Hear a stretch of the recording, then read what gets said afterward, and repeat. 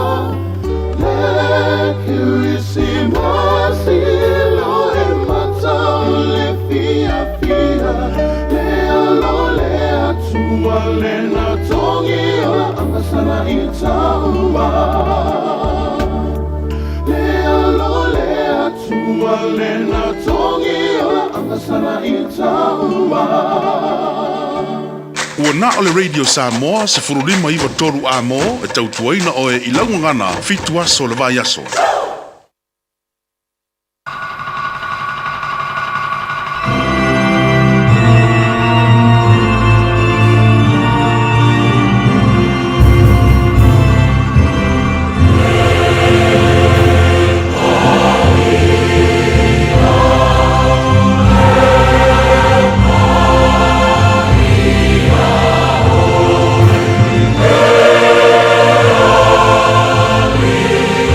Yeah.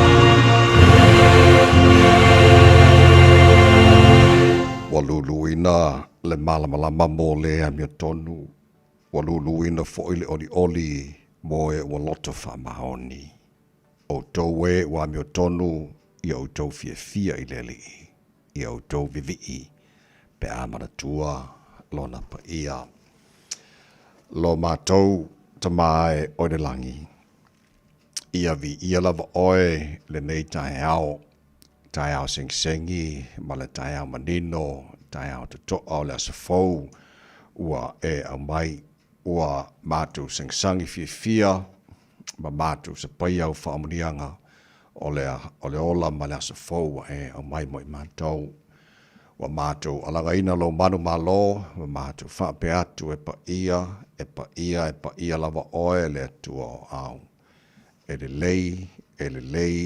lei lava oe i taimi o malava. Oe lava le atua e malia i mana o i mele lei o malava e tu mau o lo walofa ma lo wha maoni ma lo wanga le lei e o nga taanga o mea o malava. Oe lava le tupu e so i fua ma le vavau e o le wha vavau. O le atua oe la e le vi ingon pa malu o le atua oe e pulpulu le matango fie.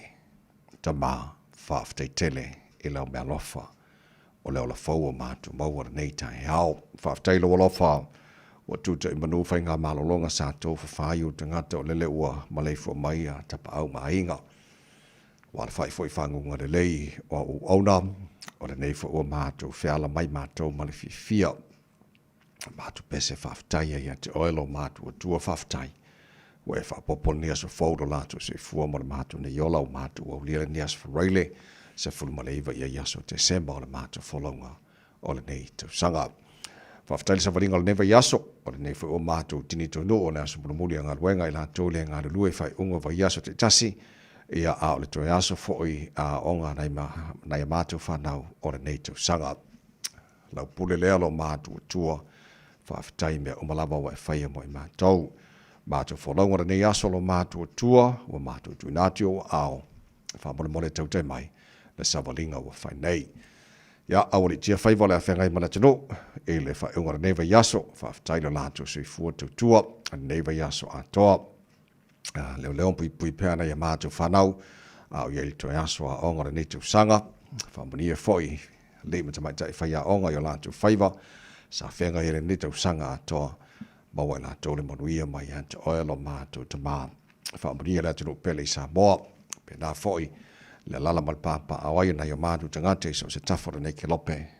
Ia whape nā nei atino o New Zealand, ia iele manuia oelo mātou tua, o le nā fo te talo moa atino uma o le nei lalolangi.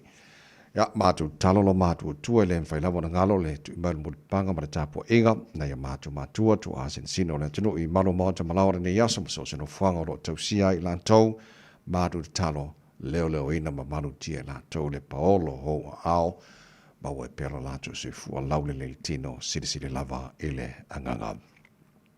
O mea umala mwhaina mātou whaia ni yasa faulo mātou tua mātou whaia lava ina ia fo iatu le vi inga ia te oe ta mā whaa manuia mai e le tautua Radio Samoa nei aso a toa ua mātou wole mātou walau i nei mea malawa e ala le swafa manamalo Yesu Kiriso lo mātou ri manamātou whaola. Amen.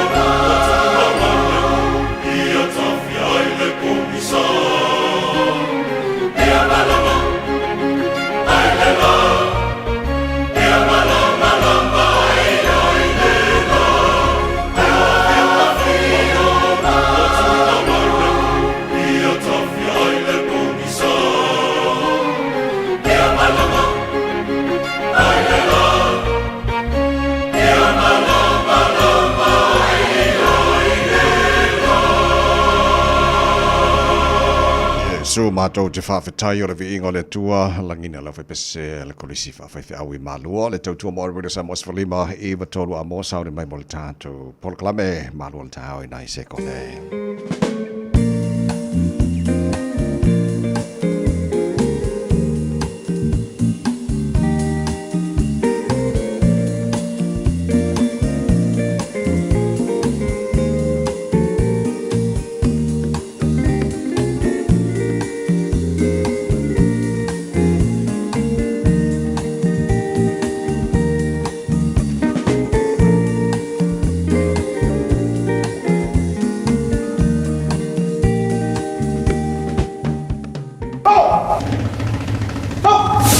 Radio Samoa, tasilima iwa tonu amo.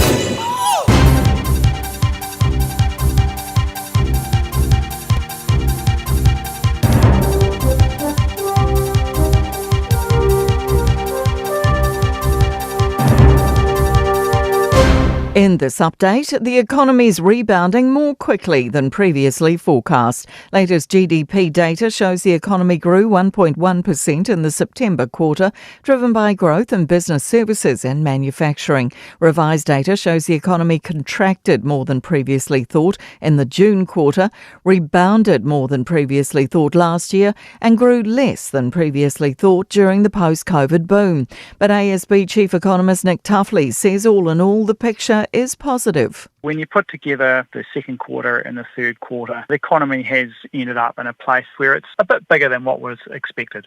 Physical assaults on both school staff and students are on the rise, with more young people being disciplined. 12,300 students have been stood down, suspended, excluded or expelled for assault this year, a 49% jump from 2019. Jamie Cunningham reports. More than 10,800 cases involve students attacking other students, while around 1,400 are assaults on staff. Children aged 9 or under were tied to almost 2,700 cases, up from 2,500 last year. A homicide investigation's been launched after a person died and another was seriously injured in Hamilton last night. Emergency services were called to a Lake Crescent address just after 6 p.m. The Children's Commissioner is urging wraparound support for students at Gloria Vale School, which has been ordered to close. The Education Review Office highlighted ongoing safety concerns in July. It's now confirmed the school's registration will be cancelled, effective January 23rd. Commissioner Claire Ahmad says the children and families will need assistance understanding why the decision's been made. Also assurance that they are going to be able to go to school in term one, and they'll need support navigating that transition well. Gloria Vale says it will be challenging, the decision. That's news. In sport, New Zealand have amassed a wall of runs on the opening day of the third cricket test against the West Indies in Mount Maunganui. The hosts are 334 for 1, with Devon Conway 178 not out, Tom Latham caught on 137, and night watchman Jacob Duffy unbeaten on 9. England heads into day 3 of the third Ashes test in trouble at 213 for 8, 158 runs behind Australia's first innings. Captain Ben Stokes resumes on 45 and Jofra Archer 30. 2 New Zealand referees have been given the nod to control Six Nations fixtures early next year. Ben O'Keefe will officiate Italy against Scotland in Rome on the opening weekend, while James Dolman will control Wales against France in week 2. That's sport. I'm Jodie Gill. Ua na ole Radio Samoa se furulima iwa toru amo e tautuaina o e ilaungangana fitua so le vai aso. Ele swafa marmalolo tātou li whaolo isu ke riso, e mo moana o whaatalofa mo whaafela e mo o whaatuli mai le amate, le lava mana whaaloalo sa molo wa tino pele, e le pa ia marmamalo lau whaafonga ele nei fo i taia fo, malo la marasui fua manuia whaamalo fo le tino fo lau. O te whaatulou nei taia fo, pa ia le popo ma malu sa wo o sa mo mai maunga tele se ia pa ia mangoiti, whaatulou fo i le whaafonga na whaingaruenga le tua au na tofia ro tātu matai le langi. O la whaatuna pa ria so se vaenga au kilani ma New Zealand ma so se tafara nei kelope au wale tautuaina o le tua malona whinangalo so se kane sia o la whaafale le manuai manuia le haro atu. Mo sauninga le whaunga nei fwoi pa yaso whaatalofa le whaafanga mai whale tua matausi sa au au matamata malo se le no marwhanau o lo paintana whaatasi le nei fwoi taia fau ta lofa lava.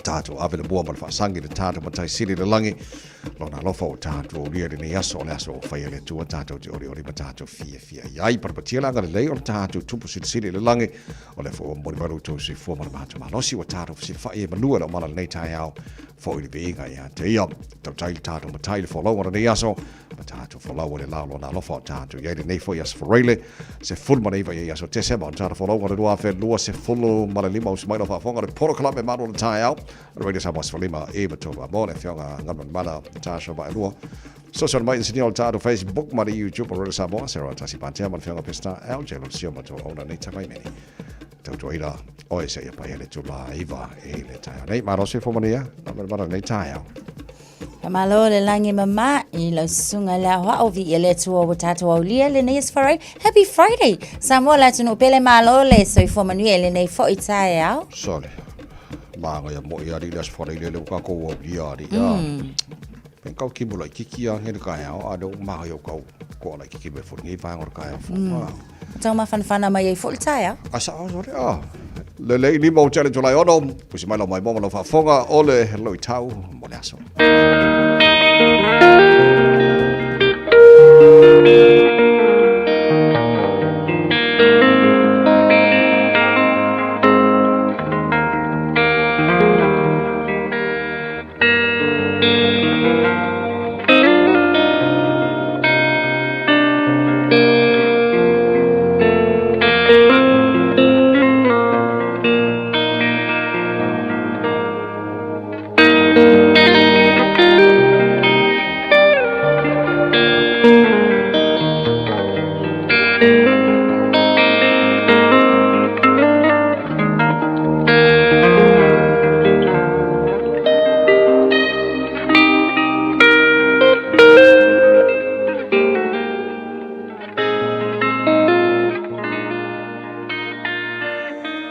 Tau mō le aso. Whaalinga a le atua I leo leo māmoe. God's announcement to the shepherds. Luka, lona mata upu e lua, o le foi upu e valu, ma le foi upu e iwa.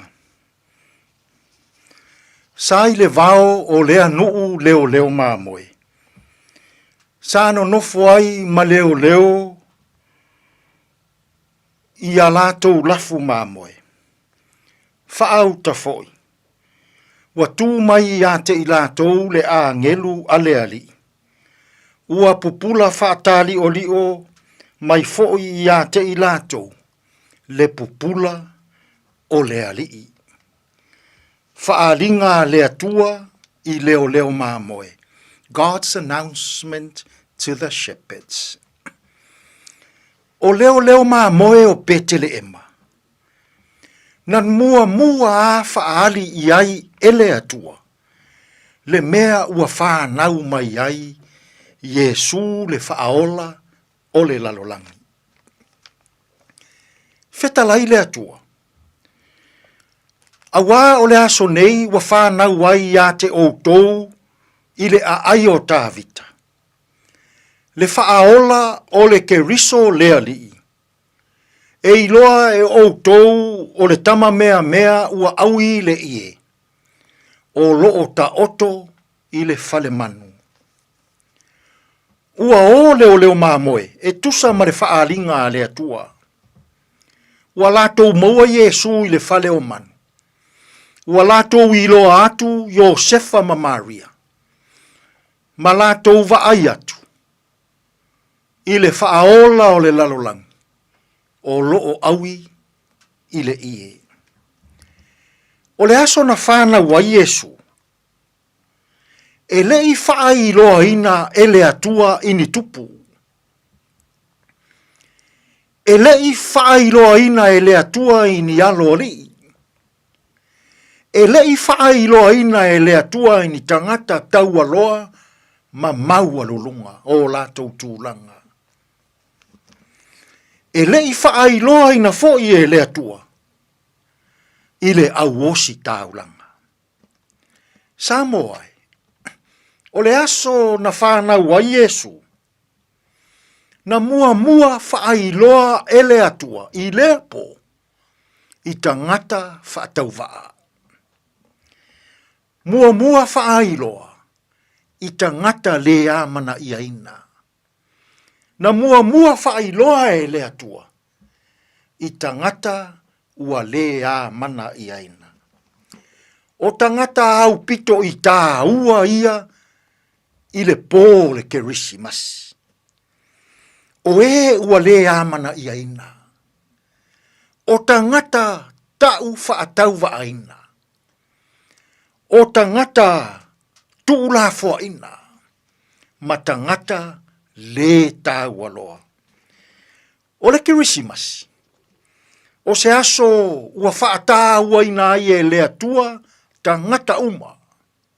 Ina ia whaaola ina mai le angasala.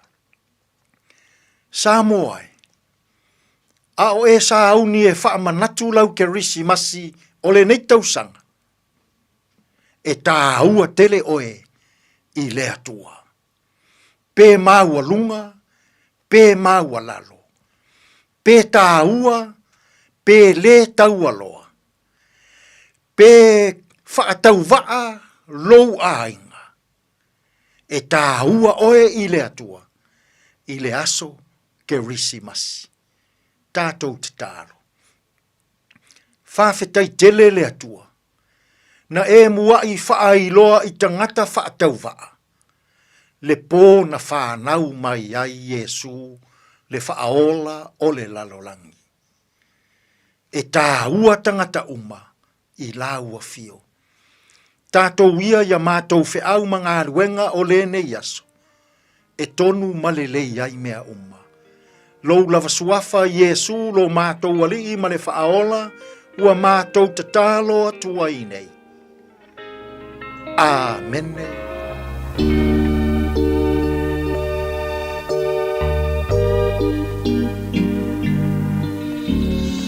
No, no, no.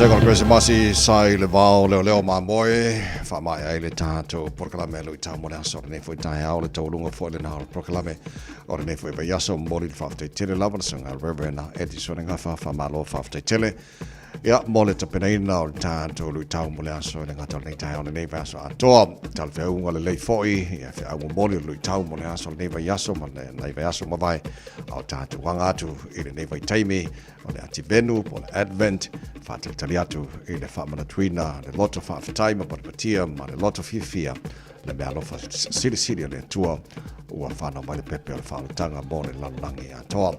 Sifuru malu tele tulai ono le tutua mo rede sa maswalima eva tolu a mona i minute.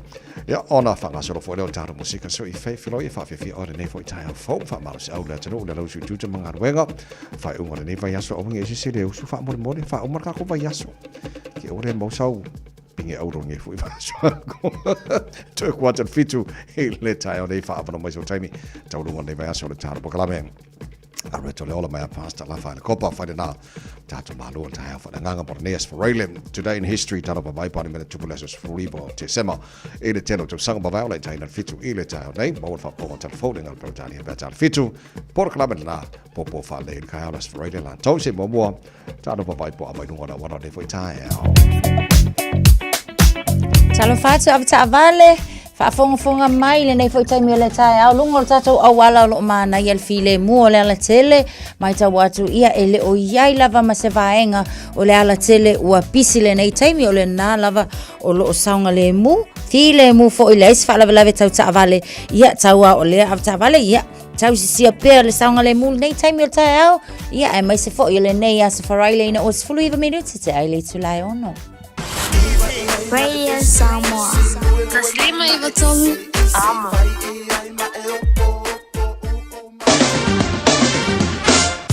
Vai ngā matala nei te talo tau i le nei whaitai a fau tama ki makaurau au ki lani no whaka whaasalonga Radio Samoa Sifuluono o e le mā lua re ere nei vai ngā o le tai hao wingo le tau le so o le whasolo ina awa oa e pa utimu mafala i titia ti munga whasolo atu po ana nei le teno vai ngā au ki lani e angi maria marasabidi mai se sifo lua se furu ma le toru le maurunga o e le vevela le ea mo au ki lani le nei as for Rayles for fitu lona mawalalo tai hao pe au lia whasolo fo ina awa oa pa utimu langi le lei Lua su tasi mo runga ma farfana mo au kirani la soa tai ora painga yon tuatu la sa a waolang de lei pau timu ni so taimi pa so watu na lang de lei la so fuor na va yaso mana a waoa pau timu la so lua pau timu la so lulu Christmas Eve ala ko ba ko la so kofili la so kisi masidua lima oi ala se ki mai ia pe au ia nga ia wo se vai mamau me wo ia vai nga la vai tau ia ele no pe au ia kai au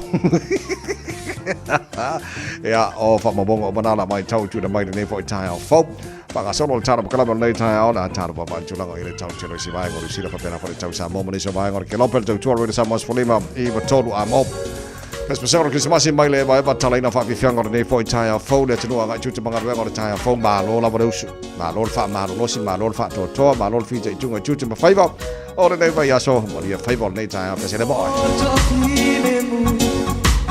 Pula mai nefetu Malango mai desina agenu Tama ufana mai Eta piama ai Letupu o tupule ua mai Yesu ele pepe ufana mai Ola tanga lea ua amai Paama no alo loto Te ena le ti apolo Le pepe ua mana mai e tasa loto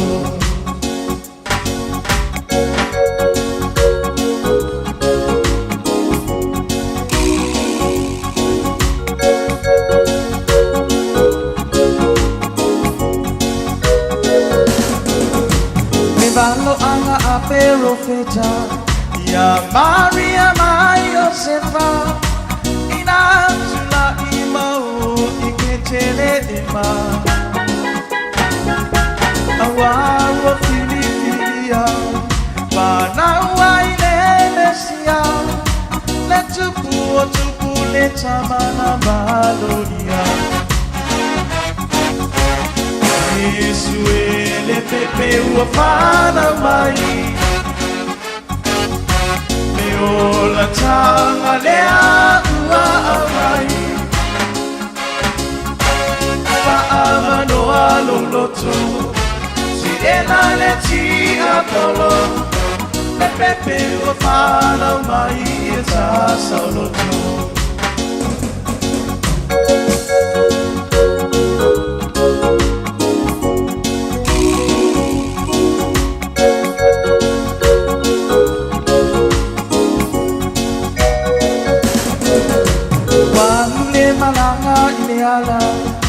Tonu uile no moana Tana fae ua te ina ina ua e tangata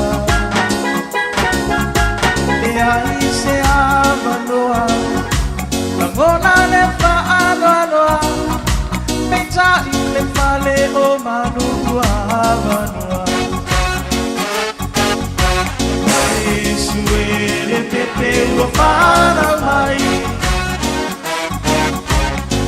Ola tanga lea ua amai Paama no alo loto Te ena le ti apolo Le pepe ua whana mai e tasa loto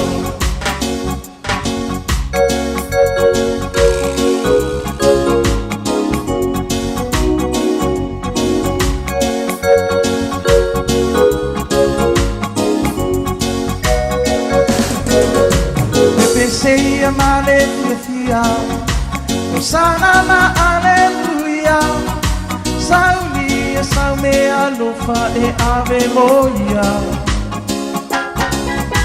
Lola na te talia Ya ofa matu moia Vai samoa e safoia le amanuia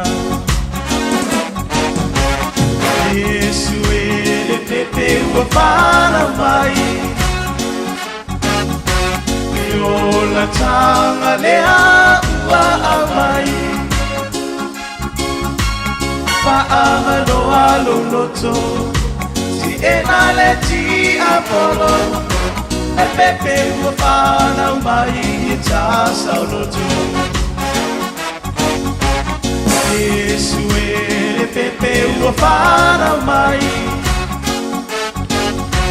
E o la tanga lea ua arai Whaamanoa loloto enale ti apolo e pepe wafana mai ita sauloto e pepe wafana mai ita sauloto e pepe wafana mai ita sauloto e pepe wafana mai ita sauloto Pepe wafana mai ita sauloto Lua se fulu ono mana whala wa tia le tula e ono male wha moe moe o le saolo tonga ua maua e tātou uma malalangi antoa e le whanau mai o le pepe o Grace Masi. Wa tātou saoloto mai ai i le angasala le neila le langi ana le toto ke riso o le pepe le whanau mai ma le whaolo tanga mo tātou uma. Ea, le nā, tasi nā te au tāu o le Grace Masi. O le saolotonga wa mai e Yesu mo tātou uma. Yeah. Mahalo. Saolotonga e whai ai lelei. Yes. Ai le whai a o le lea. Ai saolelei. Ia, mahalo. Toi ono na ia tātou moe o leo kiki lo kua awai taumanato whamamaunga 6 sleeps o lo toe. Ia lo winga e tau mai e toi ono a tātou waso i toi o nauriele la sokosu limo te sema. Wow. Wow. Ia, ai sawa. Ia, le lei, tono ai o man fai whātaunga o le Christmas to teleniso tātou ainga. O whanangolongo ka kai o whanak whakau. So le kua kumu so leo o mō si o ia. Shopping centers. Ia. O le whaim whamanatu whaima waweng whailau whakaunga ia. Wange maua o i vaenga le o whakasi umai le aso so ma Christmas. Right. Whakawha poloka. Poloka. E o foi supermarkets ta vai. Tala noa masitasi foi o wa masani lava wa aiso o ia ke hau lako supermarkets. Ola na tala la ia te au il vai aso le nei. E whaale pisi au au ke alwa kalango o pisi au tau. Ole inki e fiki. Ola na ia tala. Ole mea o le wa lātou tilo fo ilele iai. E mau ki ngoa lava last minute shopping. Awa o le taimile nei mai ele o kai anga pisi le taimile nei. But o lai tala tonu fo ilako longa winga. Aso mule peo na e saunua. Ia o le aso fo ilanga o le afufuti ai kokongo o le fale o loa. O le Woolworths. Ia wa e sa o le lei lava. O vai taiminge o levan kakau. Ia wa amakang fai. Whakau ka i kaskas. Ia e peitai. Ia. Pau lava fo ia lo inga lai whakadikari se i maua le peita vai. Se maua le holiday pay. Tala no fo te tongi. Mane fo wa ta ua wanga leo te tongi. Ia wa vantaimile nei te lea fo ina mo la tau e malolo. Ia o te leo company e te tongi fo lele aso umale lumatu. A fa pe tasi lua pe toru pa yaso leo la malolo. Te la company e kongi ako uma ia. Ia so na tot. Ia ona tu mai dole tanga tau leo wa mawal tu pe te le taimile. E le leilan fa so. E le a company fo le suia e fo e kongi anga o wa yaso la e fenga lu ngai pe ia le normal payday. Ia ni sa company la kongi ako umal holiday pay mo va so e malo no tanga e ke de la kupere la mo mo taimile. Ia on tu mai lole ia le lein fa so ata to. E ngangi fa kau umal holiday pay. Ia kau so se me e fa de ku ko de ile sia so la so. Ia. Pa tu foi uma tau na ta mai le lein fa so ne vai taimo tu sa ka ko ye. Ia. I think ole motole na tato. Ata mai ole fa so. Ai sa. Okay. Lei o titilo atu na fi wala sa fa te tali le September quarter le o GDP a New Zealand. Well, good news la titilo atu ia according le Minister Kupia New Zealand Nicola Wallace 1.1% le wa CTA le GDP ia ma September quarter pe afua tu le quarter le na uma tu nei le na 0.9% ele fa le tono te mawai ya na la patia ai ese foi fina lo o te lo tangata e ata mai e te mawai ngo atu te tasi ya ka ko lang usila walau titi lo atu ele o te tonu ele manatu o le spokesperson finance and labor pe start amalangi ya Barbara Edmonds lonta tununga ele o grow the economy in New Zealand ya pe ona vanga fa lo mala sona fina o le wingo le grow fo le economy la to ia o le manatu enga o se portion le nei o le atu no po o nai pisinisi o le wa au mai ia le ata faata le o le fa yesu su enga ma fa le tali o le data la le au mai fafo na o se vaenga a fofo ye pe ama le se fulu fa mai le se fulu ono pisinisi le na fa tau no ina ile tulanga le mamauti no ai but still kusa lava la o le o si tia fo ile pe o la to fai tau fai mai o exceed ile mesa tauna ye but ele o tu la I mai lava ise tu langa ua mauti noa ua yaile security male I tangata uma ua maukingo ai ua nga iluma le economy o tatou awa afua lava la ye ena o nai pisingisi ia afua la o le vaenga la le pe o le top mai I po le vaenga o pisingisi ia o vaenga I o technical ia professional and technical construction manufacture pe o vaenga nga o lea wa maua mai yaile tasi Tesimal valpasene lea pa ia ulava ia au kilo ha ia yes figures le au mai ai au tilo lava ia il tulanga mal soifuanga on the ground o tangata lautele o le lava e oi lava le atunu o le taungata o le soifuanga o le isimea o le lava ko akele au le fainga luenga ai o le ya la ia le vai fo le fa community ile kulanga le o le kilo sa o ala imkanga luenga ia fa pe mai o le si tia ilunga le tama ainga ke alulo la su e amakang su sa unga luenga I vainga le pe a mauti no fo le o lai o vainga la yo le ngai lo le no fo I lava ya le la mai ka wa construction ya unga wenga tau manufacturer kongo ngalwenga ia o le so longa lele ia su ia ka konga lwenga so ole tupu ma ona le tama ai ngā New Zealand tasila vaenga na promise ila whainga malo le ye nei o te lo I le fuanga il sono nga finance spokesperson Labour Party Pesta Tamalangi Barbara Edmonds o le promise ila malo tau sangara nei e tau nao mai e ua tupu ma whare the economy in New Zealand but yet ele yo o astulanga tulai mai ai ua tupu maola le economy in New Zealand o le fa mai el forecast ale Minister to Nicola Willis ele leile mo le tosang fo earlier this week for le nei for Salapore lua fe lua iwa ngai lua fe tolse full fai loi ua for ile economy in New Zealand ua le lua po fe sa o ngai tal janunga o le finance spokesperson Labour la tau pe ona ta o fo I lipoti maua tala pokalame ele o le economy ele o tupu le economy New Zealand pe afuala le cost of living ya matelo isi vaenga o mana ye nei tato cost of living pe na sa noa o lazy to housing o le makua kele homeless le o ia le time le nei so o le manguia la le economy o le ko ia yo nai tangata ia au mau solo mangongo fo solo I fale fo ia watia ina po wale to fa nga ina po kongo ka vale that's economy pe afa pe will grow onga fika sia melna o le winga na lo tal enga onga vai nga ikia le ia mau lo mai le ako au mai fafo ia fa fia mai tatso au le lava o lo tu langa fa le tonu ia le to atelo la tunu le fuane ai o ia fa pena fo ia o le tulanga o iai e silsilane ele me o ela lai malaunga luenga ma me o mana ia o lo o le leile tama ai nga New Zealand ia le lei ia e silsilane mo va ia to le anta ngata sui fuanga ele lava fa so fo le no nga ka mai o le ai la ia si kako kikilo ki pe ia vaenga ia le malo si anga o le fa masinonga a New Zealand e fai ma fa tonu ia pulenga le atunu ia la to fai unga tonu fai fa te tenga la o le mtanga wenga le correction department o te loi ia ia inga fa atu la fono e te tau ona at least e tasile aso le vai aso e release mai le tangata pangota mai lona sela lai lokai I fafo lau titilo atu e pea fa mai al correction la to le pule o le vanga lea le ai lokai pe I le fikua so mai aso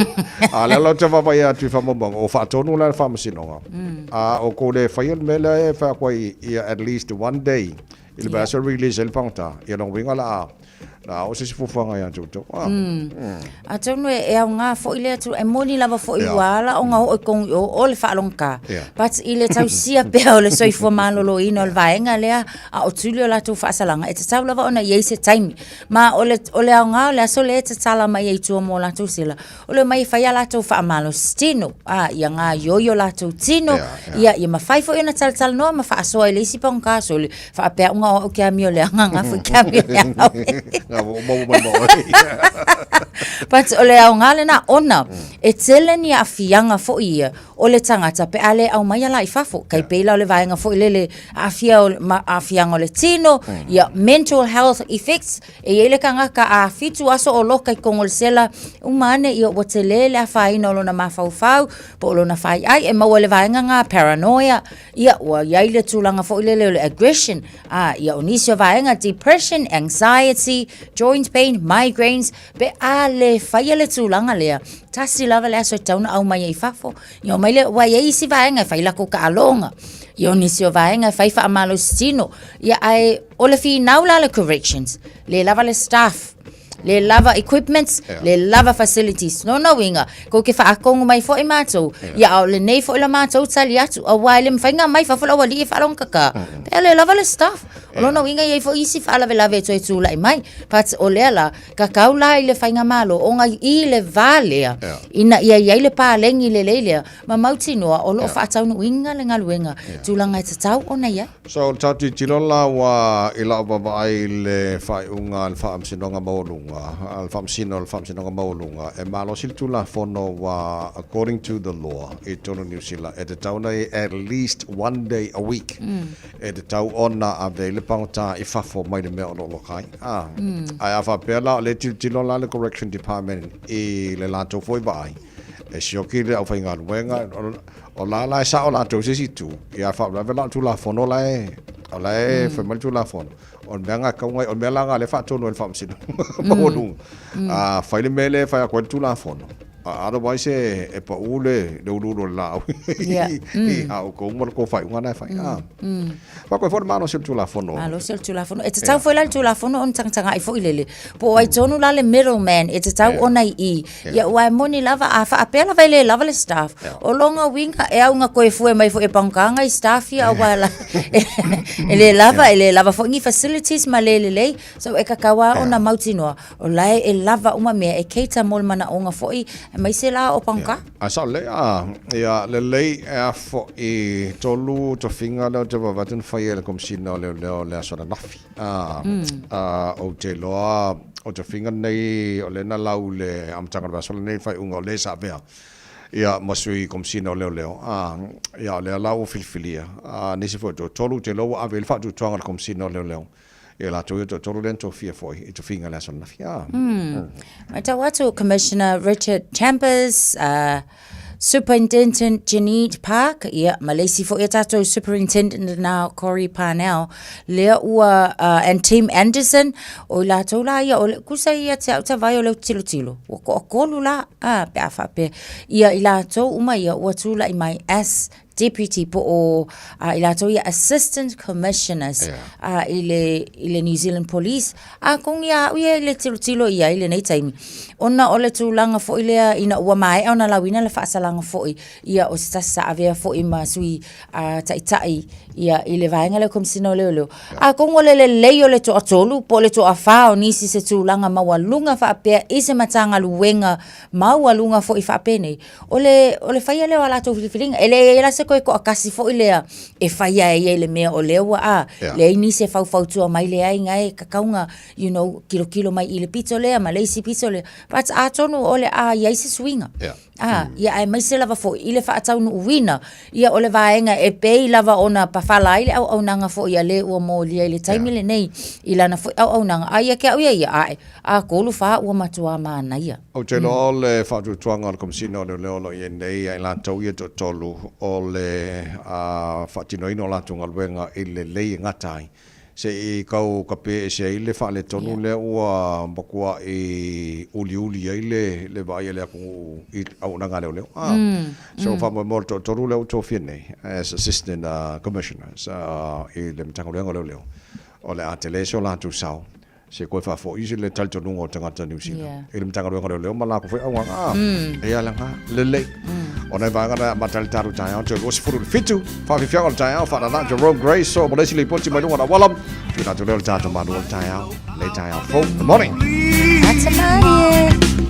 Leva fo'i a so e tele sila sila O tele I alu mamao Sa o alu o te whao E se e mai o se e tanga se o si patu Ha ha He he Na fonga I si au pese Ha ha He he Siva mai si au pese E au mai lo au aberto lo lima Ua le vaso del sila sila O tele I alu mamao Sa o alu o ta fao Se e mai o se e tata se e o si vatu Ha ha He he Fa fonga I si au pese Ha ha He he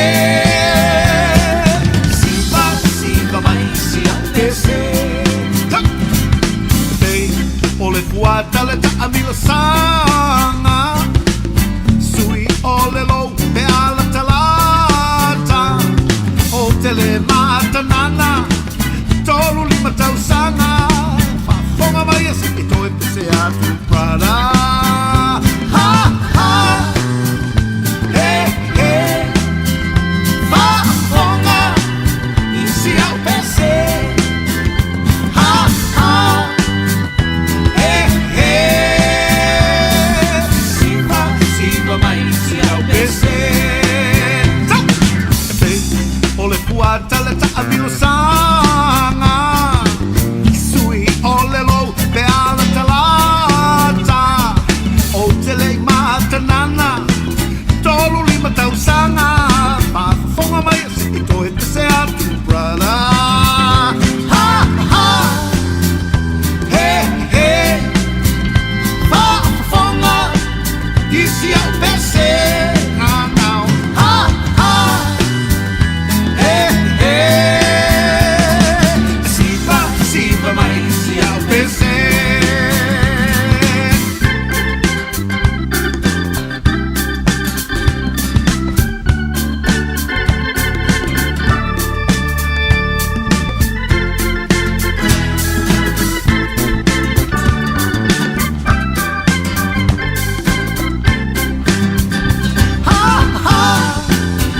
he Fa fonga I si au pese Ha ha He he Siva mai si au pese Ha ha He he Fa fonga I si au pese Ha ha He he Siva mai si au pese Ha ha He he Fa fonga I si au pese Ha ha He he Siva mai si au pese Ha ha He he Fa fonga I si au pese Ha ha Sole, eva mali pese. Malo le fafonga Samoa. Malo fo ile va ile musika. Radio Samoa #1 New Zealand akoa. Sipso. Anointing oil is a symbol of the Holy Spirit, representing His healing, protection, and strength. And they're saying about, oh, this guy his pain went away as soon as you rub them on. And I did that the same thing this morning to the church, and everything is gone already. We invite you to join us at 13 Lambie Drive in Manukau on December the 21st at 9 in the morning. For more info, call 021 501 271. Boaties, help stop exotic calopa and invasive seaweed changing our marine environment. Check for locations where calopa has been found before you go out and avoid anchoring. Check and clean anchors and chains, fishing gear and dive equipment. If you find it, report it, bag it and bin it on shore. For more, visit ourauckland.nz/stop the spread. Together with Auckland Council and Biosecurity New Zealand, we can control calopa. Tāmaki Tūriki. All together Auckland. Sunga o whenga whākau e lo kawa le whau maunga Max Ela. Senga o ka amilo i au kilangi. Mo koe fwoi mai lawa i o Tara i le Tire World and Auto Limited. Lea e mau aiso skoi ngā meg ma pau kawa. A ole me Pico City. E ngā le lua lima ka alalwa i aso le kokongi. Le Tire World and Auto Limited e te maua i ta wale ma pau tau ngō fia i a New Zealand antoa. Mo fwoi se ti Mag Wheels mo so se tu ai ngā ta wale ma le telo isi au unanga. Warren Fitness i le na ole se fulu tala pia i wha i lo i eina e wha afafonga le Radio Samoa i nei wha abitoa. Talia wins quotes, cue cards, maisi. Walau lo le Tire World and Auto Limited i le lua fitu tasi tolu o mo pau ta avale. Po le lua fitu wha tolu lua o mo le fale inisinia. Le Seabreeze Resort Samoa. O se fulu lua tausanga so'o o filfilia me fale talima lo taimua. O se whapitoa winga esele nei mo le alfa alongolongo le Radio Samoa. E luas fulu pasene pa upe a whai te no fomoa so e lima ma o vatu. Luas fulu pasene. Susu mai te mole mawina le matanga o fia ma le aulelei o le Seabreeze Resort Samoa. I le awhio anga o awhanga. E iaia inga whapitoa. Whafso tai mai le fitu wha valuono whatolu. Fitu wha valuono whatolu. Pētanga iane i le upena te whailangi SeabreezeResortSamoa.com. Radio Samoa, tasilima iwa tolu amo. Nisio vaenga le ala tele avata vale wa mata ona taufeo lolo le pisi Albany anga imai nei le malai va alele via State Highway 1 State Highway se fulu ono ia pole State Highway lua se fulu foi mai ta watu taimile nei ia ole na wa faisi pisio nei awala na so pia ma le fasu lima minute le travel time olo o iai monta tau mai le taulanga anga imai le malai va alele anga imai fa ngaina le State Highway 1 State Highway lua se fulu pole lua se fulu pi nisi na wala o le fo iwa maita watu ya wa mata ona pisi le nei taimi o le tae au Wellsford to anga yatu i le taulanga via State Highway 1 ya le isilena awala le na wa mata ona pisi au nisio vaenga uma o ala tele ya ole na lava o solonga le lei le taimi le nei kilia ma flow le lei fo ia le traffic lights fala bla tau tavale tau tuana tau sisia pelo saunga le mutu is full minute ona ta leo le tala fit Talofa, we're the Katinas, and you're listening to Radio Samoa on 1593 AM. Bread of life sent down from glory. Many things you were on earth, a holy king, a carpenter. But you are the living word, say it now. Come on.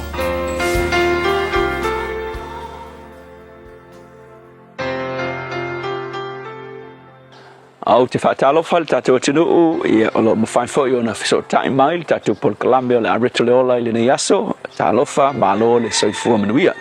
O le pere wha al whai upes fululima e whapea a wā e le iate i tātou se whaitaulanga sili e le mawhaia e ia ona ti ngā lofa whaatasi mai tātou i o tātou vai a ua whao soina o ia i mea uma peo i tātou a ua le ai se anga sala i ate ia. O le upu mo oi le nei aso whapea e malama le lei Yesu i le mea le nā e te savali ai. E ele whaupunga masani whapertania au tango whasa moa e whapea. E le mawhai na e iloa atoa le tangata se ilonga e te savali i se maila i ona se vai. Nona winga e tā ua tele le mawhai ona e malama i le isi tangata e ala mea o common experience. Common experience no winga o le tutusa o lua iloa ma se tangata I mea o lu itau o le olanga. A whai ke mawhainga e maua le malama anga le nā e mawhai le nā malama anga le same experience ona fausia se so tanga wavala lata a oe ma le isi tangata le kukusa ia experience I mea ia uiai whaatira inga whaila le mea ua e mawhai foi ona fausia se lua mafutanga ma Yesu a wafoi o Yesu na savali foi o ia ile experience le ke savali ai ile taimi le nei a wafai maitala tu spa ia o Yesu na ia tu ua lona no fwali ile langi ai ua fio mai o ia ile lalo langi pe mai ua savali ile lalo langi ile tolu se fulu ma le tolu tausanga ma savali a Yesu ile awala le savali ai fe mai tala tu spa ia na fao so ina Yesu I mea uma e pei o itatou ata ua telefo tau nei inisi la upu fai mai na savali Yesu I se e vai ia tatou te se e vai ai ma sava vali ai I le olanga le nei lona winga na te sila fia o tatou langona pe a fai e fao so ina I tatou I mea o le olanga le nei a fai o e struggle I fao songa ma trials o tofonga o le lanolangi le nei ia tu ilo ma fau le mea sili le ntaua e malama le lei le alii faola o Yesu I le mea le ngai whea ngai ma oe a wā whai mai kala tispa ia na ui o ia I mea uma na whao soina o ia I mea uma pei o I tātou winga o Yesu nga se e o kaku se vai na winga a whai e ke strako I mea leo langa le nei ia e manatua e la ngona Yesu mea ngā e ke strako lai e la ngona Yesu trials po tofonga na te uiai o le mea ke whaia a whia ngai oe ma whainga tā whao songa o tofonga o lu itau leo langa le nei ia e tangi a Yesu whape Yesu na e savali I le mea ngei nga e mangu malo I le ala ngei a lofa mai au mai lea manu malo o te manu malo ai I le aso le nei le tua o mātou whawhitai na e savali le lalolangi nei mea o lo mātou ui ai mātou te loa o oe fo I siri lo malama I whainga tā tofonga ma whao songa o lo mātou ui ai alofa mai tai mātou le nei aso whawhitai Yesu Amen.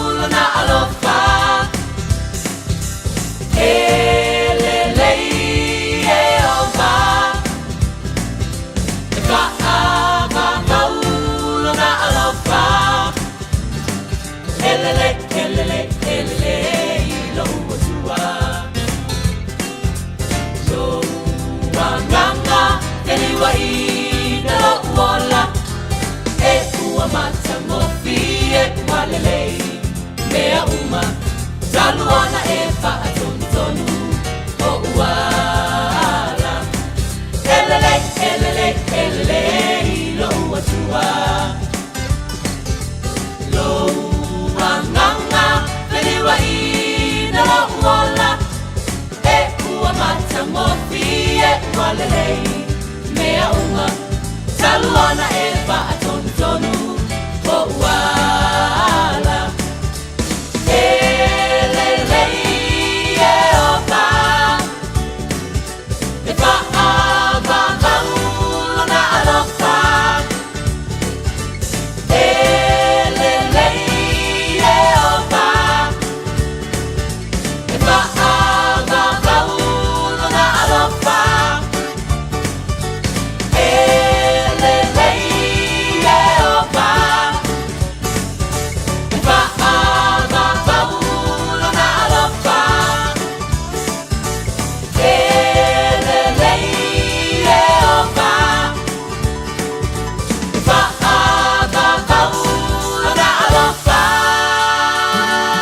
yo ball pese mala pese le peace champo fa mai ai tara bakala me reto ole ne fo tai ole tolu ngo fo na ole proclamo le neva yaso molin fa te tele la sunga pasta la fa copa mol te pena ino tanto reto ole ne tai amol neva yaso ato te fa mi tolo toro ta ole tu la fitu ole aso se fulu mala ibo te sema ani mena tu ne yaso to sang bye bye.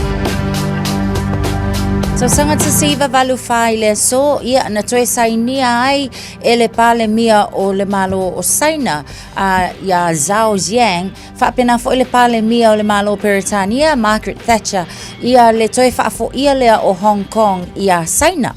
So sanga te siva fa tasi na fa pena fo ina mango toai se tasi o va po le submarine ale atunu o siamani I le tausanga sata fa ingoina la le va na o le U574 tasi va lima valu ia o se taimi mua le na fa alawi loa ina foi se fe au momoli mai I le presidente o America ile na vai tau Dwight D. Eisenhower ia e fa pena fo ina moli mai ai alo fa anga ai mai se lava foi ole whaatawa ina ele atunu o Amerika ole file mu I totonu ole lalolangi ia masa kirisi masi manuia ile na fo I tausanga ni sina o vaenge mena tupu le ne yaso I tausanga ua mawai. Radio Samoa Tasilima Ivatolu Amo Radio Samoa Tasilima Ivatolu Amo. Are you and your whānau fully immunised against measles? Measles is serious. It spreads fast and can cause severe illness. Your best protection is 2 doses of the measles vaccine. So, now's the time to check if you and your whānau have received both doses. If you haven't, it's not too late to catch up. Book your immunisation today. It's free for most people. Find out more at info.health.nz/measles. Major weather events have created significant challenges for Auckland, while game-changing transport projects have created massive opportunities. It's time the plan for the city caught up. We need to better protect people and property, enabling more homes where it makes sense, where Aucklanders can walk to the shops, catch the train, or live closer to work. To learn more, visit AK Have Your Say Auckland's Future Housing Plan. Submissions are now open. Brought to you by Auckland Council. Tāmaki Turiki. All together Auckland. O le lava vai le whanau no whawhale le taimi o tuwa. Mana mia se no fuanga I whaafia I le ainga ato. Ta pena re ainga ato, mo se ta whaonga matau tia I le Crystal Mountain. O matala nei le Mystery Mountain. O la hoteli ta alunga ese mo le whanau. Tanga I maleofo I le Dinosaur Gully. Tia I le Express Train. Mamatamata I le Animal Park. Masau wane le Speed Gonzales Roller Coaster. Ma awuna ingalo le Crystal Mine Museum. Ma te mo fiele aso mo le ainga ato. Le Crystal Mountain, Valus Fulu, Candia Road, Swanson, Okilani. Peasiasi I le crystalmountain.co.nz. Ua whaeloa mai ala official le tine ma whaalavalave te tupu whaafosei, Fire and Emergency New Zealand, o le a lenga lulue mo le tasi le tu lasu I tine mai le se fulurua nga I le tasi le a wauli, o le aso for le aso se fulubaleivo te sema, o na o le atu langa o le awa a iai le whaatuai o na tali atu o sui o le ofisa, ini vala awe o mai, o le whautuanga mo le totele ia whaai tete o na whaatino ni vaenga, e onu tula I mai yeini mu, tautua nanga se senga o mea taubafa, ia awa le tu lafo ia, mana tua a whai e tula I mai se mu, ia vave alu ese mai le fale, ma vili le tasi. A se siane le tu lau o le Fire and Emergency.nz, moni whaamtalanga e tu sai manei fuafuanga. Hey!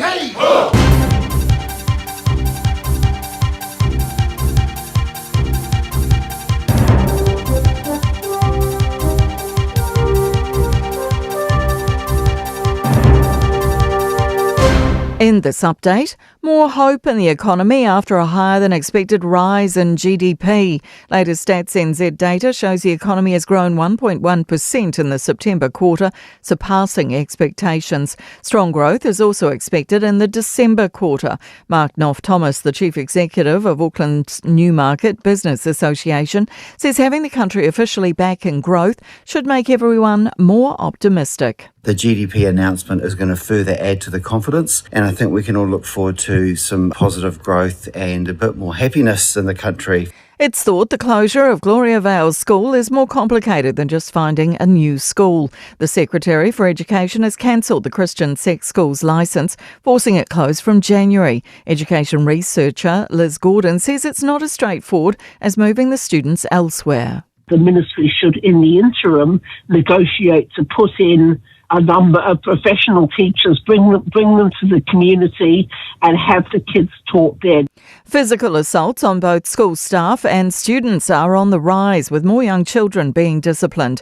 12,300 students have been stood down, suspended, excluded or expelled for assault this year, a 49% jump from 2019. More than 10,800 cases involve students attacking other students, while around 1,400 are assaults on staff. A change in dynamic for the ASB Classic Tennis Tournament as its home gets some upgrades. Auckland Council secured a $15 million revamp of Manuka Doctor Arena, including $5 million for a new roof. Tennis Auckland CEO Rowan West says up until now, venues in Brisbane, Sydney and Perth have been better options for players, as they all have roofs. With Auckland, you're rolling the dice because the players do know that it can be a bit rainy, can be a bit windy. That's news. In sport, New Zealand have amassed a wall of runs on the opening day of the third cricket test against the West Indies in Mount Maunganui.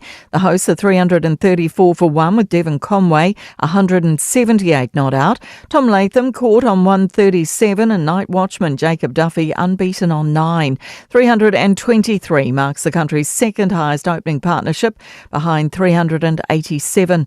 Also against the West Indies by Glenn Turner and Terry Jarvis in Guyana during 1972.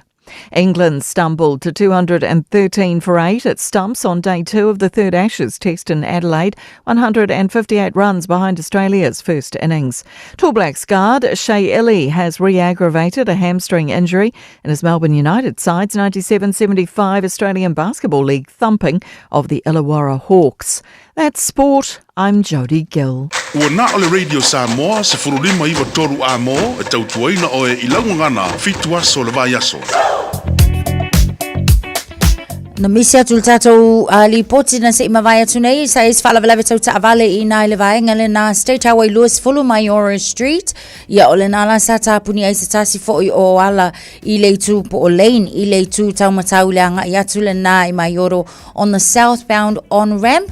Ia ai au tatonu av taawale, ia Atonu ole ai staimi ona toe tsala fo ile ole vaenga le na ole tele ai mo lo sila fia pe a e anga yatu ile na fo I fa aitu atu ole tato a wala Lunga State Highway Sumaleono mai tawatu Western Springs ole na wa amata ona pisi ile taimi le nei Greyland fo ia ole na fo I wa mai tawatu ia ole tulanga na wa yai tato le vaenga le langa yatu I mesi ole na e manga ya mai la taimi le nei e ole na lava olo kilia le lei tato le anga I atu le North Shore lo mai tau atu le taimi le nei ole na fo I lo o feo lo mai tatou le se vaenga e ono pa pole nai tatou avta vale ia ole na lava lo so lenga leilunga tatou awala fa pena fo I le anga I mai nei I le South ia ole na lava fo I lo feo lo lava la tatou traffic le na o lo o iai I le nei taimi o le taiao mani e te le lava avta vale au fainga mlanga nei as farai le o fa minute te ai le tu life hitu.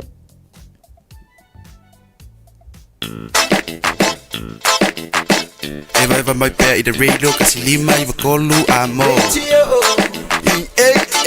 Au ngate le sunga mo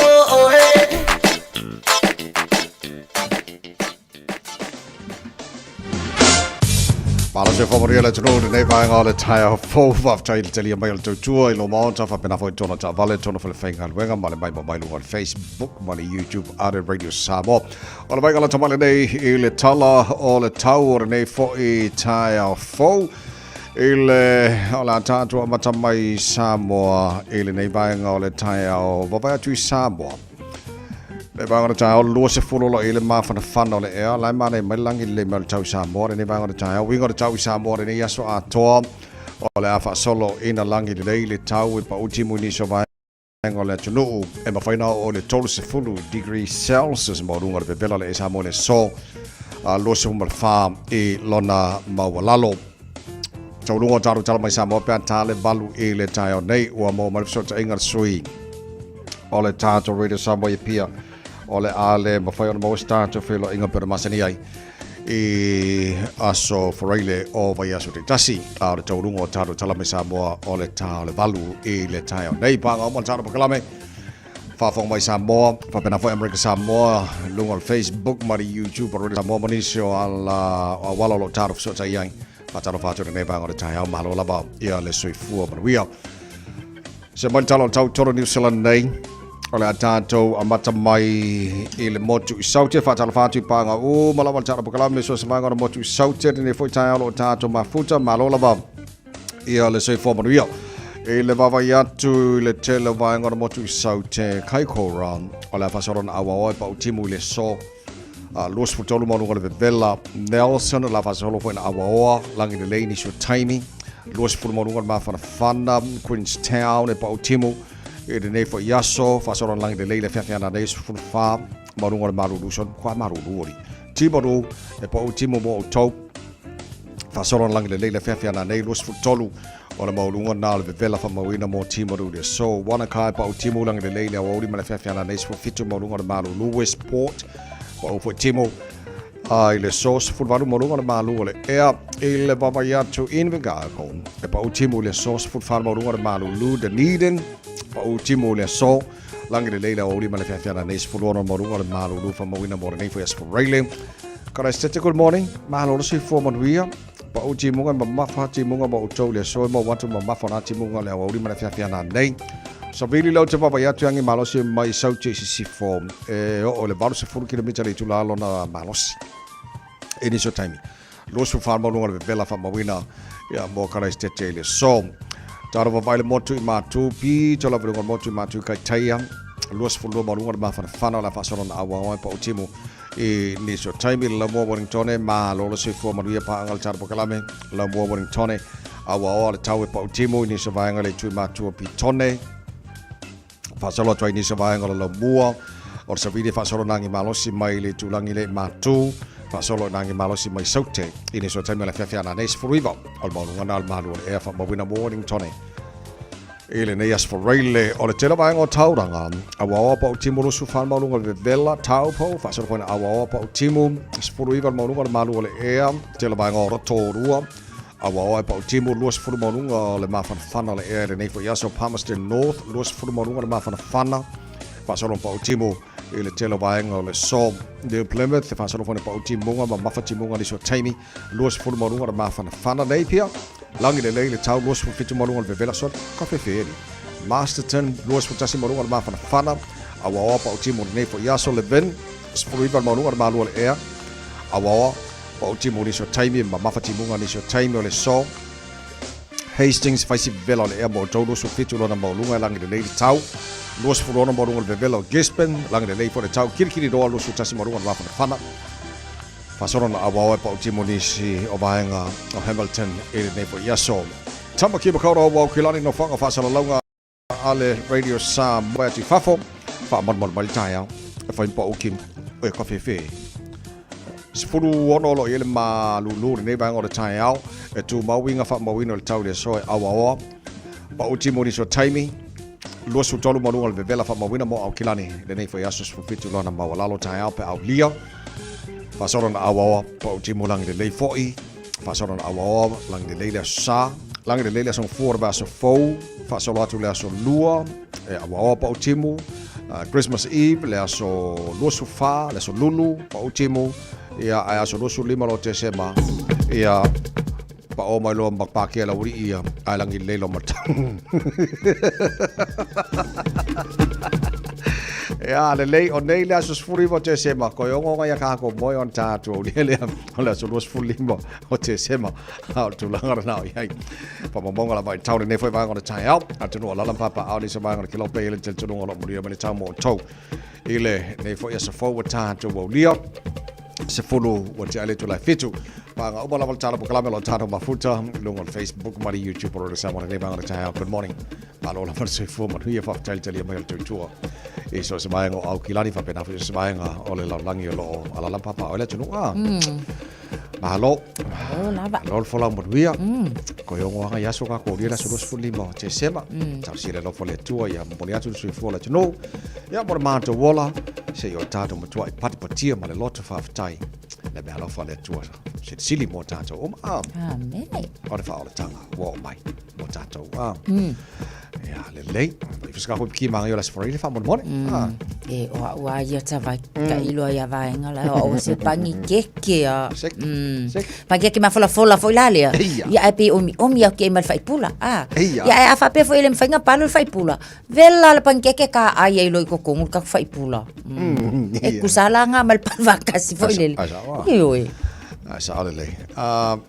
Le lei e fo I onei na fa mana tu tu onei se fullo le tasi pe ona mau e tato fa sa longa le batu longa tato Radio Samoa alo solo te ala fui bu o jo fa fonga la inai tu ala lo ia mana fa mana tu mo tato ia ta ma faia tato ia awane e se me faia yo no vile tato fui mu te mile o fululua anga tasi ia ona le alu solo te longo inga fiuka ko ka kali fui mu o mo fui mu o ke del fa de ko ia pa te wa ele fa te le time ai mana ia ka lor se furu ia nga lo le ke vai o le mo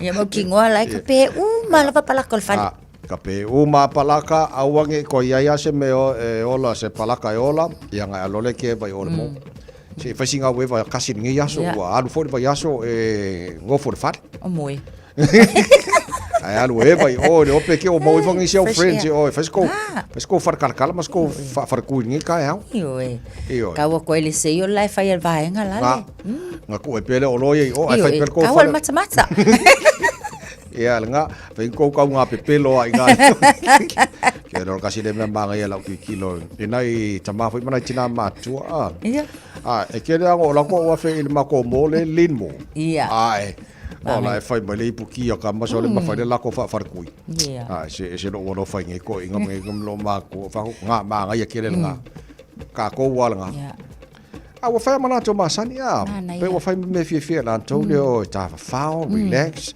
fai le kofe fai le la to lunch me ma ia ke le nga so le ngofo le fale ri Fasanga ku kiwi fasanga bari kiwi ya wal fai nga sia ka ko wa mio e kiwi maka ya ko maka mai ti ila ka ngun ai anu e vai ol mo fasa vidi ai o ma ke de foi nga isi our friends like if you ko fai ko ka far kala ngi aso na vale e fo sui le e ala ba fai ko wa lunch ma ngi aso ia alfa natural na langa le alu sol te foi mu nei ia wange ia se me nga se ka mine se furudua ka si le oni awange e ka ngo se palaka ka si fa mo ka ofi uma ko sa alu sol ke alvanga le ala ke vai bang ala ke ngai ole le mo la o sol te le mo ia nga fa le sol ke ngai ko nga ale vo ke va i mo ia malo nai fa na ta ora na mo ta to o Gloria Vale pe on te mai ato le o le o le fai unga le mtanga le nga o tapu ni to sang fu ia amatain ia nuari ia ona tapu ni le onga fo ile ona tulang ia pe lava fo ona lau sila fia ole lava sa fa nga solo fo su enga oni se so linga tu la fo no e mai se lava fo ile sa fa aulu fo ia ile onga tau sanga ua ma vai but ia ta lava ia moni lava la ile tulanga fo ile le tilo ia ke le la fa inga o ta maiti uma lava ma a inga o le sa onga la tu fa nau mai ole lava te sa ona fa au lava tu tonu ole onga le nei ole on Cristiano ai ona ole fa le tonu sai ai le la wa tonu ai an tanga lenga ia a fuala ai ole wa ave ese alo la ko le skala ia ma wa tapu ni ai fo la ia te ala va ia po le ala va fo ila le tamu fai fo yo le a onga la tau ma pule a onga ila la tau pitola a ole a fai lo le ministry o kamai ki a onga ole al kulanga ole ai sa tau na au mai se taimi ia e ta pena ai matua ma a inga ina ia sa ilia ni sia onga i toi enroll ia i pe whaatonu ia i tama mtaini a onga. But i lewa ai lewa fo ia i ala mtanga luenga wa onga. E le mawhai an koe wha fo ia, e le mawhai fo an koe ku ukaimi. Pe a wha apea ua iai se wha le tonu e a awhia i tamaiti a onga. Once e a awhia lo tamaiti a onga pe iai se ila e ila ma awhia ingai ka making e. Ia e le ai a se isi toi wha atua tuwanga lava po se tali tonunga o le ofisa wa onga.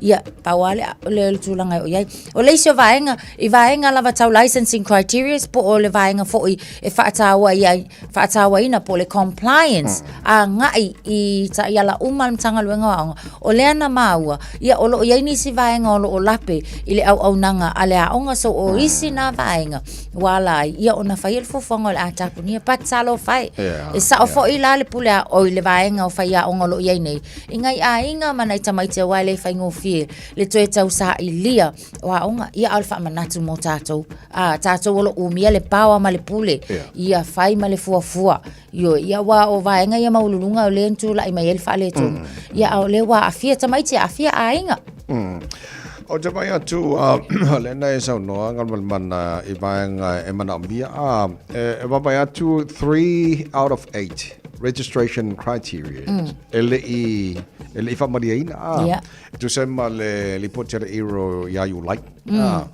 ia o te lola o ina le na fuanga ele whai unga fo i o le a tapunia le onga pe mana ia vanga le no whanonga tu e ta ua o nei tamaiti wa pe ala titilo initially poti pe over ma lua se lau tamaiti a onga I up to year 13 I think la titilo initially poti na maua o le facility le ala na o fea le ole a fo I ole a vitamaiti a o inai because o le poti na o maua fo ia ua lau titilo o le pe o se private school e se foi ala ko curriculum a lot faunga maile ia onga anu sila le ne ala no bringa la te le lopo la fa ngo fie tamaiti ono mai muli the curriculum o le faunga onga fulele ia pe ata punia nei la onga le tosang fo Fatai foi lava lo si fia fa ya onga le tunanga le a tono le culture shock le na o le a fea ngai fo mana yalo mana I fa na wia o le a toi sui ya onga o yai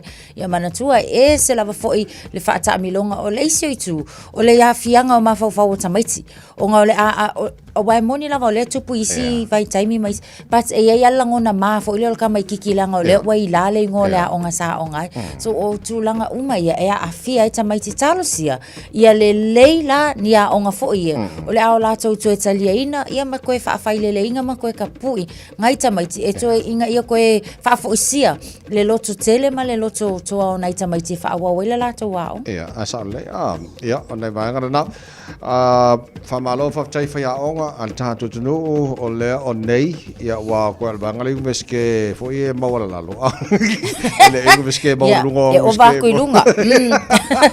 O te lo pawana alvanga le whawa mai lātou waonga. Asa muni la nei ma lo whaftai nai whanau ma lo fo I whaiaonga ia manai matu o le tonu o waonga amata ia wale ngata o whaiaonga ia nai matu o fo o le fisosoani ia ke le lo ko sao nai whanau ne tau sanga ato ma lo karsi mongko me alo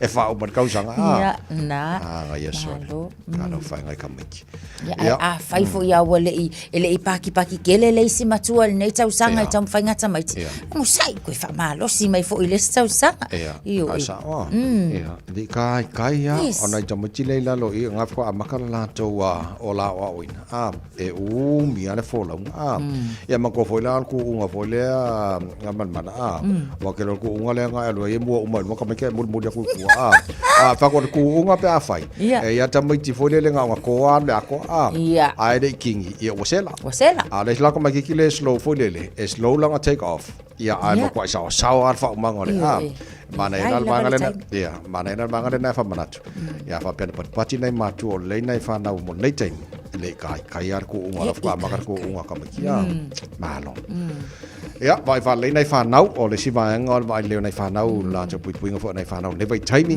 malo lo ta mai ti mai ha onga nei tu sanga ia fa fi nei fa nau o ke lo me ma ngai ya o lo inga kala ko ga po O ala ko ngei lo o finga la kiki fiku kousanga. Mai, papa, you hungry? O vaku, ioi, o la o kaula o kase kuka la vaku. So le ala ku, nga fai le baking. O le baking mo o cookies. Mo cookies la ikia. O ko fokunga o kase sumari o vaku fafkai ke lea. Wala vai ala kasi lea. Ole wingo le tala. Tatou ia matua fate ita mo til fainga o ngai baking slide. Yes. Na matua ale malato. Ai, ele ko ka fa kungu. Ka le ka ko ipuki ba ko sa wa ko sa le baking a ko ia o ia le fifi nga be. Ba ia. Io tonu lawa o nga amat. La ngai le kile la kuka la au laiti. Io kuka mai el pankeke. Io el fisinga la pakeka pe ha o funga fa. Awa ia lava iam ta upwe ai e fiso ta i foi le.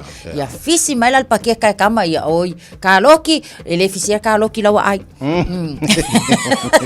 But esse le fia. A ku ulava no ita maiti. E fa ali io la to ilo le wa ia. Wa foi la ngai maka ia ka ko ia so uma. Kuka wa ka ko ngaluenga fai a kula ye singa va ngofo ngale a e yo isia ka ko chef sia tausanga oilu ya lelei malo fa te tele nei matua malo fa ya onga nei tausanga la ta fai wi voi ya tato folongo nei tausanga mal talo ya mawe ai ga uma sa mo security masi fia pespeso Christmas le tai out los fulu tele to life into good morning yo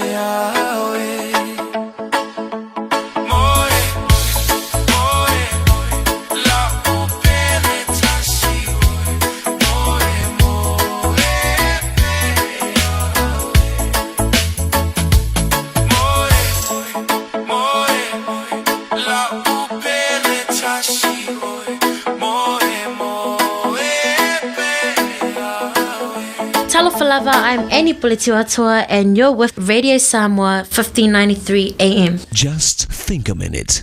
It could change everything.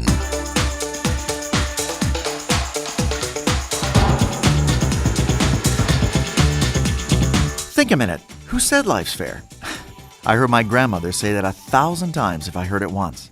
And there was a reason she said it a lot. When my grandmother was a little girl, one day her father just left, her and her mother, and he never came back. So my grandmother fought that feeling of rejection and unfairness all her life. From an early age as a child, she learned that life isn't fair. And my guess is so did you. Oh, hopefully you didn't experience such a painful injustice as that. But as a child, your father punished you for something you didn't do. Or a neighbor blamed you for something that was someone else's fault. Maybe you had a teacher in school who really treated you unfairly. And now that you're an adult, your boss is unfair. Laws seem to discriminate. Even your wife or husband may treat you unfairly or accuse you unjustly. Who said life's fair? Because it's not. So what can you do to handle the unfairness of people in life? Once again, there's a person who has an answer to our life's toughest questions. Talk about unfairness. He's probably the #1 victim of injustice in history. Even people who didn't like this man admitted that he was the last one in the world who should have been executed and killed as a criminal.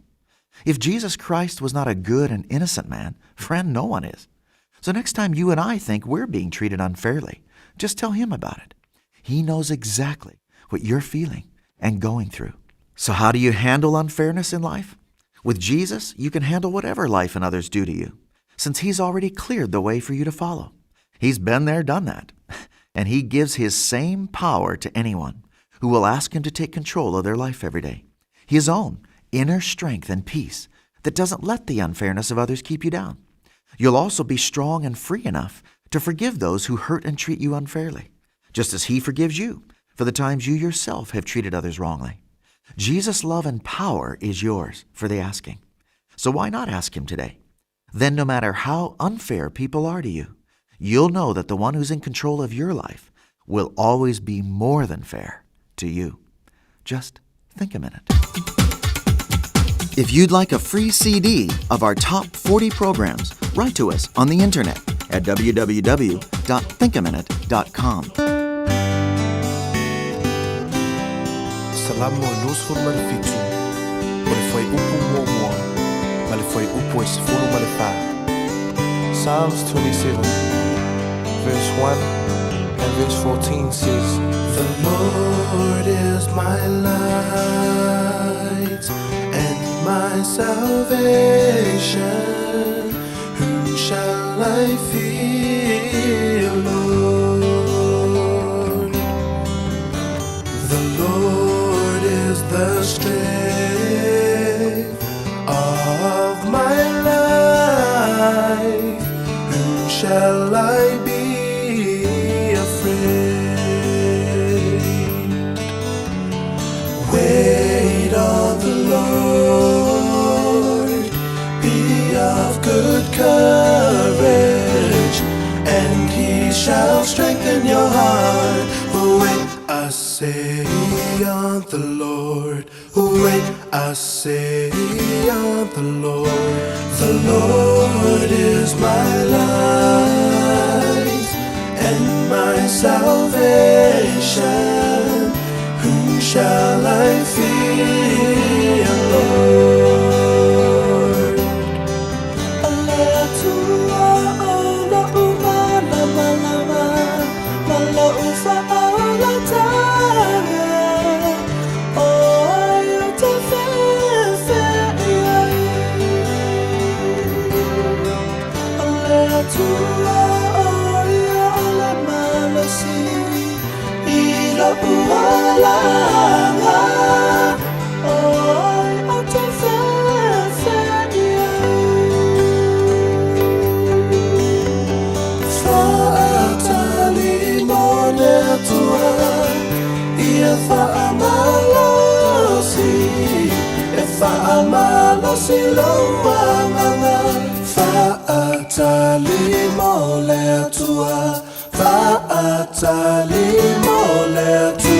The Lord is my light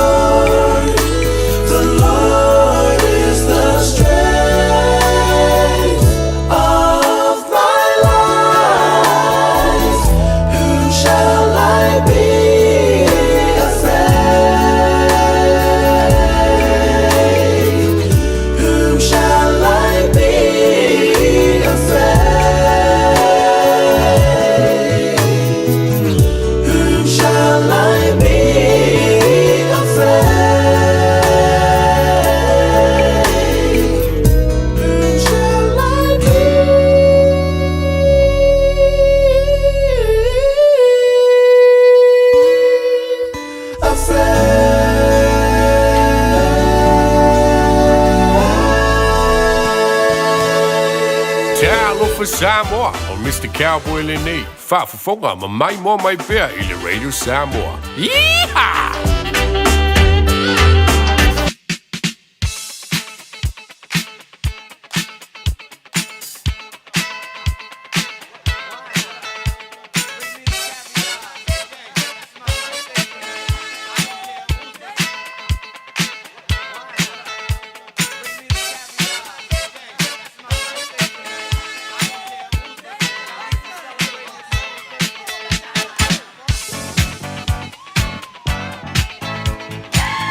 Hopana ngoswana wala so Friday nei was a full weaver ia so December dar folongo na neto sanga wa matala le telefoni mo o e tolu fitu tasi lima I va tolu o le tato emeli on air at radiosamoa.co.nz. Mau fana mano lungo tato Facebook mari YouTube at Radio Samoa makwa I pule fale le o e po fe vanga na va vena mai family ngoswana le tato tato telefoni ma lo sui fua Ma lo soi fu e lau sunga tawai. A pe fo I le fatoi ana tase le nei taiao.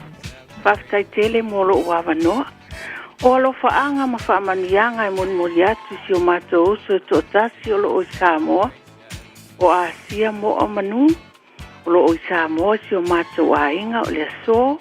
Wa atoa le fitu se fulu tau sanga o lona soifua. Ma eu le anga le lei ma le alofa o le atua I ate o euso. E ui laman tato wala e le ngalo atu lava lo watu whanau. Whamanuia tele le atua I ate oe tātala noa I pōna pō. Ia manuia tele lava lo wasa soifua po lo wasa whanau. Ia o mata walo whaanga nae moli atu. Ia I mātou mo si o uso fo ia sau whaialo a pulu lo I mangele mal whanau. Whapea na I a inga umatau masita. Ia o meki fo'i si au tama, ia whapea fo'i a inga lava o lo matou, moli atu o lo whaanga. Ai whaasiri lava o lo whaanga o au nei o lo uso, tila whainga, whapea fo'i le whanau, ia Christina matuuta mal whanau, Stanley whapea Cheryl, ma Quincy mo oe le uso, se taimi to whailoai, ma si au tama to tasi, o meki o lo oi nei, Manai au whanau tama to wha o lo tō mafuta I Samoa. Whamanuia tele le atua I ate oe. I le nei astawai o la austai. I le whatonunga a umalo awa kia le o ngā ai alu le mō. Oh, nice. Manuia tele le lua aso mantasia le nei aso. Tai tina. Alo whatu tele mo o lua soifua ia. Soifua ia. Maria fo nei tai au o mā ngaia. Mai. Antonina malo soifua. Ia, ma lo soi fu le sunga le ia o tawai fa tai tele fu mo talia mai le vala awa tu I fa per fa tu ia na tas alo la va tau tu atu no ia o lo faanga fu infa manianga le sfana o sita sil fana o nei le so atu e lo na fas fu mal fit tau sanga mai tai le sola o le ui fu le nei ainga ia sola e ia na male tu o no nei tau sanga tele o fu ina mo oe Ia ro pangiere atua sang fua inicia sustele mo oe wala vale tau singa o isi utina ai mai se so soani I uso o se utuangane ia alo whaanga ele mapai mo oe mai a Rita mai le nga oi mai whanau fa pe fo lo utuangane ata nieru mai whanau o ai nga umarawa I Samoa so se tua lalang ai pa se sili la valo whaanga lo tinale lunga telefoni o atonina ma to anga le lotu ele ngal to anga ngal wenga ele alu le lotu pa malo si le lotu ma wa ele malo si fe nga yenu se ngal wenga ia lo fongi ele tua sa fo ai fo inicia stile mo oe ia o fa anga na e batilo tina fa mania tu krisi ma si meta sa fo na tas meta vai te uta to le to se lo ai ai lo fa tele la mo o lua manuia nei aso fa so fua Tanena monia fo nei aso monia fo ile Kirisimasi ea lelei e se famlenga lo pito lo il tafa manianga lunga o le apio folinga o le fa manianga mea si upapa savili male e wi lava ona o atai au ia langa ile stato pol kalame o le malu tai au le la o fa o mai ia le fa manianga le nei o fa manianga mo le aso fa na o le tina o le ainga o le aso luas fulu ato ailo na fitu se fulu tau sanga tina ia piano se nia Scanlon ia alofa anga mai Samoa au se talia ia toe fa opopo pele tuani isi aso se tele mo oe alofa anga o papa fa pea Joyce manu ia tele le Kirisimasi ma le tausanga fo ia fa tai mo fa manianga si papa ka konga lelei e foi na ona toe sia ki tasia lungol ta Facebook mari YouTube o le Samoa fa mole emaili le ai, telefoni le ai, ka konga. Tātou ngā. Au e pesa petele ino oli Praise and Worship Team. La e oe le vi inga. O le pesa e whamunia tuane pūrenga mana whenga wenga rere Samoa mali jana mokarabe malu tai au. Nea tino o whamana tutou hasa whanau re nei aso. Ani e tele o te wasui fua. Sa whase pāki. Papa Q, mana ia. Happy birthday. Liu. Fuli. Joy Luas Fulua, hele man.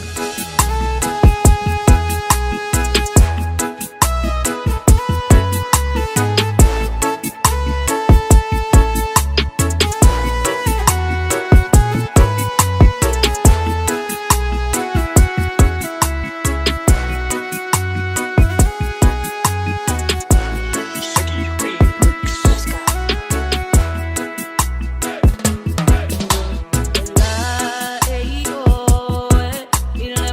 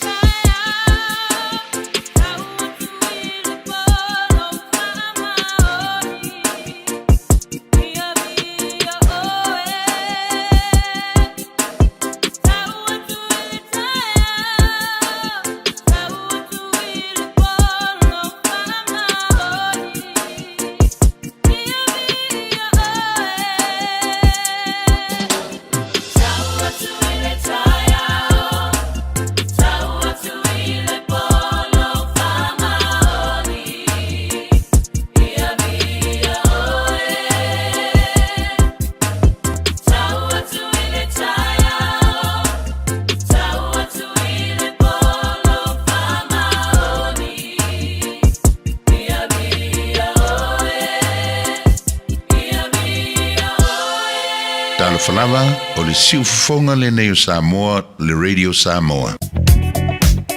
Lunga o tātou wala te tele o lo mai tau atu o le nā o lo o solonga le lei mai I le taimi le nei. Atonu o le nā fo I woto e kilia I le awala e pei ona sa tāpunia I se taimi ua mawai atu. Ellerslie lunga o tātou State Highway 1. Paule nā o le vaenga o leo lo o mai tau atu o lo o lanu mumu o lo na winga ia o si vai awala le nā o lo o pisi mai I le nei fo I taimi o le tai au. O nisi o vaenga o tātou wala te tele afta avale. It must be a Friday. Ia o lea lava fo I o lo o solonga le lei mai. Tūlanga le lei mai. Ia o lea lava e le o toi Ieisis wha lava tau ta avale nei fo I taimi o le tai au. A o tātou lava I lunga o a tātou wala te tele. Ia maanga ia kilia nai. Ai flow le tātou ia afta vale tau sisia pele na saunga le mumo oe I lunga o le tele nei taimi o le tai au e mafuta mai ma lo tai au la Radio Samoa te su 5 minute tale o le tu lai vale Talo fa Samoa wa ule nei o kasu tialu a wale suia le ngila wa le kio a eva mai ina se fudu 5 iva kolu amo Radio Samoa Vivela a Anointing oil is a symbol of the Holy Spirit, representing his healing, protection, and strength. And they're saying about, oh, this guy, his pain went away as soon as they rub him on. And I did that the same thing this morning to the church and everything is gone already. We invite you to join us at 13 Lambie Drive in Manukau on December the 21st at 9 in the morning. For more info, call 021 501 271. Are you and your whānau fully immunised against measles? Measles is serious. It spreads fast and can cause severe illness. Your best protection is 2 doses of the measles vaccine. So, now's the time to check if you and your whānau have received both doses. If you haven't, it's not too late to catch up. Book your immunisation today. It's free for most people. Find out more at info.health.nz/measles. Boaties, help stop exotic calopa, an invasive seaweed changing our marine environment. Check for locations where calopa has been found before you go out and avoid anchoring. Check and clean anchors and chains, fishing gear and dive equipment. If you find it, report it, bag it and bin it on shore. For more, visit ourauckland.nz/stop the spread. Together with Auckland Council and Biosecurity New Zealand, we can control calopa. Tāmaki Tūriki. All together Auckland. Talofa Samoa. E mawhaira sosoni atu Dr. Chen I ngasi o le maisoka, toto maulonga, ti ngā le tino, whapaui no pauna, maisela, mangyesa ma le kānesa. Maua le tia whaamamai lo puta ma le paste mo nifotinga ma le whaamanongi no lo fufonga. Whapea product po o loha e sosoni e whaala ma le mole ma dark spots o fulinga. Ua tele ungali ua mawala to pepe o nar sosoni a Dr. Chen. Ala au noi le lua fituono tolu fitu. Lua fituono tolu fitu, pea fiuane I le lua ono, Great South Road I Otahuhu. Le Seabreeze Resort Samoa. O se fulu lua tausanga so'o o filfilia me fale talima lota I mua. O se whapitoa winga eselene mo le alfa alongolongo le Radio Samoa. E luas fulu pasene pa upe a whaia te nofo mo asre 5 ma o vatu. Luas fulu pasene. Susu mai te mo le mawina le matanga o fie ma le aulelei o le Seabreeze Resort Samoa. I le afio anga o aufanga. E iaia inga whapitoa. Whafsot tai mai le fitu wha valuono whatolu. Fitu wha valuono whatolu. Pētanga iane I le upena te whailangi SeabreezeResortSamoa.com. Whatalo whalpulenga ma la whenga le Seabreeze Resort, le awhianga mana ia ma le aulelei o whanga, ma lo whaftai whalolonga o mwhaina huna tuele proklame, maadwa le tai au. Ma tuala o leo whanga solo le lanto special le a te oe malanga I Samoa, e la lai na 5 e kakaunga 5 so pe ilungatu whamon mole ai no foi mo le tasi lua tolu fa o le le vela o I le vaenga le o lo lato special lo fa solo fa mole la fa fonga Radio Samoa ta o na e fa fonga fa se silanga lo Radio Samoa ma ro le tai au le mo lo sia o fa pikoranga fa mole mo tanto lo malanga I Samoa ka ya mo foi o ko wa mangi ka pa se Samoa ni be ka mi ya fo se ko inga mai di fa malanga le Qantas lo unifta ma te whenga malanga le Qantas tātou Samoa. Kāro sia ia. mo pasi si kau ngofi Ia. Iko ke fo wa maka kau ngofi ai mo fo o pe ya fo le ni fa alua inga a wa pe fa pe nga la maka ko se me nga ngai me fo le pe fa mo mo e ka ko maka ngai kau pasi si kau ngofi ai mo fo ya mo fo la ko e nga au lo mo le New Zealand i le vale fe o ia ka ko sa mo ia karsia ia Garcia o le aso te pe atai au elo titilo tu ele match le la fai tele taulanga o kilani msana po o le te ato tangata Utah ele melen tu po mai o Australia Io tawai ia pe lava fo na ia mana tua o le na tato i New Zealand nei ia lava le ia tatau le tangata fo ia e tatau lava fo i ona faalia but o le mai tau atu fo i le taimile nei ia mana tua na ia fo le tulanga sa ia fo i le vai taimi fo i o Palestina la tau ia ma Israelu ia sa fa alawi lo lava fo i ma fa ai lo fina ngalo tangata ia la tau e lango ina o le la fo i wa mai tau atu ia fa pe na fo la ia ile tula mai pe ama le tau le tolu ile asusa nei ile weekend ia o le afa tau ina ila le savalinga fo ila lea ia a ila tau fo i le fa tau tuanga Utah ma ila tau o lo lango ina fo ia nai vaenga ia i ila amata mai le out square ia ona fa solo tua ila valea ma pe ama le tau ma fai fo ile ina ia to fa ilo lo la tau lango ina ma lo la tau se atu ile tu langa fo ile o le sofa inga le na tu lai mai so tato uma lava fo ia afa pe fo yo la tato tanga ia tu ia ila tu ia lango fo i ile anga o le file mu ai mana tu e ma fai onga file protest pe afa pe watalia ia ma wa fa pe na ona approve mai ele council lo no winga o la wa ia ile fa tananga mo la tu ia e fa ilo ile la tu wa yata o le sonwanga leo lo organizing the organizer Lucy Rogers o le event le Utah safa manatu il Bondi Beach o le Hanukkah is a celebration of light over darkness.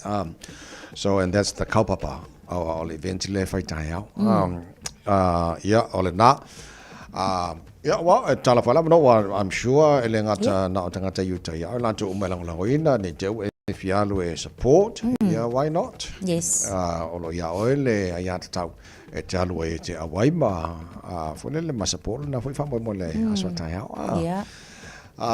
le late na pawa la o lo tal tu no I mean my only hope ia saunga le mulanga e le mo no an fil e te mantu fo i le melen tu Bondi Beach o i ni sambolese ia langa I lo le ia fo ia la wo ia to lo mele tu pu ia tangata Utah ia ma le event le fai le nga le ngo ate and I'm sure ma fai fo ia e possible na have me fa pena but all the talo ile tua ia awane ia makua e kapungi ia le filimanga au kwa ia ave sai i se oli ia ai fai sa o tonga o na to ia ona o tulanga fatino fo ia mafu anga fai le ma ina so tai John Campbell sitasio journalist New Zealand e favor to telo tangata Samoa mal Pacifica lo te va a tuel por California fa penanto tu ai fo in case te wani swa langa ko ke la ka ko mun fo ile fo ia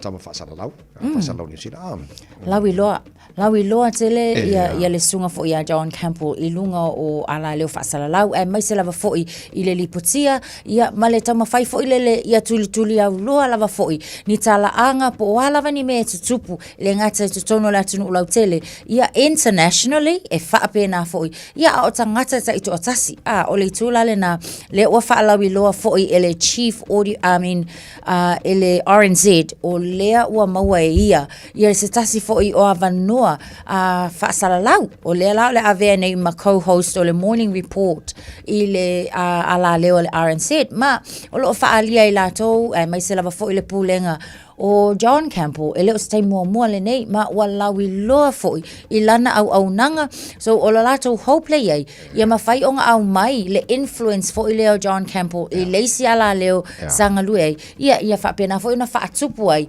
ia le tamau ainga ai mai se foi o viewers ia male au whaalongolongo anga ele RNC foi ia whai mai le lato mulmau el peama le limas fulu afe le au whai o lato na mawhai o na tō sina I le ala leo lea sanga langa lua ia le fo ita mali ia ona olana au nanga malan tau tua ia ke fo ia ese fo lo fia ia io okay, so mo lato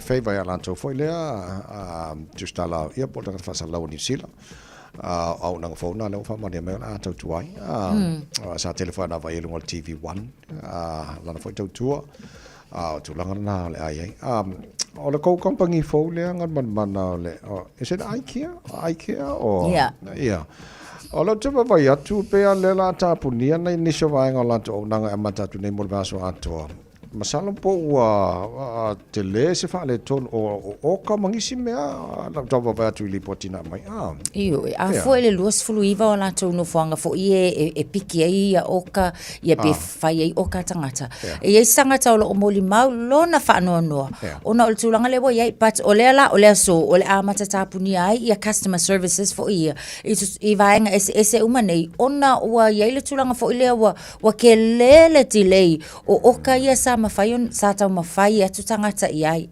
so o isi vai nga oka le kai au ai le kakala inga ia le fale oloa ile aso na tatala na au mai le tala okay ia fa kali mai lo oka ile aso 15 o te sema le alana to ya nga isita mai sa ili lunga online se sia ki aku po fe wa man ko oka ia ile stera so laka oka po fa ilo mai ai ia le on the way ia po le wa AVS wa dispatch mai ile warehouse fa mai la sto ina le full fa siaki alua kunga wa au mai le delivery date wa o ya January o fa no anga lale nanga lai lo ia ona nga le fifir ko inga wa faisi tele o fa atali ai le ai ni fa ai lo fo ia ta mai po fia tonu o yai o lona winga ile mai ta watu o le ko akele na o ila to na fa ia la to oka ile time mo mon tala ile fa le oloa ile ima fa lava ia ona ma wela to wala to oka time le nei tell isala to services like a click and collect unavailable for emotion time ia mabanga mo delivery services le IKEA o banga na fo le pe on fa monia mai mota to tele lopo a finish ta to Samoa ia banga ia ne te fiu fa kari lo fa ka mo fa mo kisimas keu leilo monta me fa le mai si va ia nga o ko ile kikile sa po ke le demand o nga ka ma bia o la kikile fa nga o pa ke ro limo se la o ka fa nga le sa o le si tu fo ile atonu ele lava se taimina ta pena tangata training ia wai mana tu e fa moe ale le o le flow pe ale le la to ia ka ngu aku ia oka ia ma la to fa tino ina fo le ngalo so atonu ele lava le ta penanga ia ale pule ngai vai nga fa pe ale la pe o ia singa laps le vale ia ai talo sia ia wange ka pungi aku e makapungi mo ia le mo me ngofo vai nga ia nga oka ai le ala ai sa le okay le late tau sia mo nga nga fa ni so tato sa mo le fo company fo fa manatu tato fulu ta sine la o le alo solo tela fo mo so mana ya le na mai sitina ya telefona le sa ka ko ngi ka do sfanga le la uska ya le melang fa ka fa ko karo se fulu alo le mo le vai ma po ma ga ye kere le fo la ke pasi o nga fo pasi ba nga fo nga alu ka city sau ngai sau ia ka fo de lua por koru o ma mana ia pasile ia Ronnie sotile fa talu fa mai koru kasi por ala mo pasi tolu valu airport to onehanga ko walanga ka ko nga Ronnie ka no le ba mo por kalame ka ko ke pasi Lele la falta fa marstino fa I volta fa yaso ma fa marstino to lungo tala mai sabo ora ne foi fa yaso nga wa ka ko wo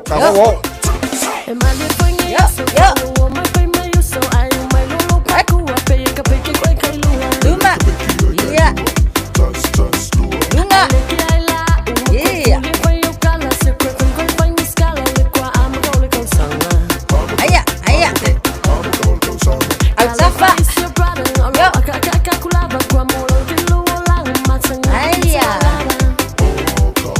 aku angin resipi kok. Yep.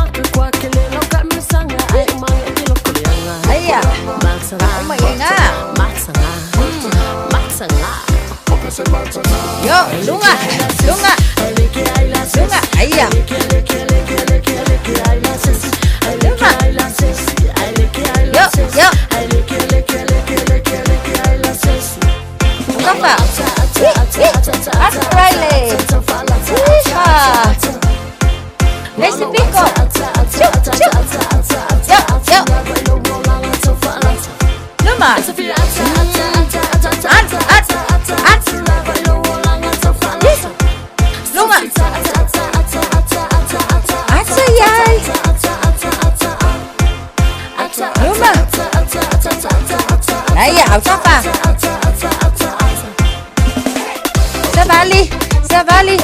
Savali, Luma.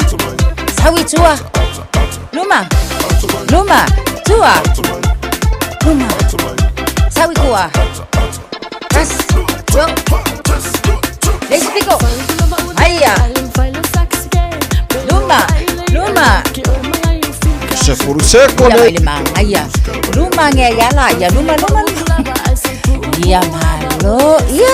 Se ito anele sela mana bai totono. Fafo, totono. Ana vai fafo, manu ya tele, il fai ngole vai ya soi fuaia.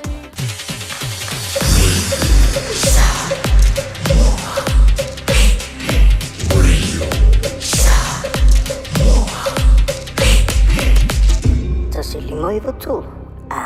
O mawhai ona awina atu talafou mai Samoa. Ona o le lango mai ale ofisa malanga o le ADS Travel. Telefoni o iwa, tolu iwa, lua o, whaselau. Tolu iwa, lua o, whaselau.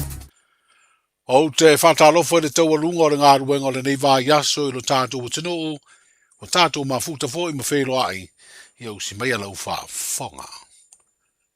E rei pālo taina le tofi whaipule o whalea talua e le whai ngā whiriwhiri ngā wā o le atinu i a au kuso.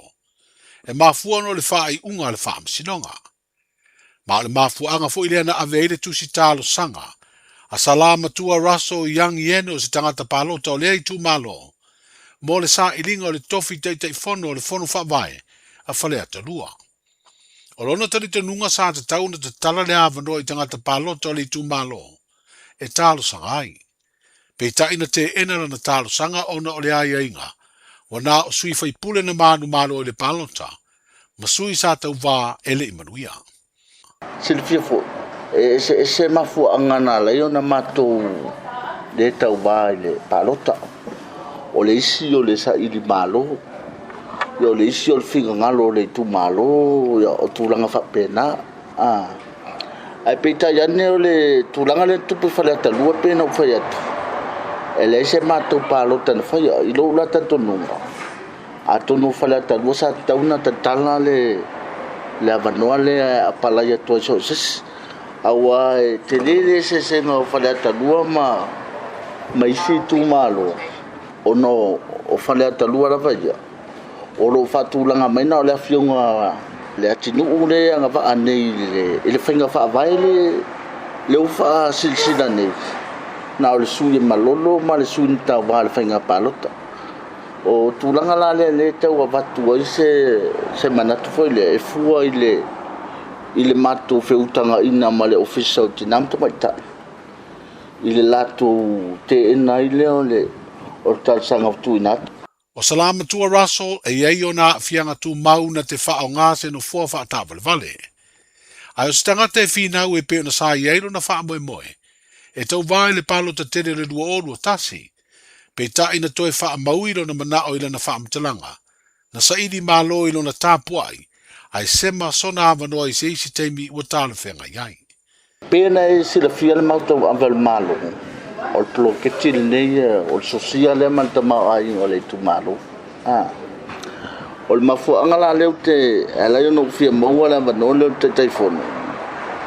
E ni por kalame mani vaenga tawa te tawa na whaatatia le mo le manuia le o le tumalo whaleta dua te lau whatu nei la a mea le polo ketie e su e se ai ta te tawa il palota i se tawa ngā palota le a loma mai a o le manatu ea o ngā fo i le lokalako ki kiro le pole ase ai kia e mau ese fa manu yanga mole tu malo me se ia e tawana so o le tu malo vale o si ile 2 million le poloketi le ngal man na ta wele mo wasa u wil paelo po se me la vaile fata u sanga ta wa el poloketi ale te no ala ngol lango poloketi e sa no le mo wasa u po e sa o le o tu langa sa ia wa tu ina tutus ona ilo foi la ia le vanga le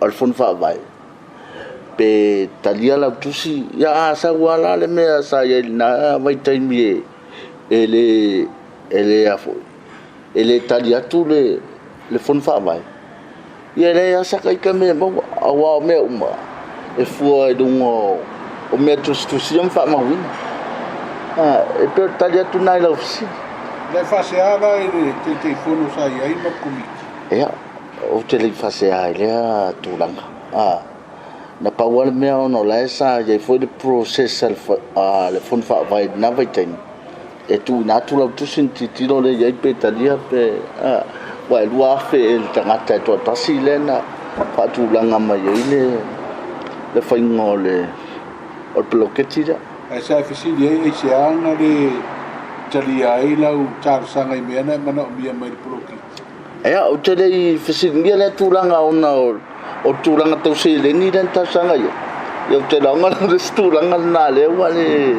wala ina le tali mai ona le sa asa tu ina tu ta sanga fa pena la si fia to fa ala tinu le vai te se finangalo le sunga ya salama tua raso yang yen i se fa talanoanga ma le vai so fo pe na si le fia o fua e te tau na fa mo tu wai to finga te fono fa vai mo le fa fo ino le poloketi miliona ta la alo tatu malo o ainga de nu o fale tangalo sa fune se va i le yo ye le tise o le afa manu ye ina se feso swani mai o Italia o mori e ola i le malo si le la mai de le tise mo le i malo si anga fa fo wina po renewable energy o se tala fia le mo ia ainga o sauni e fa manatu le krisimasi a wa o mo fa ye le feso swani no fa o atu le tise o se tasi o nanga e mana o mia tere tangata soifu o uma. O le afio anga ua o fia i leo fa inga i limas furu ma le fitu. O fa alabu tu ma oti ua fa manuia ina talo sanga. Mai le fesoa swani le malo au se talia e mawai vai ngā tupe. Mai le porkalambe le lorangi mo le si o manga e ta ua. O le Global Environment Facility. Ai fa tino e le UNDP o na ngā luenga. E peo na sa iro ilo ai talo sanga e se lau se furu ma le tonu. Ai limas furu fitu na wha manuia ina. Wa ave ai le wha manuia le wha laptonga, o porokalame o le atina e amalo o whaatasi le UNDP, i wha lapde butonga ua talia talo sanga mō fisoa swani, mai lea porokalame. O le vai tau masani le nei o whai ngā mea lofo le kirisimasi, e lau walungai le whaataua o whanau, i tū maanga le rarangi kerisiano o lo lato wha manatu pea i tau sanga uma, le fio mai o le pepe le kirisimasi. I Samoa o whanau ua sa waina ma o lo vaia, i le no fuanga o le Campus of Hope i tuana i mato, i le au nanga lea le to manga mo e pua ngatia. Na fea le nei vai aso i whainga mea lofa leo, o le malo au se talia po le Australia Federal Police. O pusa o lava matoninga mo ta longa na lato fuai. Ma ua whetau i le leima le nei teimi u wha oso fia langono le fia o whanau. O mai le kirisimasi. Na fea fo i se isi whainga mea lofa ia whanau sa waina, e le pulenga me le au whainga ruenga, a le company telefoni o le Digicel, o se tupe lua awheta lama pusa o mea ta alo SS mo le whanau. O le nofu le eide pe le steno le tō manga, o lo iai le vaingo le nofuanga o le Campus of Hope, i le momoli o le whaaftai i leo le malo o Australia, whapele pulenga o le Digicel, i le anga le lei i whanau sa waina o lo i le vainga, a lea whaalab de batonga tūma oti. O le tā ua le tai o le tuangai le sunga tui le epalupe soni aisa i le maria le ngaoi. I se vaenga o le saunanga whaamin star le tai o le malo i le pāle mene le asolua. Matua i ai le tau whaaleanga ma le fau malo. O whaeloa i tui le epa i le whaelo inga matu stare le stofil nei vai aso. Na te ena lea fina ngalo le pāle mia. Talo whakakai la kisire mo molo fiona. O na pia le whare olo watu o tato porokara mini le whama i so no an pale mia. O lo fa iubinga fōmali anga whenga ngalo. O ila se kupore ngalo wa fiona tona ngale u whaato lo i sili whaati no ia mori anga tala whengai. Na se pofu anga tau vita se pokara ni mori anga ilo. Ele é isso, por cas. Ele me pafuelo, foi o lepone. Ole lo isi. Ele só confia se lo isi. Ero mo fo mai o ma fo o ma kofia. Leva o loia oi. Era só por eu por lá, ai a por mesmo, ele foi só por. Ja, o fazia era uma comoria e foi uma malo prefast. Mas que ele mesmo uma comoria, uma malo. Ale tulanga la ale bola o mako moria. Ja era com faz. E me aí o fazela lá o cara ali fala é ela o essa senhoria e ela vou faz. Essa mara faz. Mas não era mako faz. Afia umaya kangara kongi makiasia sia ia mafua tulanga le ia puipuia ka ko malo mo tatu tanga so tula forno ofi mai ko o le tasi o finangalo le tai o le tuangai na ia fai no ai o le teimi ua mai a tau o manga le fono au i le asalua ua ngai le malo longa masani o le tai au na ia whai aini le fonga i le pāle mia i se tūlanga o ni tala tau sua. Pei tai ua wha te ia le whai ai o le wha unga e wha malo lo mai tau urumanga, a le whono au au mo le umi e luas fulwhai tū la. O le salulu i tau urumanga wha au au ina ua mai a le malo longa o le tai au. Na ia toi uru whale ai i le pāle mene. Ai na toi wha tonu ina e tu umuri ese ma le tau au fianga. O na le atoa le luas fulwhai tū la. A le luas fulwhai kulanga masani. Fapale bege, sawe palme. Avec fa malolo o il kani a ofai le kama ki. O kani foi mai a ko ile la vole lo fu fa kulela male mo ba. O umar kama ki. O ko ya ko wa fi o mai la lo fu fa kula ile kula masa. A faro wala o le pa fo fa. Walau lo sama lua, baru orang kueli umur lu kufai kurang, kalau aku, dengan aku yang ngasih karsia le karsia bingung, kau mana? Aisyah lah dia pakai Aisyah, ufak dia ini apa? Disekarang sa Palembia. Walega o Palembia i ko Kongo le Burundi. Walega o Makai i le Kongo Samoa. Walega o Whaka Oko mai el Palembia, ma le Palembia o le HRPP, ma le vai o whainea wango o mea mawa. Ai pio le kuchirele whae kisele a wango. E kai peo whaka kere ia whio nge Le te tai o le tuangai ma le sui fai pule le tu malo o le pā, sunga tui le epalu pesori aisa i lele maria le ngau i sona fina ngalo, i le whailo inga masani matu stala, e pēna sa whaasara lau i awala o fiso ta inga, a le vaenga wha upu whai e pui pui a ia te tau tangata. Manuia le whai unga o le vai yaso, soifua. Talofa, we're the Casitas. Talofa, this is Pat Lam. Talofa lava o a Lapi Mariner. Mau pelo li tio. I le Radio Samoa tasi lima iwa tolu amo.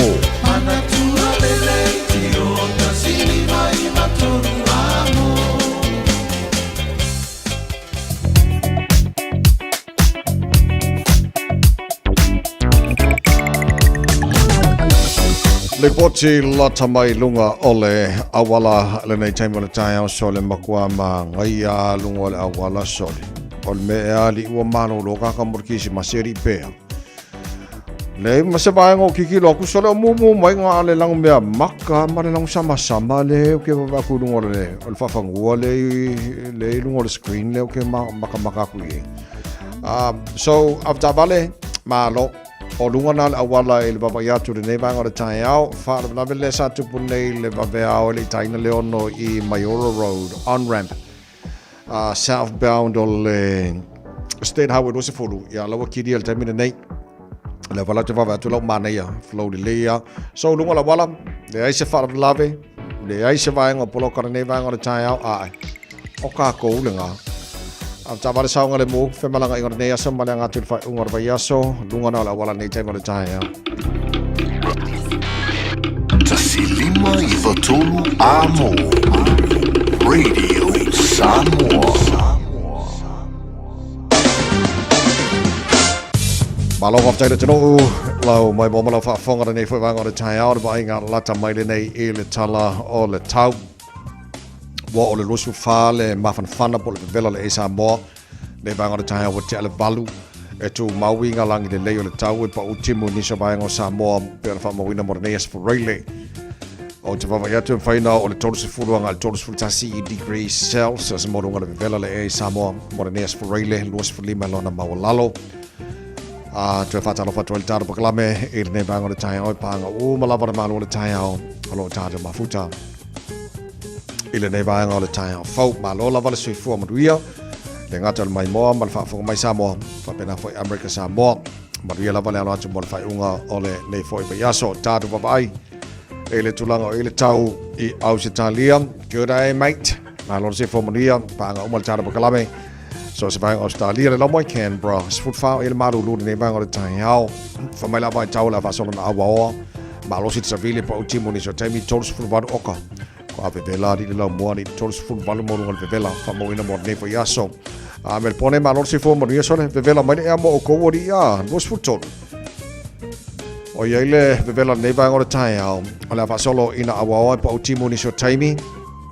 Todos fu lor mo ngol vevela fa mawina mo mel pone morenias for rele fa malor si fo maria pa ngal tar proclame sini Australia malo fa tai. E la mai mo malau fa fo mal nei tai au. A lo sutasio ele ma fa fana nei va ngora tai au ala manel sura le la mo to. Vela la le e todos fulo so ka fe edi todos fulo no mo le vela le ya mo sini Australia Brisbane sole e ka fe no mai Brisbane ali fulo ibo ele malu le e ne ba ngor tai au ole am to isu suluma ele la in Brisbane Australia todos fulo mal tasi mo le vela fa mo wina mo le ne fo ya so fo ta to wo lia Perth Australia good morning fulo malu ele malu le e ne ba ngor tai au ole afa solo in Sulu mata ko fia fole la mo to be bella fo ile e todos futolo na mauro so ka fe feri Australia di mar bele wo ile be bella di yo ka ko wo le ba nga be bella ka usanga ko Australia da when los fulima la ile be bella nei ba ngor tai hao ko ba la ba taula fa solo ina awawa pa utimo ni so taimi malo sportsabili todos futolo mo ngol be bella fa mawina mo da when le so ba nga o mala na Australia ya monise fa fong mai ni se vai nga pe Adelaide ala va ba te mangal ka mo ko ya monise vai nga Australia ya mana to mo ya mali tau mo to ne fo asa fo ta to lia tato va vai le tau mo le no fong of asalonga radio Samoa tamaki makodo ele ne va nga ta se fu ono wa ele malu le ya va va tu fa mon mai le mane o le se timu ale fo wa atau sun mai fo de la ngai foi kau kim mai ka sia ia umi ya umi mai lo fa mo le awangi ko o aku ngoma ia mai nga langi de le mai ta yao wo ko fi ma de le sing yu mi ngoi mai ka yao o wingo tau ya kilani tu mau on awa pa utimu los fu lor mo ngol ma fa fa mo mo kilani ne ya so ta yao pe aulia awa fo langi de le pa utimu ni so vai au kilani tu sa le ma fa ne mata os los fu lo na mo lunga vai ngai on tu atu lang le awa fo ile tau la sa pe na fo da so fu awa fo I pa utimu ni so vai au kilani la so lua Christmas Eve la so lulu ol va so fo e pa utimu ya Christmas Day los fu lima na lang ile le mai ka mangai ka sia ka kalang mana ka poro la so so kirisi masia ya o fa mo la tamai na la mai tau ile papa ya tu ile nei taimi ole taiao e na o se furma i vale wat nei le tu la valu a fa nei sia tanto tala me Samoa ole nei taiao tu fa sala wina mo pe tale tu la se furma lo la le so mal fitu po ana nei fa malo fa te fo ile su il tanto radio Samoa pia la fionga la lo le ingal mana tu marbao tanga vai tipi tanga vai malo fa te tele le tau tua malau nanga foi Ia o lom whaina longa pui e Samoa le ngata i Aotearoa nea so stafara ni ke lope le tele mea o la tupu Samoa e le pai aso a toa ma lo whawhte tele. Ia o tātou talana mai Samoa le ne fwoi tae au. Ia mo le tunu whaimalanga i Samoa. Ia o lai whaimawela le e Samoa ia mal te talo. Ia mantuane le tunu te talo. Nei a saunga le musa mo le ne vai taimi o le vai taimi o lo masari na whiai tātou ti munga. Ia mamatangi maralosi a tātou talo ia la whangia le tua Samoa. I nei a saunga le mo le ne vai tau. Ia whapena fo ile anga ia tōna tino whai Christmasi Samoa kai amu ia fo i o tau ia. Luas funu tele tula balu smailo whafonga le taurunga ne vai aso. Tātou mau wha Samoa.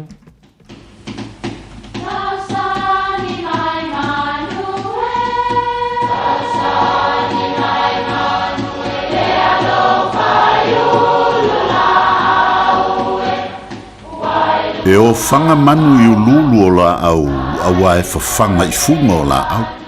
A o le tangata, e whawhanga i upu matala. O le mawhileo o alanga upu mamuanga ngana Samoa maona whaapongai, e a fua i lona si o mianga. O lona lea sao i le whaatufunganga o le iloa whaale aso, mai le tautua se ia o ina pule. O alanga upu mamuanga ngana, ua lantou mamanuina le tō whamanino a Samoa, mana tua fo'i, e tāo fitau muli le atunu. Ua ngau le amo le polonga. Tasi lea mea sāntele ina mamai ai tangata Samoa, ia so ua mawai. Ona o le amo mea mamafa mai le talaloa, ua sa le aini ta vale, ai wha moe i le amo. O le telefo yo ainga, sana o le tasi le tangata e tautuaina le matai ma le toa tele. O aso umalawa e aluai le maumanga e tasi le avenga. Ai au mai ai talo, fai, fafie, ma le ano isi mea.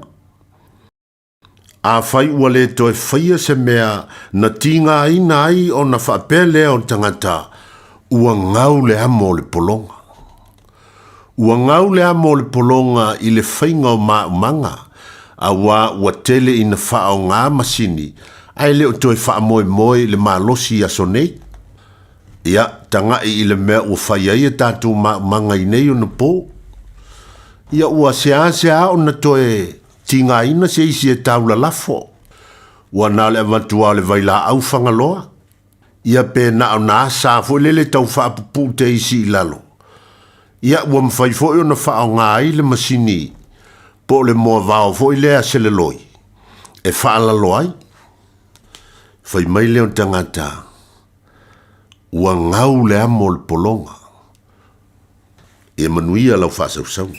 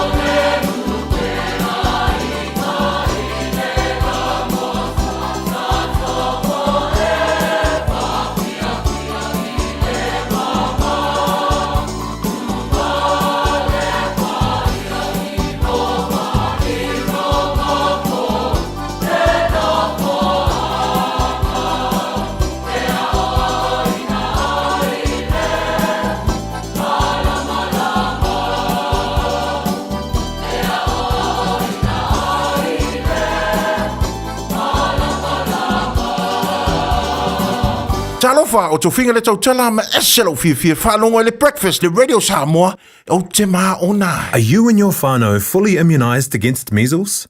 Measles is serious. It spreads fast and can cause severe illness. Your best protection is 2 doses of the measles vaccine.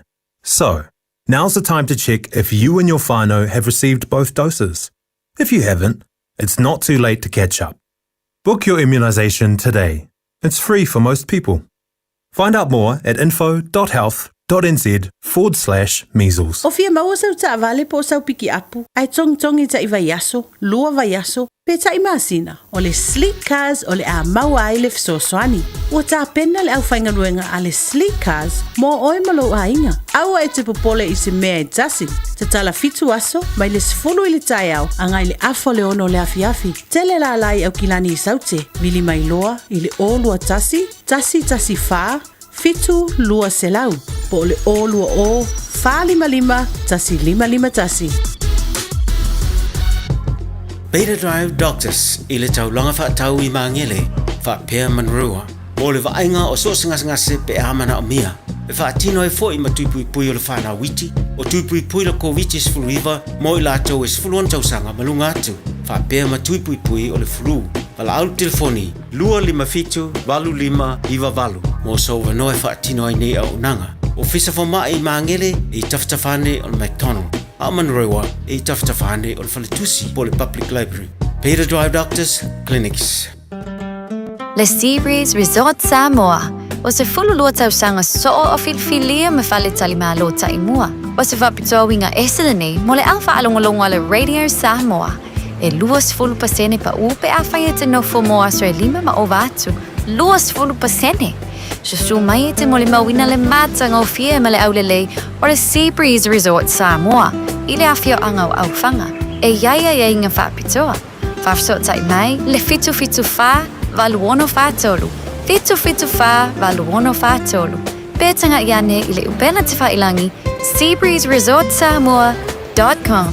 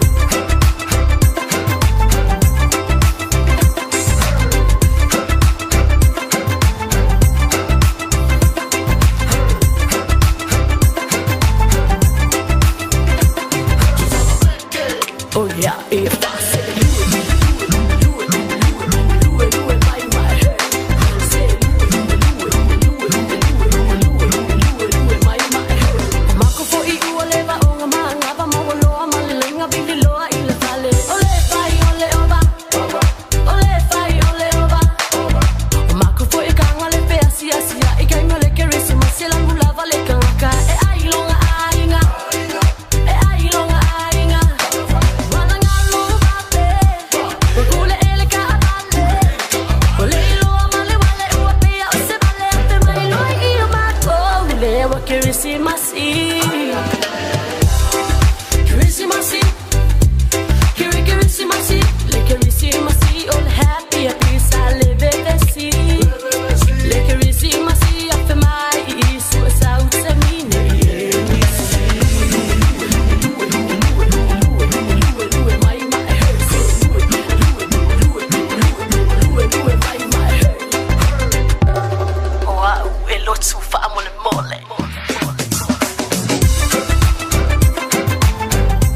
Mātou, le lotu fo'i low please. Tō whanga meke o mātou a Kirisimasi, e whapena fo'i matatou ia. Sa whareile mo pokalame wa lesi mo sa oire sunga so alo se tumua. Patasi mo tātou official nei tāo sa mākalongo so alo lava ya so i Samoa leo kako. Whaile ofisa malo se mo moni so Lange matavai. Whawhenua e nei tai au le rofo maleanga leo le atua. Ia, wape fo in whawhenua e tapua inga mai lava amatanga nei tausanga wai. Sia kāma me muri lea ka vai ngi kausa. Asawa. Mahanga ia, langa wo markisimas e kau whanka o ka oi e. Ka ke markisimas. E kau e makare break whaisi moko. Sanga whai e ia. E aivi e le tua whawhte e le tua ta vai ua taitai mai lo so i fua e mai sio tapua inga le atu nuu. Ia ma se ola vai vai so alo nei aso. O tapu kalam whai o lua whenua lima. Ia sa kako vi va o ma i ma o aku o mai. Ia au le tua le i whaapena whaasanga eselo nanga le i tātou. Ia, tua le tua whaaftai le tua nei tai au ta vai. E whaapena fo ina avatu whaamalo le tapu inga wai. Upo le atu nuu. E manuia whaiva o tapu ia. Whaapena au na whaaftai le tui muli panga le tātou atu nuu. Ia. Wa Emmanuel ai fai vole tau tua nei foi tau sanga e mese la to pito la au tato o nanga nei tasiri mai va tolu a mota vai malo faftai wa e a fel vaenga le mo fai va tapo ia wa pe o la tafaftai nai la tunu a ia yo tatu tu asin sina la tu talo tapo inga ile aso male aso ia le ngatan manu ye fai va o alo ye alo matama fa nau samo ia ngai a ka ko foi ngar wenga do ka ko tau tu ai de tunu dungol radio samo ile kala le no anko sa ve fe au o madiu pe ke fai popo pe ka fuafi po le alme ke fai a e fa mau si de ku fe au le fa mau o nai tiu te la itinai ya a fa mau na fai ya fai fa le fa pena fo na le awards it fanga le tol tangata mala na fai malo fo faftai so alo ta po kala me nei vai ne fo sanga to o I mean o la ta faftai fo le e wa la sunga po fela vai ki anga ai e mawa le no ta te pe ke malanga isa mo ka ke so ka ia faftai fo technology lo fa nga ina fo ne but faftai mo taimi ia wa ka ko voi au malanga sa mo e manga o enjoy taimi sa mo ia le fa la vona fa atara le full time po kala me pona i malo fa tele o tau tu a me uma tavai sa le fa tai foi wai le ro fa le tu sa oi ya ma si no unisa ye fiti ma wala va no fa sa fiti ya o sa mo ale ona la au e o lunga le va le sa mo se va i o manga ya o lumo se fa o roa ya po fe la vai ai e per tara fo ina po fe la vai ke ai ka kanu me nga ke ai e ale ko me uma a fer ka kua fa kingo ka kua la la au fa kingo la la lumo le fa le fa penga la va ta vai ia o me uma tanto te faia ia o le le ngatai awa a mon tanto faia on tanto fa pe folo o tanto on ia ona fa tona ai fo vi inga ai fo vi inga ne tu ia wa o le tu ona vi inga o le tu fa masino o le tu ona vi inga la un kako e o kako com foi go fo le kua fai de fa nga vale kua le ai o vi ingo le kua ku kako o ngale au nga o le ola le tua lo fai mal poto le tua e le fai ya o te loa whaftai so alo ta tala noa vanga le o tau whai u mai e sia ta o foi tau tua mo le atunu ia me sio ta po kala me yes Friday for ima ya o se tala fai me o tupu nei atunu i Samoa i sala elu manila langi ato ya o saolo na o le wale si moso oi ia tala masani a ye seonga vi ele tua a fa le tun foi mai aso foi mai aso mta vai ia la fa mela po skolu ia a nga i manu na tu ia ia ai a le nga se on me fur kai za ko ingal makongu la fa ngure nga i fiki makonga tadi nga so dak nga sut ia le lefta foi mai Samoa o tele o memories or Christmas po me foi le e masani on tato malatua ia na Christmas i Samoa ele mau nei atu noa o le fanga ofe o ta alonga o me uma o la sa o so silai le motele sala faile ia man tu foi aso ia tato ka vai e pe fua ma yaro fi vai de kai ka o de fi kai minga so fi o la kiki ka pe le mapu le lafo le velo e fa so ka ma ko le vodi menga e o melanga le sape ai ora le pu ya ka wa le nga se mo sa ngai yang i fireworks mangi skyfok sa fu o levo patura ku fanga ofisamo ya ai o tu langa la wo ye we mer swinga for swinga ka pe go with the flow o kele mo ri Christmas o nga puka vai sa faila se singa fia akinga o mak se makungu me o mo ri Christmas i fale o ainga ka vai o kene ka pe mori fo e fa fo ra ora kele au mala malama ko me fina no ngwa e mori ai ka vai ka ile fo ya Franklin Road le i ponsel pi pe kusa mo o ya sa mountain ai o sa muia ma ka o kia me ma ko ura o ia di o se ma ko o fia ya pe fo ngala se ai wala fa ale kuai how we celebrate Christmas o le ngaka o kala ia fai fale povi ia le sime o fale o long fe kuru ngo fale o vai la o kala kalo ka vai o le fio anga fanga malongo vai anga pola o kilo o se ma ko ale ai la o ki vola en miska ia se o fasia la ka mo fo salilo ia o pe ku la nga le ko ai ia fio anga isa mo ka vai o i lunga wa le ngaka me sa fe malo e mori kisi masi o ma fale o fisa pia ai o kele la ku ai o la le me fa lo ngale wai o o fa mo solo mori Christmas so sku ai ngam ko i ka ko so vale me so fa ngose ai ngol mori Christmas a ko mori ki so fa mo mori va pe ngi me fo fa longa fo ngale fa foding ai do me mo ya me lo sa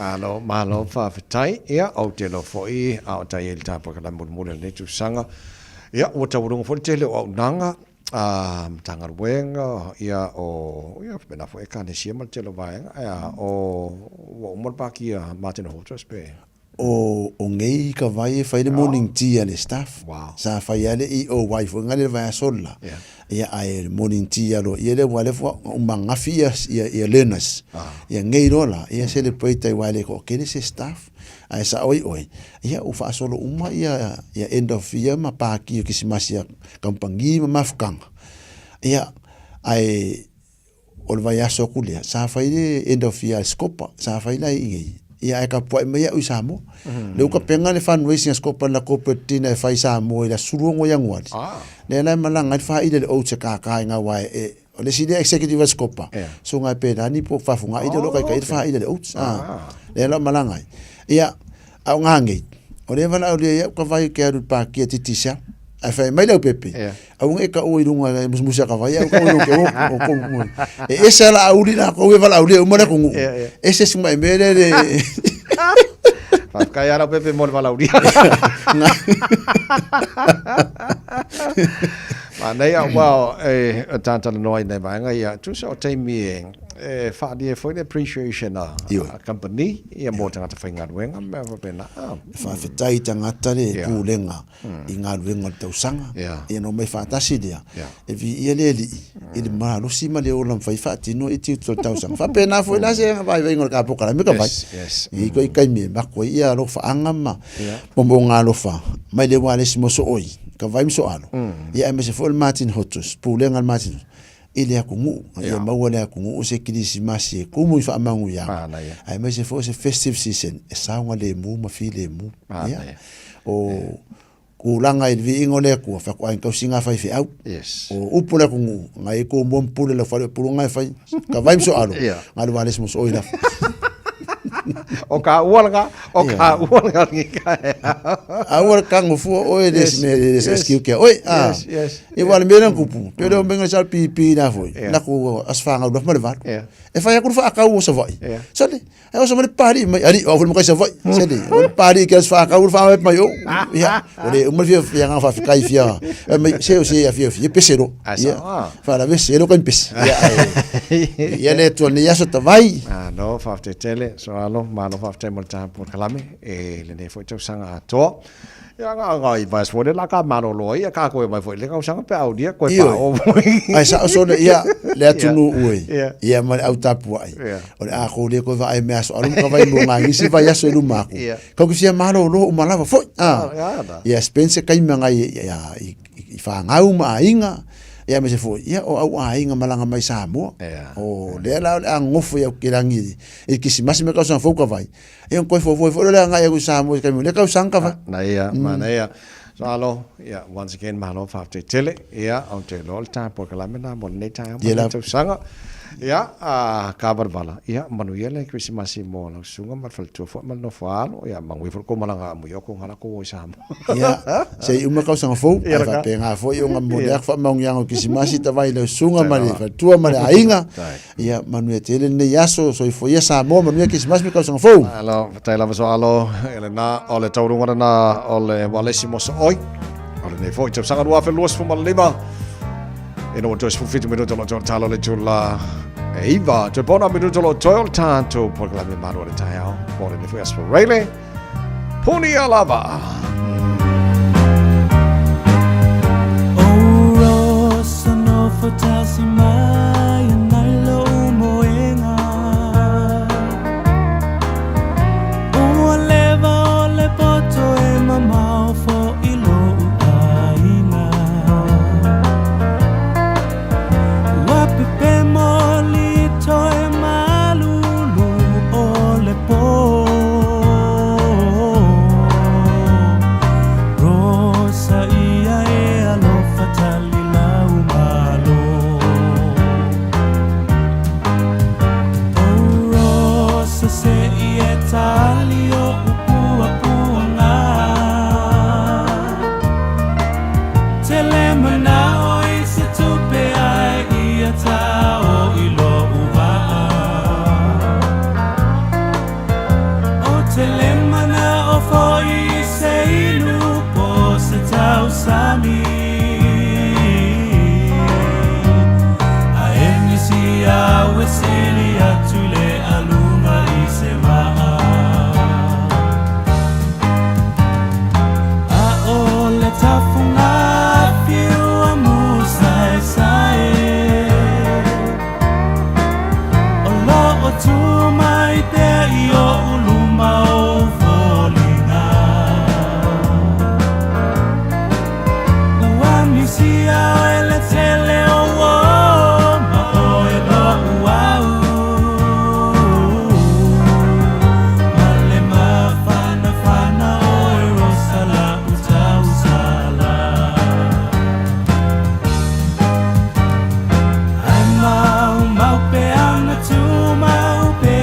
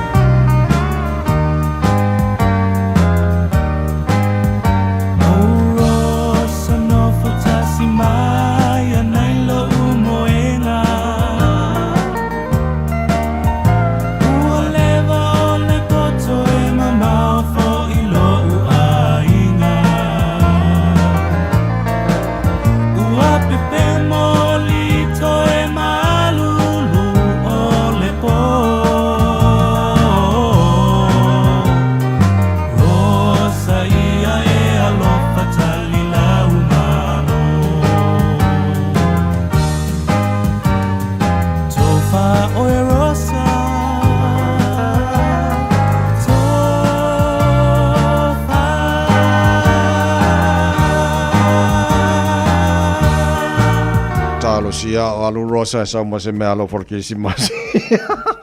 Le tau mo. I read it almost for lima. He ma tolu amo. Fi fio for the smile. Fi nga for the pule. Digi sell. Ia fa no mo se fio le tunu te le la tu o nanga o tanto wanga tu mo le kirisimasi. Ia mal tau sanga fo. Ia lo fi nga pepe fa fa mo te nei tai ma lo le se fo mo te. Atalo fatu lo sunga le o ta vai ai me se foi le fa fonga ta puai apa anga le tatu pokala me ele nei tai au ya e ser man nei o to inga so fa pe nei ta vai ho le volinta me te momoli la onga ya la wo ye ko ye nisi e tata la ina le ofisa ya paula mele il ma fa de minni o femo wai rosalena e fa me se ol watu me mai san tu pese va to in melo fata miki ai sa le malo fa tai o te loa ia walanga o le ke si masila strofi mas freile ia foringa mai o ta po kala me mul fo le mole lua fe lo di mala to ia ai o vai kai mia o malanga ka kai sa mo na be ole nei vai aso matua i pisi la val matu office e to te lo la to e anga ia to fai sim card ia awala to fanga malanga sa mo ia mai foto ina fole malula tunu ele leilo sau ai o tai au fato ai malanga ai ele no walu watu la to lui tu la alu lo vale ai alu watu le pa pata tope mato e fai lau sim card ia langa tele fo inga luanga fati no mates le ia le na miele lava le yole o le temi ia e foto ina ile malula tunu mo le vai aso nei te vai ona to telo la to manna o fai sim card to telefo yo la to e manana o e fata ule tato vai esi mal tato vai sa salapa mun tato vai tamalinho le la wait for fuanga o le atala le tato office ta au o le atala tato office la stona e le masani ai rono wingo ma to le la finga luanga fu ta au vai le to ye ma to ya stona yo ai le afai ele a faina le tulanga ia no te inga langa to te la to e malanga foi ngai le weekend o le la wait for fuanga o le atatala le tato office mai le ivalta au se ia data le tasio le uli fai on fai sim card fai fon fata o ia vai ia mana mieto te le malanga foi au Australia ma America le na vidi mai e fia monia la to vai wai fo la for fuanga o oi manu rewa in Mount Fort Park ono to te lo lato ita vili mai fangitana o mai mangeli ia o le ala ia le fionga ia pesta ma vitalenga tetia ina le vanga tonu valea ta vaile tele na fata wi papakiu vai salo ina i Mount Fort Park ia o le ai fo ina tato vaenga tia marketing taiao ia e fata wa tu tato vai esi vai sa salapa man tato vai tamalingi lono inga pisita o tele tau sa mangeli anga isa o in Mount Fort Park in Aiman Rewa. Ola mo wai na pesta matitia. Ia e mfaiona fata welau vai. Mfai fai malau sim card na o tato pop up na lela fai ila so tao. Ia mo lato e tau ma self. E o mai Hamilton Pukikoi. Ia fa solo mai nai papakura. Ia takanini ia man Rewa manukau.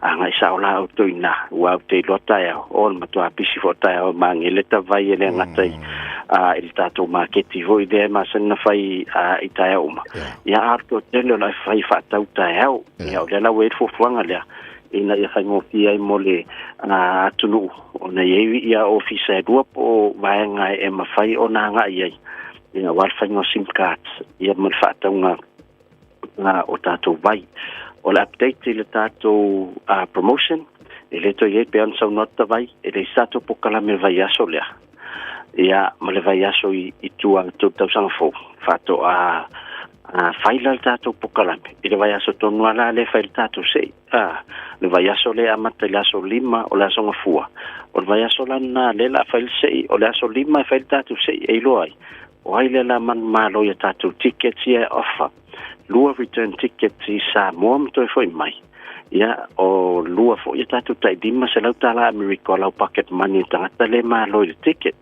o wala te anga va ai e alu se teri pa supermarket e fa tau le tau papa digital e te tau ona tolus furu pe limas furu tau papa te tango e fa tau ia ona faatino lava foi le o la foi no le o top up a fai foi te alu online ia o le ClickX i lato website clickx.com e matau ona tolu suta la New Zealand top up te la foi na mai ClickX anga i Samoa po isa tunu Pacific ia pe fa nga foi ClickX la foi lo se leni e taulana lima se lo tala New Zealand ai lunga le se leni telefone mai cash al digital fato ai anga vale e te tau tangata le Samoa ona digital na sim e te tau foi na le stala le mai cash ina im fai foi ona nga va oi a ile tatu se il Christmas ia ona fai o toilo se matu fa mtelanga ngai le nei te militao farta tele tavai mo le tato ngaruenga ai le nei tau sana toa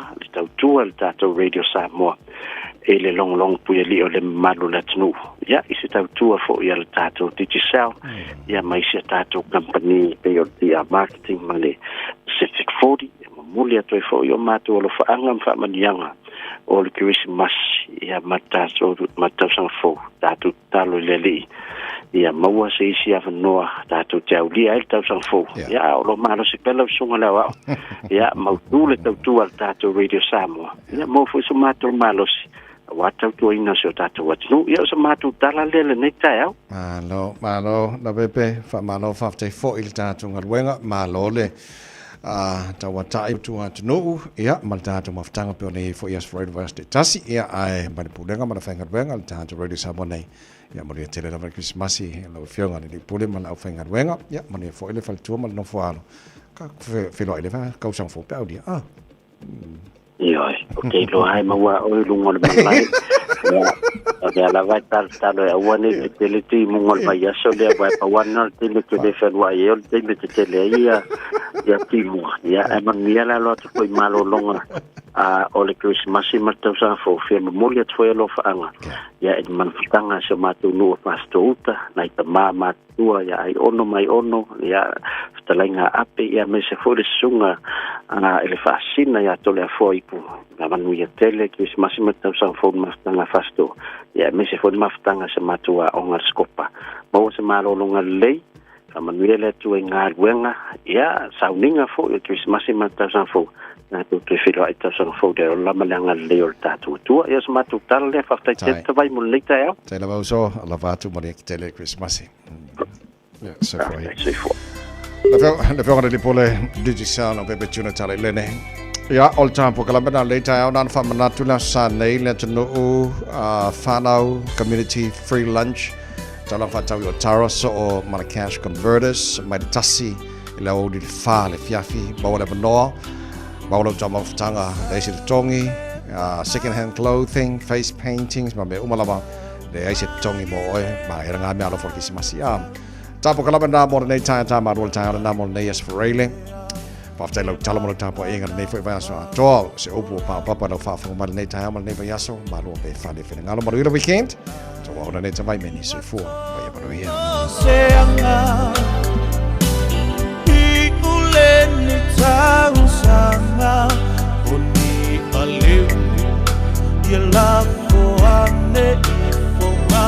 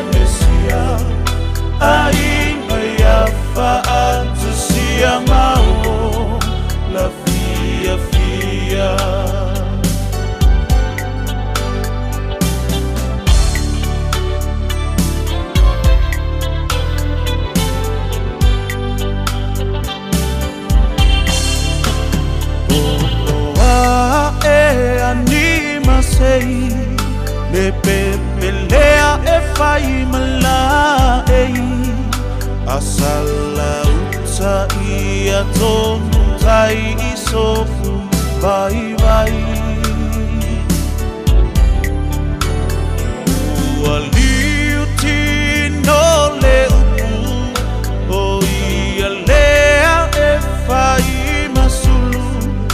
le tupu musu o Samoa e whana wai le tupu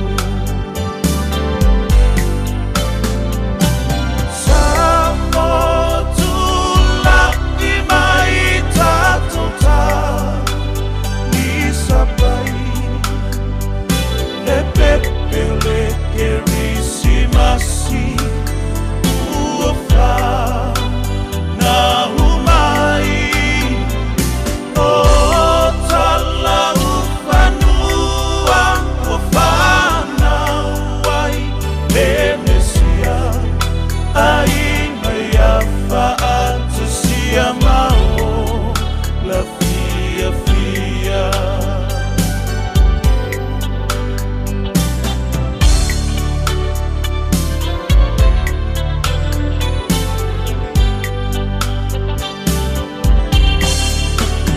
Apai ua si fasela manga se tufo ia oceanga o le kerisimasi i vai mama usanga o lona whana mai ia mama loai o ni aleu ia la foa i le vai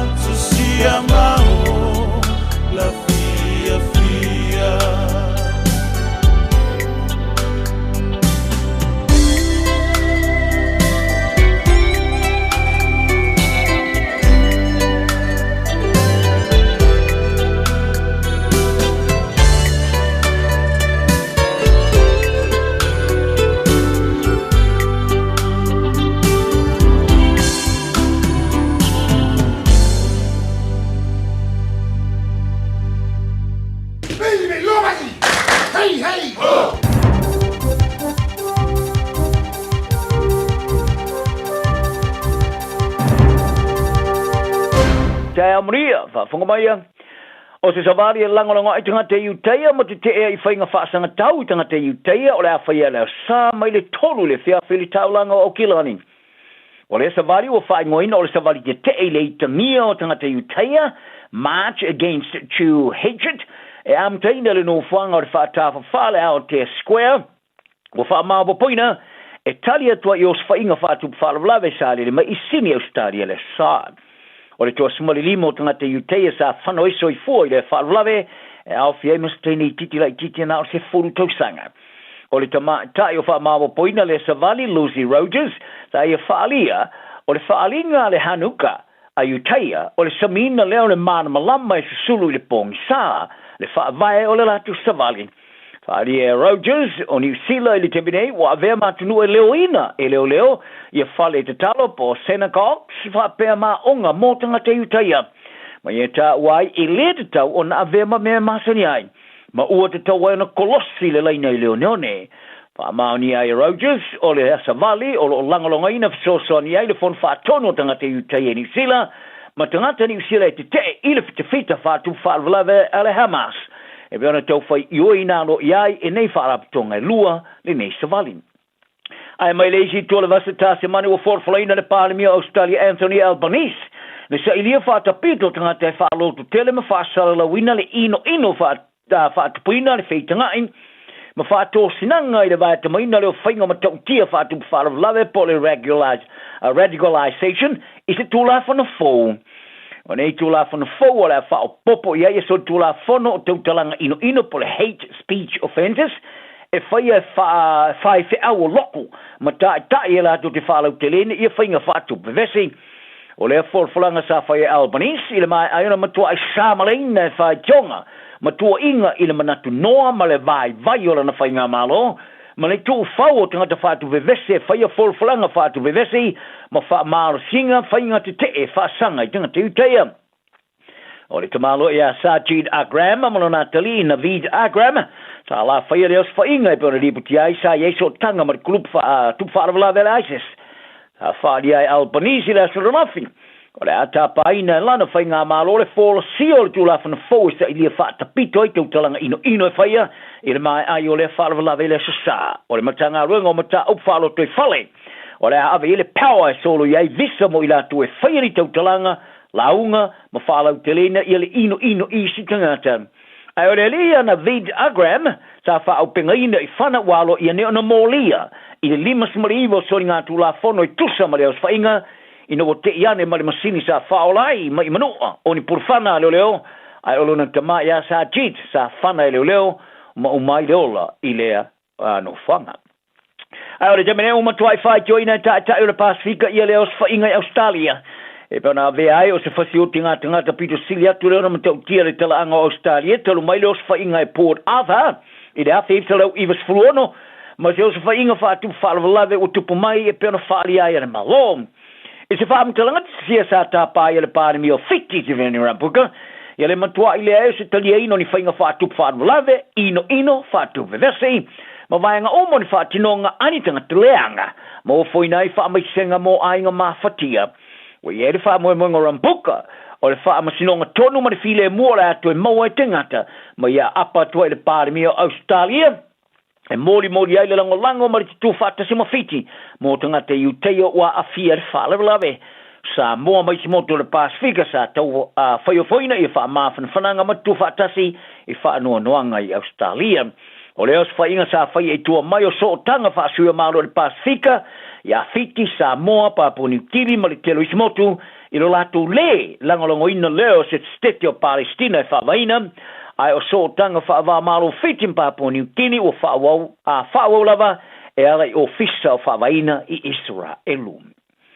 O solo ian whai lau tusi o le matanga ruenga o onga i le listara o onga Kirisano a le Gloria Vale Christian School i Gloria Vale i le moti sauti New Zealand. Sa longo ina le a onga i le asura rafi le a whai unga e amata wha maruina mai le asura su tolu na masina 4 Januari. O le tamantai whai lau tusi a onga Ellen McCracker Reid, sa tusi atu i le a onga tuma oti a o ke topa. E whautua inai o lo tilo e solo i le la tu le stara. Ina ua le pasia le siakilo na lua le official to i le longa o onga po le Education Review Office, ERO, i whatinonga le a onga i te tonu le lua tau sanga.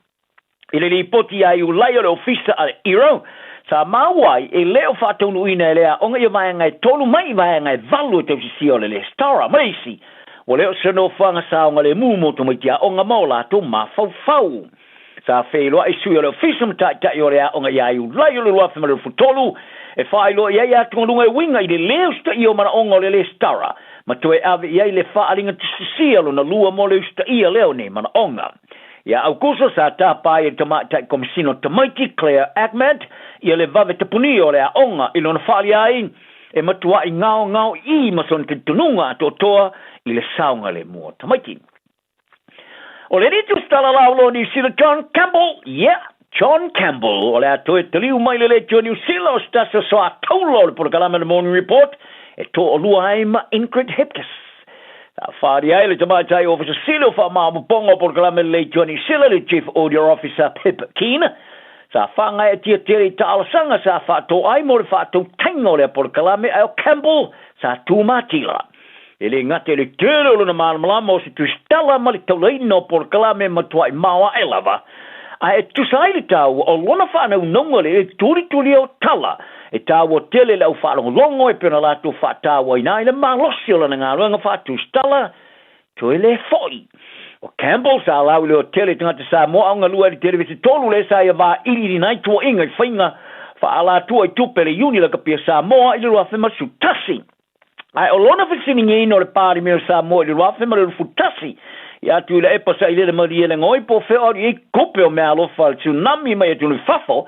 Ai fa ali ia mo matua yakor fa tu to o ta vale le sa ve ile limo Campbell se va inga matanga o va io fa se ta io se no. Ya taro talonga walangalongo ina fa ya ngala ola kapia le blues ya ukilani le toe teli mai opita a ki fa tu muina le ava noi nga tonu le nei tua wa ava no ina o tu mu ese rieko yoane ko yoane te mo le tulanga numero su tonu le nei tua vals for volta alonga fa teli o ta alo mo le o blacks o ye mi sia le sta sanga super la kapi pacifica to sanga fo on o le vai ngola na fe ngai po le sa patical e ta alo fa vai timi ai alani ki o fa sa afi fia nei lo to teli mai o kilani nei ile mai ai o le fito to sango ta alo i morkala po Toulouse farani e pe ona lau lo tele ai le ta po ia le kalapo e pe ona lau tu ai fa i lolo la to nga fia dan ta lo muri mo si tasio kalapo pito silo na lau Europa ele tsama le tolu vai so mo vai o aki sa ni alan fe nga mo tempo po morkala po kona i ai alani e suitu langa ile alo la lo sa mo ya pandia ki a filia au filia alani e pe ma faila a ki ona fa tsina le alo yoane le blues ai le tumnese ole ai lo le ile la tu ta longa mo ma le chiefs ile su fa fi pori le malai in park e teritonu e fa ya onga vern kota e ma fa ya ki e pe ona ta o ile mata inolanta alo sa ya kalapo Toulouse e pe ona ta alfa te sai mata mata ina telo le au forania ta alo ile Clapham Anthony DuPont Romain Natamak ma Thomas Ramos a ti sa ta alo mo le au le kale tahe tonga se lau tos fu ta alo sa ta alo mo Toulouse ai mo le au le blues o ia fa mo ngokota e mo fa ki ona fa le liu le mrui o le ta alo malona to mai tele i tamata alo sta alo fou ya utafa wala ala tu ta alfa tsia e util mar malama pe ona sa ya i suyo o blacks yone mamak tele a o tamasa mo alo lo elementa inolanta alo ili la kapiliti ya ativalu li sati Australia wala fa wono no foi lava i merpone se ya le lo af malu fulfitu ina o mai ona i se nier fe nga mo le to sanga Melbourne Storm o le tamata le volu sul fatu sanga o fa fie na le mului o le to sanga do afa mare fulima il si full fa ta alonga sa ta mo ai ma fa yelo na sa tele la usia il awol su nga champini o le tamata sanga le NRL o le to fa o popo le fe nga le suil to sa mo markala po si stepule le la tu tom fa nga fa malo sia ti le la to lisio ta mai fa ai fir filinga o le si suil man sa mo le foi tamasa ai il fa vai no kala pol Dolphins Connolly sa le muelu o senia foi le toi fa poponga na fenga inga mar club se ya dia le lua fe malelu for fitu o le tomanta io vi silo neti poloni sila teni wali o fa ma vai le fa ungol sta sanga talua malon to finga au fi am fe vesi inga fa unga fa malolo le tu mau il fa ya on fa rulo our silver ferns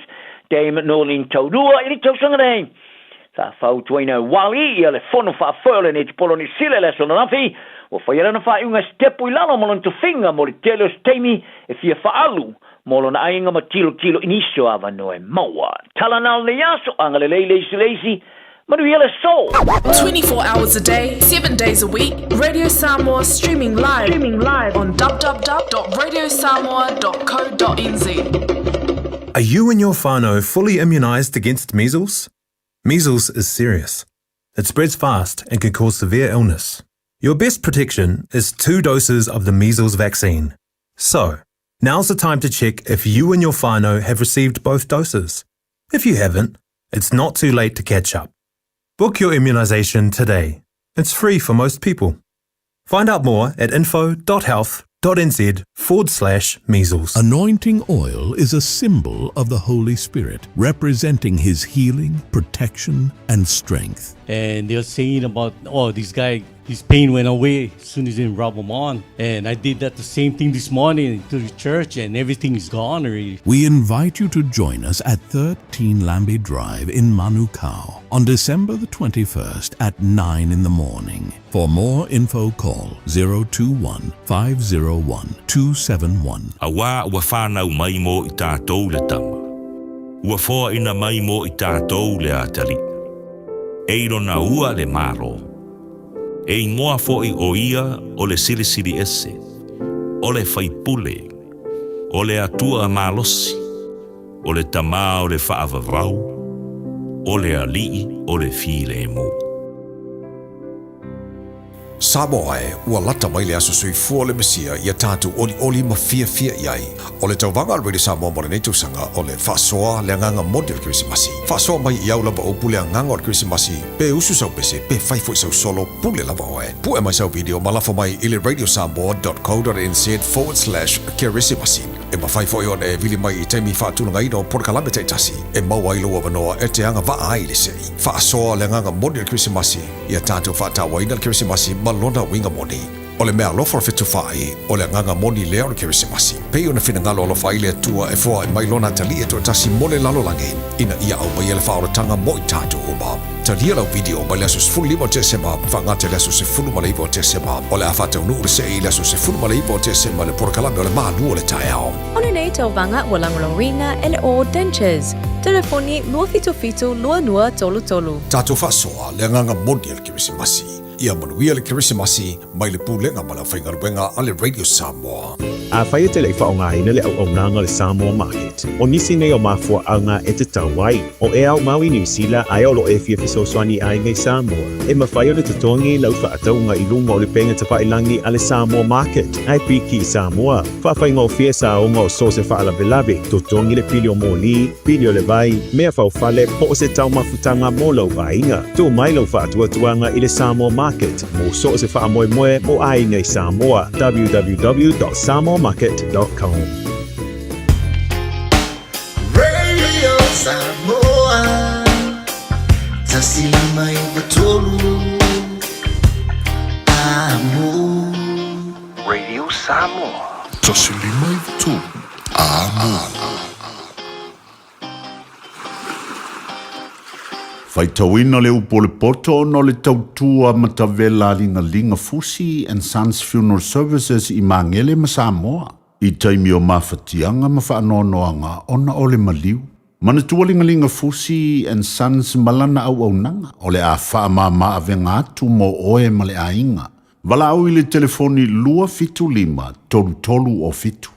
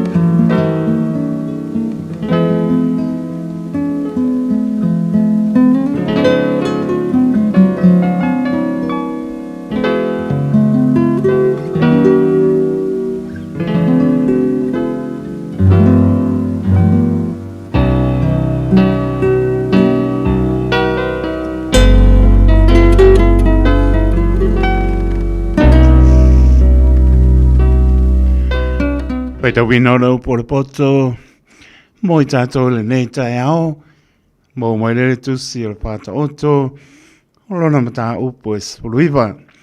E sili ona le leo le tangata mativa o savali I lana mi o tonu, I leo o lau ngutu wha pia pio, o ia fo I o le vali, e le se mea le lei fo ina I au noa le tangata ma le poto. O le wafata lise fo I ona mai, e se o ia. O le valea o le tangata e whapio pio ai lo na ala. Wa ita fo ilo na loto I le ali. o le o loa e whao popo mai ai wo e te tō tele a o le ua mativa ua te ese o ia malana wo o le whasao ina le mori mau pepelo ma le ua tala pepelo e le sao lava ia e tō tele la tō te ole atu I luma o le ri e wo tangata uma lava ma le tangata fōa I mea o uso uma o le tangata mativa la tau te ino ia te ia hao ana wo la tau te wha mao ma ia na te tuli loa ia te I la tau I upu ai le maua I la tau o le ua maua le poto wa lofa o ia te ia lava o le ua tausi le wha au tauta e maua e ia le mele nei e le wha sao ina le mori mau pepelo ma le ua tala pepelo e whano lava o ia o mea whapia fia e le ono ia I le vale e matua le ono poi e le au auna o na pule iari o le mawhauwhau o le tangata e whaangese ai lona ita o lona bi inga poi lea ina ua le mana tua lona anga leanga ina o le toa sa o le tupu e tusa lea ma le tangi o le ona ta noa a o lona lofa e tusa lea ma le sau le mutia o le atali iwa lea, o le malaia lea o lona ta maa, o wha misa poi o le a maa, o le tuturu so o lea, o le fale ma le o loa, o le tō finga lea e matua, au wā, le a maa ma fau fau, mai le li I lava ia, o le paie, e tupu ai le moe ngase, ma le tangata wha vai vai, e fia ai lava ia, o le wa tausia le polo inga, wa tausia e ia lona lava ola. Ha o le wa wha tala le o nala, e oti lava o ia. O le wa lofa I le tangata mativa, na te abatua ana mea I le ari. E tau ia mai foi e ia, ana mea na abatu I ate ia. Ha o I atu I lo wa talii, manu o whai sau wha moe moe. Ai o wale nau lo loto I oti ai o ia. O le tangata ita tele e whaasalaina o ia. A wā a whai e te lawe ai ia te ia. E te toe wha apea foi. Ia e wha longo I le wha tonu mai. Ma e ta lia le a o atu. Ina ia e poto ai. Pe a o I o tau sanga muli. E te le mawhau o lo I le loto. O le tangata. A le pule a le rii. E tu mau lava lea. O le mea e mana o mia I le tangata. O lona lofa lea, e sili ona le lei o le tangata mativa, e le tangata pepelo, o le matau I le alii, e iu lea I le ona, o le ua iai, e ma ona pea o ia, e lea afia o ia e le mala, ua whaanilo e le paielo na lima, I le tānoa. Ai le whaafoi mai ai lama, I lona ngutu, Ia e sasa I le ua tau emu, o na tupu ai lea o le whautauta, o le ua whaingo fie, ma ia e a o ai atu I le ua maa fau, o na I loa ai lea e ia o le poto, o le ua wha a mau mea a lona tama, ma tuli ese I lona tina, o le atali I lea e tupu ai le maa, ma le maa siasi, lo atali ie, so ia e te whaalongo I le a o atu e whaasise ai I upu e poto ai. O le mori maula vale e tau wemu o ia I le whaamasinonga o ngutu foi o ea mi o leanga e wholongia ai leanga sala ua sau nia whaamasinonga mo e tau wemu o tā foi mo tua o e bāne lea upo le poto mo tātou I le nei tae Ua awina atu le upu o le poto I le nei aso o no le langolango mai a linga Fusi and Sons Funeral Services. Ua mawhai o na tu whatasia o nanga tala whea ngai I ni tautau ngō fia tele. E fsosoni atu ai a o whea ngai oe ma le popole ma le whememea.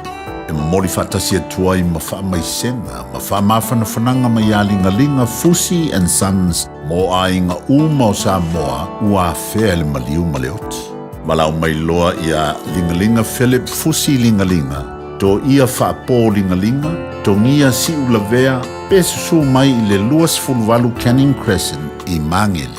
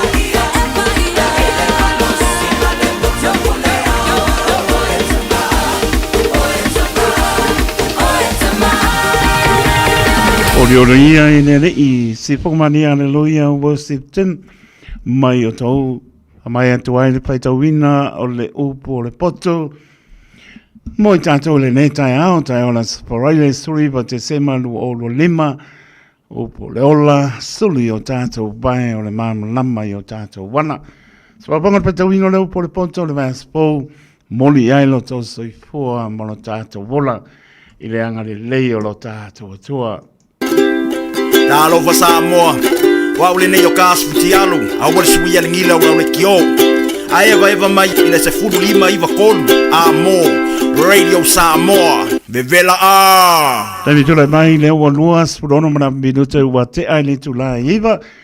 Tau tua whao wao le Radio Samoa su lima iva toru Amo program le fifi mai show.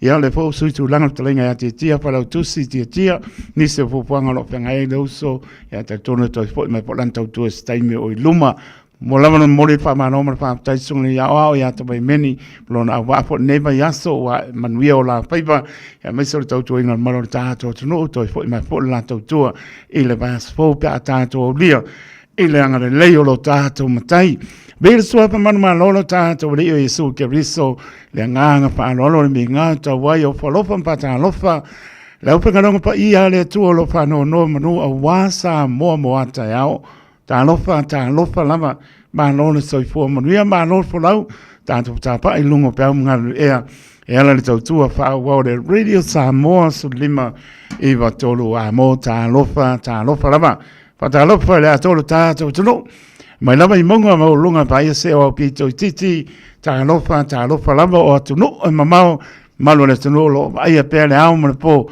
e lo ma puta mai lo to talia ina mai ya tunu e mamao I le tautua le Radio Samoa su lima I va tolu amo poroban pa ta fatu tautua le Radio Samoa I au kilani ni sila poroban pa ta fatu I so se mautanga sengase I mauta malawa pa tautolia malo le ta tunu I ngā se ngase o tino le alofa o le li marana pa mano longa pa iatu mau na maros tātou te au ngā mo ia malona whingalo poroban pa tālo patu tā alofa lava le whangaruina poi I lātou tuli o lātou whāsalanga I so sto ese taton lo iai leanga leo le li tō musu pēr lo na lava ngā pa ia tō amanoa taimit salamo ai poi mai ai alofa te le atu tō mawar file mo le li se aso Kristimasi Nui ai tono whāne pui e a me spoi stau sang fau. Se lau le nei, po I mai. Rangona salamo tātou fo I ai le li pau leo le ala. E lofa te le atu mo I lātou. Tuli o lātou whāsalanga. Tā lofa lama. Ea pa pēna po ina yalom whānau. Le o manuia lātou wa o onga. Ea mo mai ai po lātou wa onga netau sanga. Tā fo I so I fua mri o mātua. A tōre tunu o nātou sang fau. Ea ta tōna toi fo iai. Ai whaaptai le tui anu whaamdianga ia o tōre whanau. Ea ai maise o lau stai mātua. Whao ngāle upu na matu ia te oe. Ine nei tau sanga atoa. Ea maise o lau whaiwhi au talano ia oe. Ea mariti nāra ngāru wenga. Ea tari tōnu maua whaamdianga nisi o whao unga o whiangai poi. Ea mānore toa, mānore pane, mānore tau vivi. Ia o onga e lepa ngofie. Ea ta mai titi lava. Ea hapa I mātua e manuia. Ea mamatau I le atua. Ia le amatanga nao me leo lo wola tama mteine lo fatu mo to muria tu wanga ia tala no ia ta mamtina la apo se me na ngalo ia o nato sang ia tala no ia pa pena fo I matua pa malo fa tai ia e wa ngalo ia o lo sautia le po ngalo laina leo we silsila tu sa valiane e mo anel po lo mi volele ia mangi ulo o kaule mpenga ia ole na wala ngona I fo ele malingi o lo mata o le fia ia mavivi le atua ia o sa fa penga ke alo iskaimi ia makakuo wa au lungo le awal ia ngol fainkapo iskameti ia ma lo la ma sa I matua le wa e malumia faiva o le fa na ala ia onga fa nia le li I malo longa ia mai se o tato saudi atu sa spaya le fa manatuina o le fio ma le sia le pepe o Christmas tu le mata ia ngalo la fa tua Ngai ia tātou moa I leanga le mai o lo tātou tua I ona au la veai mona au wha mano lo tātou moa Kirisi masi manuia ea tātou a ngai atu ma moa stau sampo i le alofa malanga leo lo tātou tua. Nia tātou wholaunga toi tū la, toi aso, toi vai aso, nei tau sanga lu oro lima. La fua i le alofa o le ri, tau tai malanga i le tātou wholaunga. Whaapatai tu asin sina pa tātou whai, le whaingo fie, alofa atu taito mōtou. Whaapatai le pale, ma lole, whaaponga mai, e maise o lau tatalo, e whaapena lava, o na manatua atu, fo i le tatalo mōtou, ai tā ua i o mātou, whātau waa lau tāpo inga, tu asin sina le atole tunu, lau pa ngā benga tofi, whai tatalo, tama wha, nau o Samoa, o lo ngānu nui, le tū, ma le tū la lang, i abi i ailo tātou tua. Lua sulu ima minute, tāne li tu tāsfulu, toi whapunga i tātou talau minatua, nai minute, sa ili atu leo le kiwi fish, i api a mau forte mai ta i anulu a le ai, i a le kiki whaku sao, ai kako wole ako a. Radio Samoa. Taslima iwa tolu. Amo. Sally, check. Ape o mangio. Ea, check ko walu. Ele wo ko makaka, su ele fa ko mai su ori. Ko ko fofo. Walu. Ai ko be ko. Check ko me me, Sally. Oh, pape.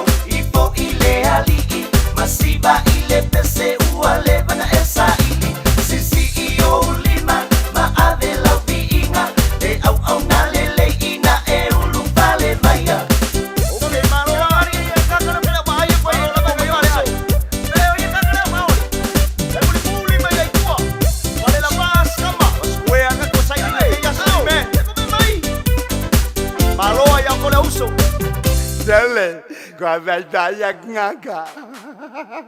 Malo alfa malo si se uso. Malo avau. Merry Christmas, Walter.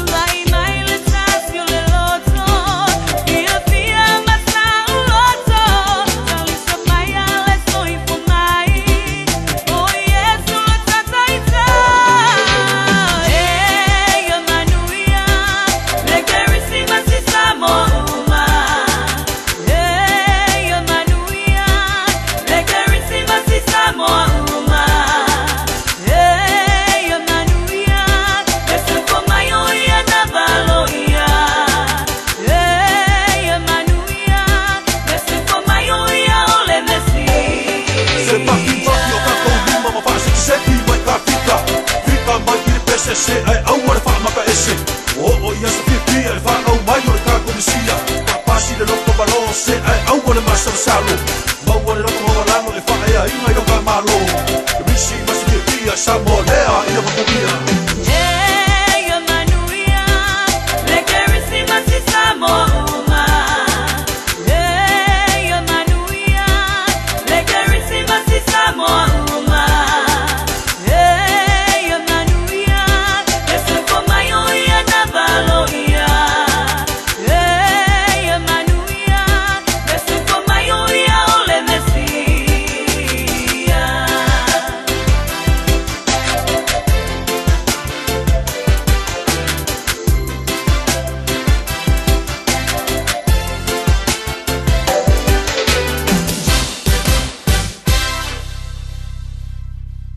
Something unusual to get rid of? E-waste or a hazardous or random item? Don't just chuck it in the bin. Find out where it goes at aucklandcouncil.govt.nz/where it goes. Tāmaki Turiki. All together, Auckland.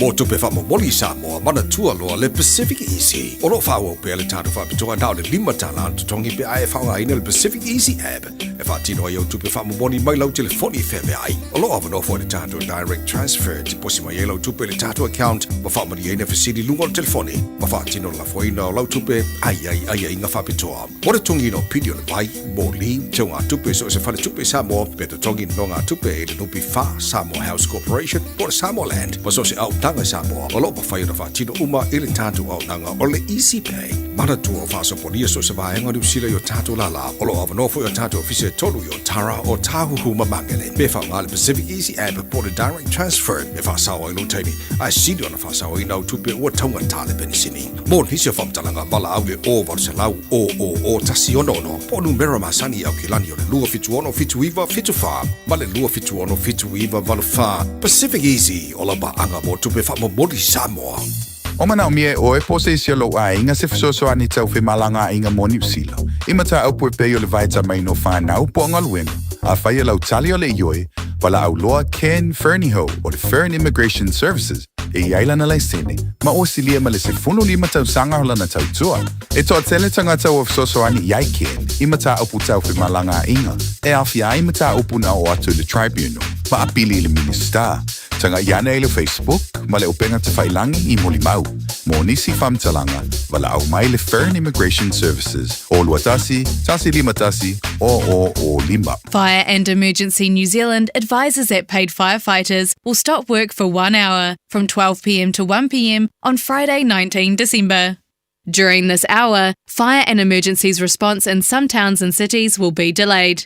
Please be careful doing anything that could start a fire. Do not leave cooking unattended. Remember, if there is a fire, get out, stay out and call 111. For more information, visit fireandemergency.nz. Aloha, we're the Katinas, and you're listening to Radio Samoa on 1593 AM.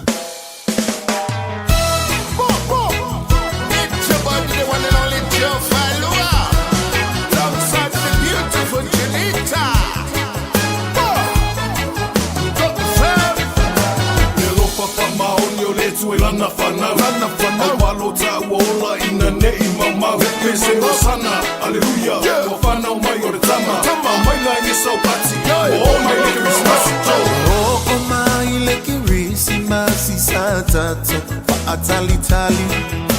E uina ese langona o tangata uma o le lalolangi. Ai o te pi iama I le tala o le wha o la tanga.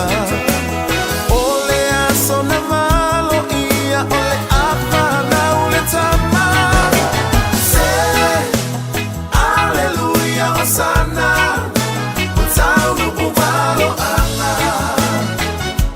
Se malingi ya iloi mata, neno foana fa atawa. Aeda soi fua.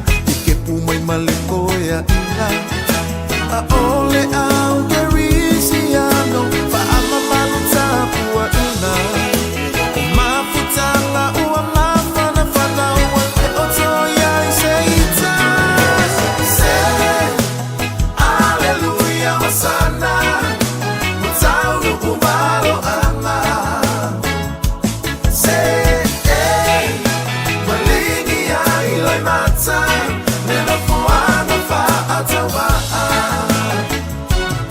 aina sorry for ile tupu oh tanata umalama Janita turn down wish you a Merry Christmas to all the best to all the friends around wish you a Merry Christmas to celebrate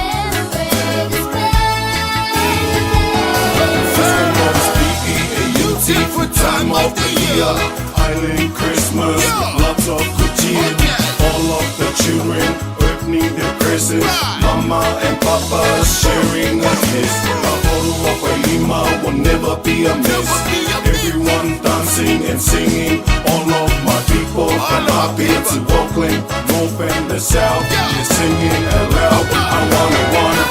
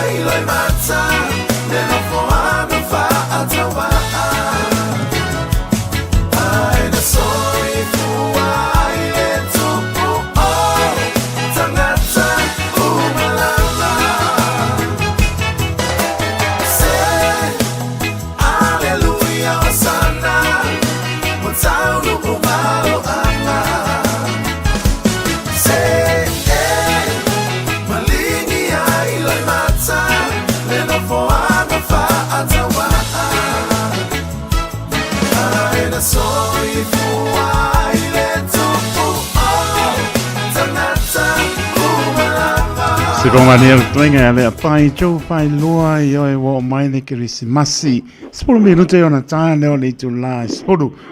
Yo na tu le o tanto tala pa tale tu la spulu ya le o tonu mal sound pe ngara.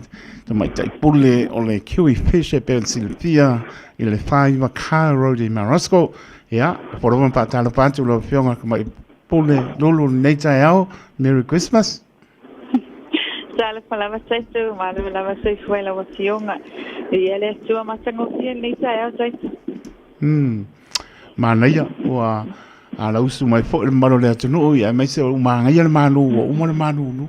O le ase ia wa ka nga si de fio la me fo le ngase ngaso ia. Kamo ki wa nga ke so ia pe se me nga ku aku ele o ele o mano si fa mo. Mano, lava saitu. Orki nga o falong ka re.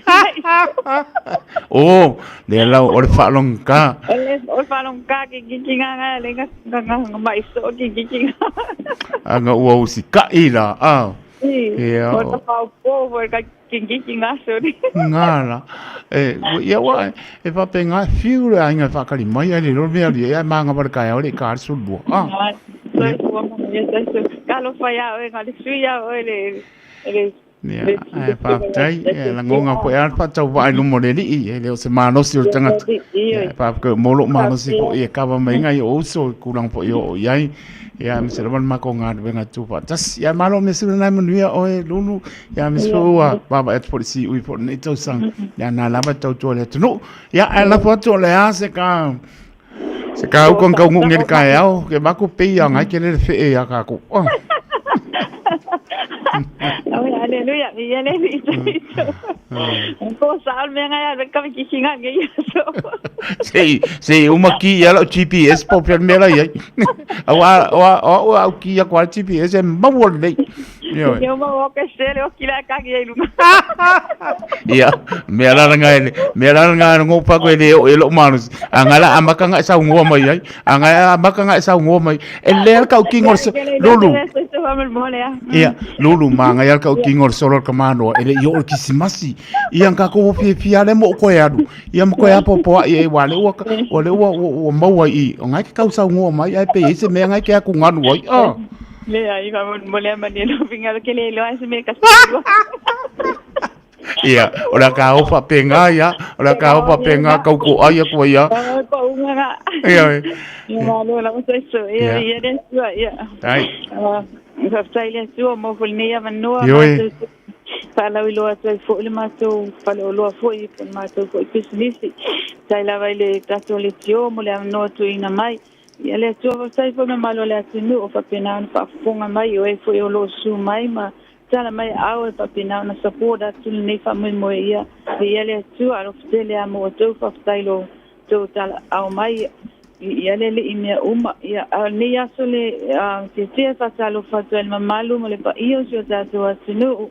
Ia mai se fo io so mai fa ngai nga mo la tu faltua o e o mafai no fa fonga mai nei sai au fa talo fa te ele so fa pelo Yesu ia le tua ai o se tala le maso nei fo ia o nanga te taito ni na fa pena ona maua le te le ia tanu mai le maso va o ana nasi mana nei o maua le snapper to valley so sei alava te Taito lo mawale nei yaso ia e moni mawina ko na malo le atinu le su mai matala mai au o lo fa pena fo na tele le samangi ia tele le fe o le tose tu ana frozen e tono le freezer ia e la titi upu ia ai moni la na fia la ven malo le atinu o lo fa pena na su mai matala mai au o la sala nei o le felesi mana ia snapper lesi fo e valley e mo fo le malet mana ia le la po a le malet le o maua le aso nei ia fa pena fo yo lo maua le maso ia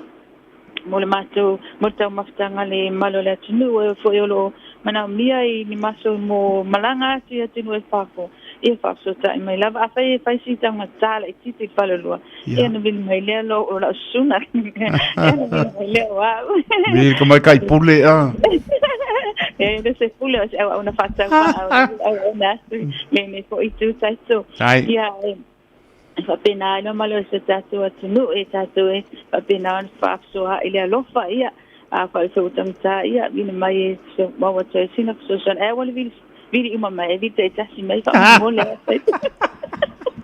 e kaunga pengiau ke le fongi se fa di samen men a fina ngala wala vidi mai Agora su e mai pu ai bili mai ora sa ora nga bili mai ka karango agora karango fo isi me ia nga kongo mo ka ukia ia se sala na taito te ia mo felisi mana ile nei so tanu menita ole ba ia ole ala singa luenga tol nei ia pis sai mo o ka online ia vi ele tu mo fo ile menua Pisia po ya nei temi la kala le Christmas ya uma fo le Christmas uma new year ya no mo le pisi taito ai fa le la mo no macho va no ole fa tu sina pe no fa lo atu ole fa iva car road I Free Kings na Roscoe ole telefonila ole old WhatsApp e lo telefonia de tele mai tau ina numero telefonile o te no atu va telefonile okay le ka ore se o ke fongi lunga ala o na phone my own self my phone ya o WhatsApp Tasiana lua iwa oli mafitu ia fia mawale sosoani ia vini mai e whapena ona mawatua se sosoani fo mo o tōlo o whapena ona mana o mire tau mawhale ei amor kiusimasi te taito tai lava Asano malu matua manua ia lu whakele lava mo oi tai lava lulu lau pule le ia so pele ai Ya. Mula tu pa malo ma pa tai lulu lewa pa pokon malo tai to no sa wa pe sa ofisidi ya lewa kama to la va la opionga kama ga ipule ya pa la va le le ke au ngangi aku o ke le manga mai força fe ke la ko ha fa ka bo lo Ya uno mu me sa le va mu me la o le mango ke wa mu me la lo ke le ka o ai pa te tele la va lulu lo pa tele atu manuia foi poanga le que se massima tau sang po ata to pio lai pea manuia unga bengo to nei aso lo pa tele atu ai pa sa po ia lulu ia tai to nei te ole mo sta no le va ia lo o lo ma le fa ma no fa lo ma ni ya masi alo pa tu foi sia e kale sia pele o kingdom sika e o chi menu mangile east le se fa singa ya alsana manile ua ia male first lady ya Maria manile ua fa manuia le tua manuia tele nei aso taito manuia fo tata ratio so fo ia manuia so fo ia lulu lo fatu so fo tamata ia lulu tal no sa o numero le olo fitu lu fitu o tolu fitu o lu fitu lu fitu o tolu tolu fitu tala noa ia i tulanga uma lama e le lama manino i luma i o e isine te le pinga loa i wha lama le ia i anulu i le numero na 5 car road i mea rosko po 3 Kings i e mo le i lama o le C-A-R-R car road 5 car road i mea rosko po 3 Kings i e mo le lama le tautua a le kiwi fish pe ona e whaponga mai i le reporti netai au Lua mi rute na tangale o le tulai sfuru e aminatu tatou tala pe whaponga iai, whatala batu lau pionga, lau pepe, pili oane marapatu e asana masina mani no poalo, whaptai tele lama, tu pine Christina Tanbasa, mai marpone, alofa tele atu mo o tou, ma lo lama le, po lau po neta usanga, ia ngata lea o ete wati maiava, ia le ngata lea o e foi, ia onisi e foi ke o misi a kursu apa ia lo pa ia Tupi Collins male ainga ka lo pai ia lo fa tele atu mia foi popanga o le kirisi masi male tau sang po ai ta tonu lo mnien manu ta tonu man ia le ma lu ta wa e koe mo foi sisi bela ai pe un lapta inga mai ta to inti munga e le se mea to tu vale ai fina ngalo mo ta to lo tatou te tu maua e pati le alofa o le e le epsilingia i aso uma le alofa o le epsilingia e loto so i fuamara tatou vola au auna marata tonu wha tua e mawhai mea umara whaatasi mai o tatou tua e manuia tatou wholonga i le whaatasi mai o tatou tua tu mauru tatou whaatua tua marata to nai tu la to nai aso ia va yaso ia tato mo lersi o le senior fa mo pe on tuni matai pea i la ngona la ke siano le aso taua fa manatu ale so i fu mai le li fa lo yesu ke riso i le pale o manu pangania le pale o manu ele tu langa le ai tuni matai pe tato ia manu tau bina tato tangai mai ia manino ia mo ngona i le awala na so i fu mai ai le pepe o Christmas. Ona mawale o lo fia ta oso inai le nata usang fo le ala maulana so i fo mai leli. Ai manuia lama le tato wa nga ia tu fo nga uma por kalame o Christmas i marta usang fo ya o li tia me uma le alofa mananga le leo lo tato tua tato lama le tu last food. Ua na o le Radio Samoa se furulima iwa toru a mo e tau tuaina o e ilangu ngana fitu aso le vai aso.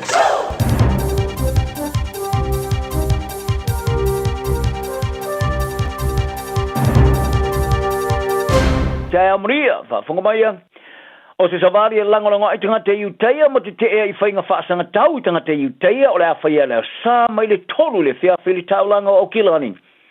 O le savari o whaingoina o le savari te e le itangia o tanga te iuteia March Against True Hatred e amteina le no whanga o le whaatafa whale ao te square o whaamao poina e tali atua i os whainga whaatu whalawlawe sa le mai isini au stari le sa. O le toa sumali limo tanga te iuteia sa whanau iso i fua i le whalawlawe e au fia imas teini titi lai titi na o se furu tausanga. O le tai o whaamawa poina le savali Lucy Rogers ta ia whaalia o le whaalinga le Hanuka a iuteia o le samina leo le mana malama e susulu i le pongi sa le whaavae o le latu savali. Whaari Rogers o New Zealand le tebine wa vea matunu e leoina e leo ia whale te talo po Senegal whapea ma onga mō tanga te utaia. Ma ia ta wai e le te tau o na vea ma mea masani ai. Ma ua te tau wai na kolossi le laina i leo neone. Whaamaoni ai Rogers o le savali o lo langolonga ina fisosoni ai le fon whaatono tanga te utaia New Zealand. Ma tangata New Zealand te ile fita whaatu whaalvalave ale Hamas. E beona tau whai ioi nālo iai e nei whaaraputonga lua le nei savali. Ai mai leisi tole vasa tase mani o forfalaina le Parlemia Australia Anthony Albanese.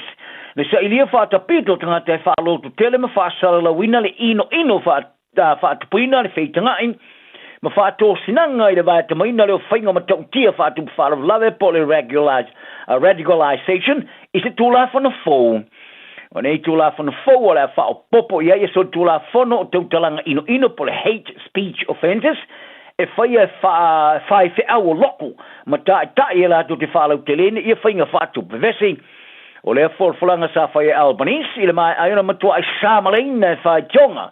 Matua inga i le manatu noa ma le vai o lana whainga malo. Ma le tū whau o tangata whaatu vevese, whaia forfulanga whaatu vevese, ma wha maro singa whainga te whaasanga i tangata uteia. O le tamalo ia Sajid Agram, amalo Natali, Navid Agram, sa la whaia leos whainga i pēra riputi ai sa yeso tanga ma klup tup whaarwala vele ISIS. Sa whaari ai Albanese le asoromafi. O le ata paina lana whainga malo le fōla sio le tūla whana fōu sa ilia whaatapito i tautalanga ino e whaia i le mai ai o le whaarwala vele sasa. O le matanga ruenga o mata upwhalo toi whale. O le ave i le power e solo iai visa mo i la tu e whaia i tautalanga, launga, ma whalau te lena i le ino isi tangata. Ai o le lia na Vid Agram sa whaau pengaina i whana walo i ane ona mōlia i le 5 marivo sori ngā tūla whono i tusa ma leos whainga ina o te iane ma le masini sa whaolai ma i manua o ni purwhana leo ai olo na tama ia sa jit sa whana leo ma umai leola i lea no whanga. Ai ore jamene umatuai whai joina ta o le Pasifika ia leos whainga i Australia.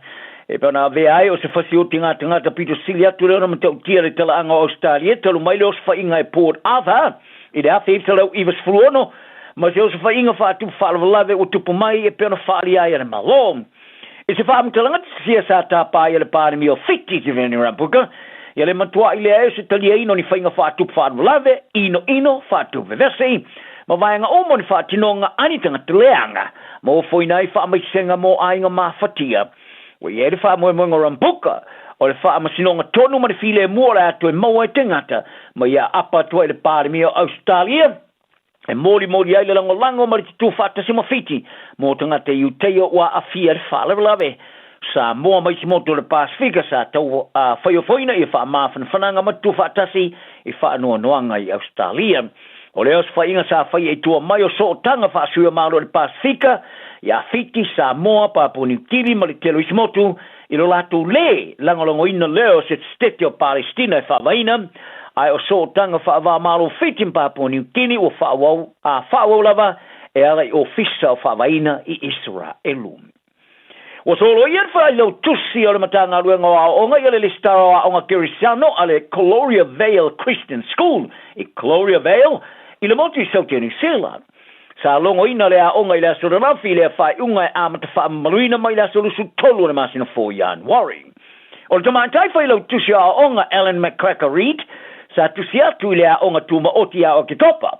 E whautua inai o loo tilo e solo i le la tu le stara. Ina ua le pasia le siakilo na lua le official to i le longa o onga po le Education Review Office, ERO, i whatinonga le a onga i te tono le lua tau sanga. I le poti ai u lai o le ofisa a ERO, sa mawai e leo whatonu ina lea onga i vaenga e tolu mai vaenga e valu e tau si o le stara, maisi. O leo seno whanga sa onga le mumo to mai tia onga maola to ma fau. Sa wheloa e sui o le ofisa mtai o lea onga i ai u lai o le luafi ma le futolu, e whailo i ai atu lunga e winga i le leo sta i o mana onga o le stara, ma to e ave i ai le whaalinga tusialo na lua mo le usta i a leo ne mana onga. Ia au kuso sa tāpai e tamatai komisino tamaiti Claire Ahmed ia le vave te puni o le a onga i lona whaali ai e matua i ngao i mason te tununga to toa i le saunga le mua tamaiti. O le ritu stala laulo New Zealand John Campbell. Yeah, John Campbell. O le atoe taliu mai le John New Zealand o stasa so a taulo por kalama le Morning Report. E to o lua aima Ingrid Hipkiss. Ta whaari ai le tamatai officer silo wha maamu pongo por kalama le John New Zealand le Chief Audio Officer Pip Keane. Sa whanga e tia tiri ta alasanga sa whato ai mo le whato taingo le por kalame ai o Campbell sa tūmatila. Ele ngate le tēlo luna mālamala mo se tu stala mali tauleino por kalame matua i maua e lava. A e tu saile tau o lona whanau nonga le turi o tala. E tau o tele le au whanau longo e pena lato whatau ai nai le malosi o lana ngā runga whatu stala to ele foi. O Campbell sa lau le o tele tangata sa mo au ngalua le tele visi tolu le sa ia wā iri nai tua inga i whainga wha ala tua i tupe le uni la kapia sa moa i le rua whima sutasi. Ai o lona fisini ngi no le pari me sa mo le rua whima le futasi. Ia tu le epa sa i le mari ele ngoi po whea ori e kope o mea alofa le tsunami mai e tunu whafo. Ai whaali i aima matua i akor whai tu to ore ka vale le sa le vea ile limo Campbell se va inga mata ngā ua va i o whai e se ta o se tano. Ia taro talonga ua langalongo ina le whai aonga la ola kapia le blues iau kilani le toe teri o mai o pita a ki e whaatumu ina le avanoi lo ngā tono le leinei tua wa avanoa ina o tumuri e se rieko Ioane. Ko Ioane te mo le tūlanga numero su tonu le leinei tua valsfur val talonga whai teori o ta alo e mole All Blacks. O ia misia le istamarasanga le Superlaka Pi Pasifika tau sanga fau o no le vaenga na whea ngainga po le sabbatical e ta alo whaavai timi ai Alani. Ki o wha sa afi fia nei lona toi te li mai au kilani nei. I le mai ai o le fitu tau sanga o ta alo ai morkalapo Toulouse i wharani. E pe ona lau loa tele ai le au tā poa ia le kalapo e pe ona lau tu ai e whai lolo la tu ngā fia na ta alo muri mo si tasio kalapo pitu silo na lau Europa e li tsama le tolu vai soma vai. O aki, sa sai ni alan whea ngai mo si tempo po markalapo kona te i ai alani. E suitu la ngai le alo lau loa sa mo ia pandia ki a o whirwhiria le au whiria ai alani e pe ma whaila e a ki o na whaatu seina li te alo Ioane le blues ai le i tumurese. O le ai loa lea i le latu ta alonga mua ma le Chiefs i le su whao whia puari i le Malai Eden Park. E te li tonu e le whaia onga Vern Cotter e ma whaia ki. E pe ona i ta uai le mata ino lan ta alo sa i le kalapo Toulouse e pe ona ta alo whata sai ma ta ma mata ina telo le awa wharani ta alo i le kalapum Anthony DuPont, Romain Natamak ma Thomas Ramos. Ko a ki sa ta alo mo le awa le kale tahe tonga se lau tos futa alo sa ta alo mo Toulouse. Ai mo le awa le blues, ua iere wha moe ngā kota, e ma whai a ki ona wha li liu le marui o len ta alo, malona to mai tele, i tamata alo e ta alo fou, i au tafa, o le alatu ta alo wha atasiai, e uti malama, pe ona sa iai i sui o le All Blacks, Ioane, ma Mark Telea. O le tamasa mo alo loa ele mata ino len ta alo ili la kapiliti, ia ativalu li sati Australia, o le whaono no foi lava i mere pone se iau le rua whamaru fulfitu, ina ua mai ana i sei nir whenga inga mori roto sanga mani Melbourne Storm. O le tamatala vau lusul whatu sanga o wha fia ina na manui o le to sanga rua whamaru fulima, il se full whao ta alonga sa ta mo e ai, ma whai alo na sao tele lau si ai ele au o le suanga champini, o le tamasanga o le NRL. O le toe whao popo le whenga inga le sui o le to sa mo markalapo se stepu lea, le latu tom whainga wha amalo si ati le latu lisi o tama e whai i ai whirwhiringa. O reisi sui o le mangsa mo, le whai tama sa iai, i le whaawai no le Kalapol Dolphins, kona le muelu, o saini a fo i le toi whaopoponga na whenga inga mara kalap se iau ria le rua whi malelu for fitu. O le tamantai o vidi silo le neti poloni sila teni wali, ua wha amawai le whai unga le tausanga talua, malon tofinga. Au fi aim fevesi inga le whai unga wha malolo le tu mau, i le whai a unga wha rulo au Silver Ferns, Dame Nolin Taurua, i le tausanga nei. Sa whau tuaina wali, i le fono wha whole neti poloni sila le sonanafi, o whai ana whai unga stepu i lalo malon tofinga mo le telos teimi e fia wha alu. Molo na ainga ma tilo iniso ava noe maua. Tala nal le yaso, anga le leisi, manu yele so. Baby, hey, hey. Oh. It's the memory of an old Christmas card. There's an old Christmas card in an old dusty trunk. and it brings back sweet memories dear to me. Though it's faded and worn, it's as precious as the morn when I found it 'neath our first Christmas tree. I thrill with every word, every line. Guess I'm always sentimental round this time. Pardon me if a tear falls among my Christmas cheer. It's the memory of an old Christmas card.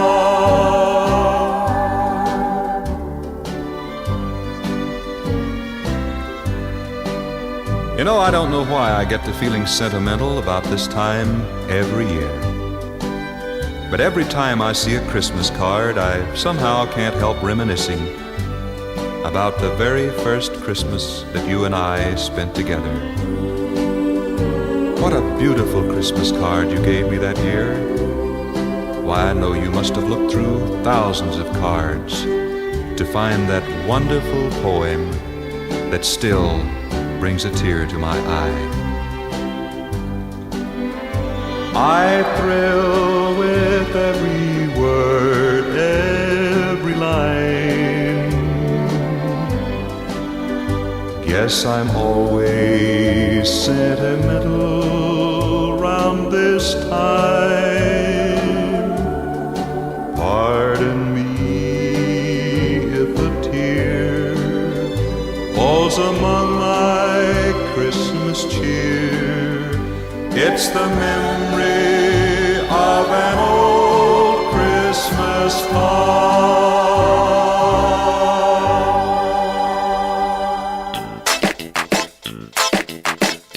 Eva mai pea I the radio kasi lima I vakolu amo.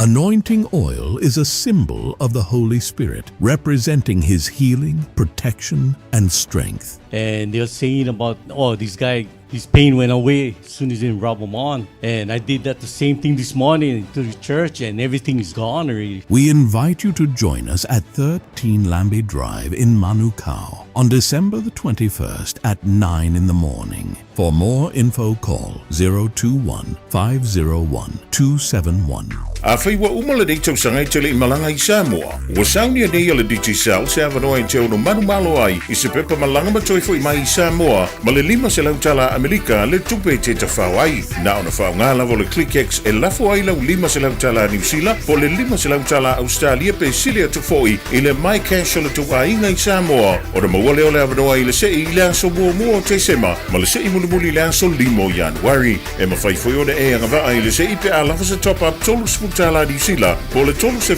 tala Australia pe silia te foi, molo a inga I Samoa, e ia inga ole nei whabitoa. Marui e tele aso fia I inga umo Samoa. O le lava vai le whanau no whawhale le taimi o tuwa. Mana mia se no fuanga I whaafia I le a inga ato. Ta pena re a inga ato, mo se ta whaonga matau tia I le Crystal Mountain, o matala nei le Mystery Mountain. O la hoteli ta alunga ese mo le whanau, tanga I maleofo I le Dinosaur Gully. TTA le Express Train, ma matamata il Animal Park, ma sawane le Speed Gonzales Roller Coaster, ma awane ingalo le Crystal Mine Museum, ma tamo fiele aso mo le ainga atoa, le Crystal Mountain, Valusfulu, Candia Road, Swanson, Okilani, PSIasi ile crystalmountain.co.nz. Beta Drive Doctors ile taulanga fa tau I mangele fa pea manrua, mo le vainga o so ngase pe amana o mia. E whaatino e fo I matuipui o le whana witi, o tuipui le COVID sfuluiva, mo I lātou e sfuluan tausanga malunga atu. Whapea matuipui o le flu, pala au telefoni, 255-25 mo so wanoa e whaatino ai nei au nanga. O fisa fo maa I maangele I taftafane o le McDonald. A manrewa I taftafane o le Whaletusi po le Public Library. Peter Drive Doctors Clinics. Talo for Samoa on Mr. Cowboy Lene. Whaafafonga ma mai mo mai pea i le Radio Samoa. Yeehaw! Talo falava o le siufonga le neo Samoa, le Radio Samoa. Taimi tula mai le ua spulu fetu minuti. Te le tula spulu i le tautua le Radio Samoa. So lima iwa tolu a mo. Whapona maro le tātou tunu to e nātu. O le tautua sunga ya se yuli umalau i tātou tala i vai whanua. Mori whamano mara whaptai se yuli. Ia, moskiri se masi manuia o lua male. Ai ngā rii, ia te tonu poti maro le tātou tunu o lo manuia lama. Por kalame whangasolo le netai au. O le aso paroile sruiva te sema lu o lo lima. Pea lama maputa mai au ki nani manu tūtua o i o tunu e mau. Tono lo sāpat pengaruenga o tunu e mau. Samoa na lua le ati Pasifika. I atunu umora langi. I le tautua le Radio Samoa. Toi pata lofa atu i le nganga wha anolo. Maha lore folau. Soi fōmria manu tātou tunu. He au tātou maua mai lama. Si ui o netau sanga. Na i tu la. Na yaso wa yaso. Ia pa moe moe lava i le anga le lei mai o le matai. Tātou te maua i le aso tāua. Tūni matai pēa. Tau whingano mara au wha tua. Ia maa lo lava le pale maa lo folau. Tai le ato le atunu. Lau talo. Lau whingano mena tatofio. Ala mana i whana witi. I maise lava o tua asinsina. Ui fōle mano le atunu. Whiangai ma ngase o le tino. So se mauta ngase i mauta malawa. Ia o te talo lava i le li. Ia o si le pia le li i mea uma. I lana whamano longa e pa iatu pa iane. Pa ifo maua le malosi tātou te au ngā mo ia molon pil ngalo. Ma lo lava ia le on sai. Ia meso le tātou fō lang mai. Ma sino o tuana iatu. Sutasi ma sino o whano atu. Ia whangaro ia nispa o tia man i tāsa ta wasa mai ai. La fo atu ia le nu o ngalo i mea. I le toi mana tua. Po tua mai maa lama le leo se moe moe fō tupoai. Ia mai se lama le whamanatu ino le aso tāua. Ai o whingaro le o pātou tua o tātou tangata tau tua i le li moron whingaro. Tātou maua i lona whi le mua molona mātanga o pie. Ia maua se kere si masi manuia le atoro tātou tuno. Pea lawa e wha manuia e ai lau ki si masi. Ia iai le alofa o le li wha manuia. Ia mai se tau sanga fō manuia. Wha maa lofa aftain. Whamanatu, non ta whamanatu lava, e leo se whatonunga, ia whangongo atangi au lau whaponga mai, ia e mānei ar whamanatu a tawane ei, lei ane ei, ia o lau whaitalia na mai soi fō maola e teito, au ar whaonga ina telefoni, ora mtu amta utia ar kamale o telefoni i lungo le awala, ioe, e ngon kakangi ai ta ua e vambe alau, ia kangaku lo au, si i telefoni kari, ia ngai whaasanga le, peke whaasanga le kamakau, peke whaasanga, ai ngalo ia oe, ngalo ya ora ta mali le yo so i fo na lo ai ngolo va pe na nga i mota mla pe ala va nga i ole na pa mole ya pa ngalo te telefoni se i pa o tia fo me wa nga i ai ya po mota mla ke le ka mi pio ka ngora so ato ta ola lo le mole pa sia mo li fa mole pe le po io na fa manatu atu ele tango fia tu lo le ava ona fa la au fa saina. Ia kamalanga o le feo i le vao le langi mara langi le feo i lalo le orket au mai ai solo a koale o mai mori nongo vinga e langu mea mata mori i le sila ngaka kaua tau fuala au mara ona tu lo ia wako i ka koe kuri akuri sao ne ai au war kuri le sao ai vai sao ngale mo pa mole ia sao ngale mo ai sila kamakau anga vale ia ele umias kaimi saunga le mo ia alu lo ai sila ko mo mori ia ele pa pe wo fa ki alu lo de ai anga ngar to fa ma sila to ai ala no mo lo mi pa me ke ku ia se ko ola malang me mata ia nga i lo i mo to malau le lo fo le ia tanga i fa ai lo lungo le wala le se lungo tu la fono mau fu nga se lengi ia anga ka usu se lengi ka mpa ko i oli dei po pe ki malanga ia le lava le whaauta le lei le mea lofa le li. Na mai topsi ai tātou. Mea lofa po ai fōre poto e mā whau tonu ai. E sana mangai. Te pai mei te mā whau tonu ai. Awane e tau siri se me le o e manos. Mea kau siri lo i manu lo te taa le mau tu lo polonga lo. Le ase me o pākeki mo le nei. Ngai atu le whaingon tau sanga.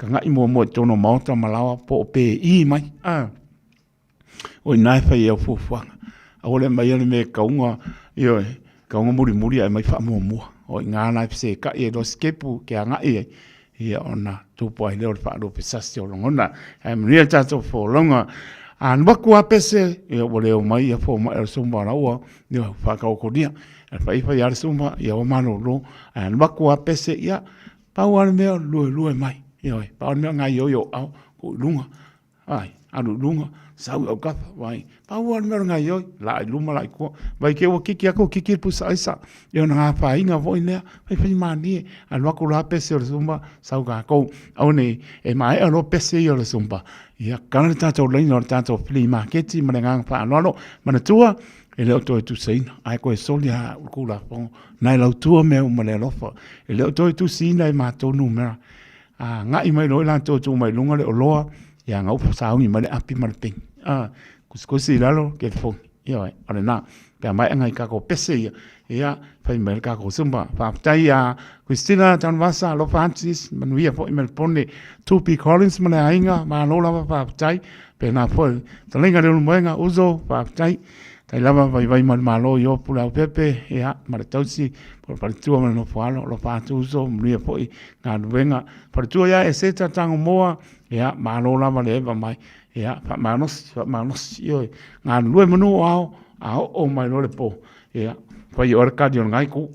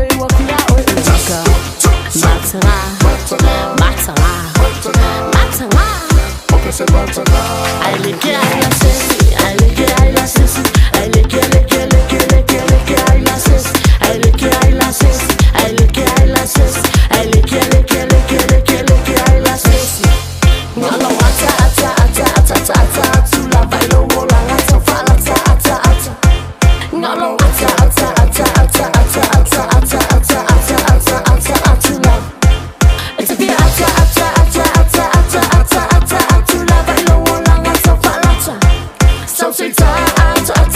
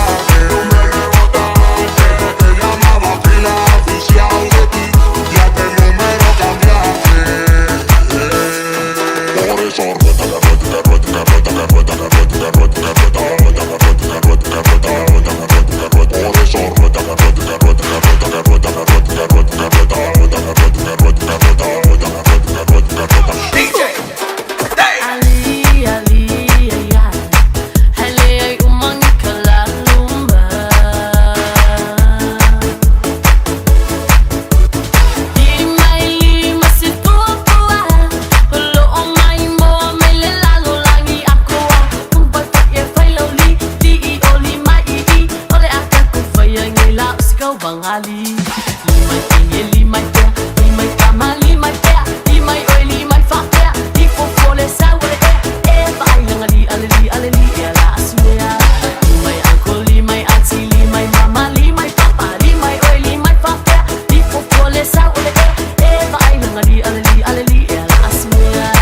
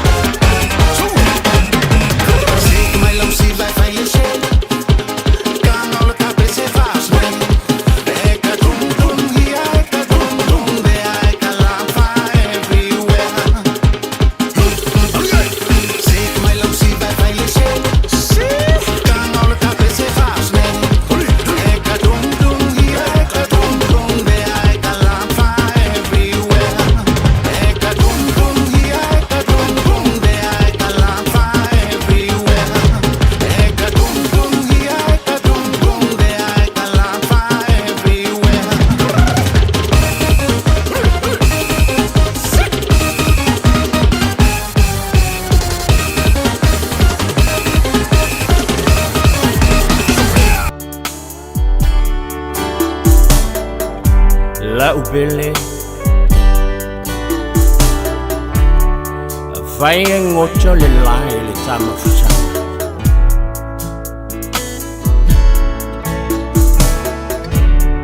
Oje jojo Se lili sama-sama yo bautafa E fai lea mabainga O lea lofa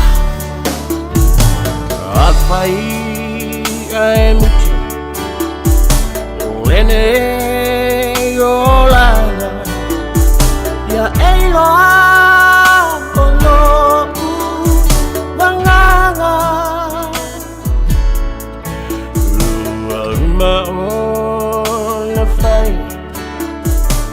Waja uchala Oche chota selili sama sama iyong Tafa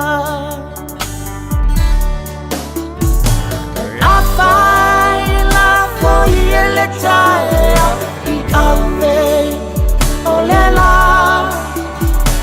Nama chala lona funga Wa ulena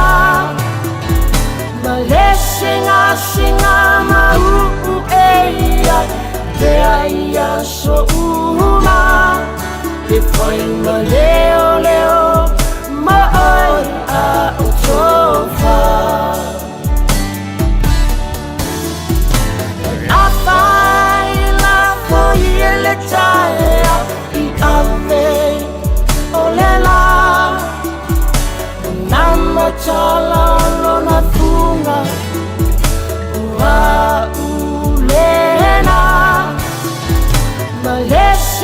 Singa mau eia Te aia so uma Te foi ma leo Ma oi a utofa Vai lema Yo o le lili pai.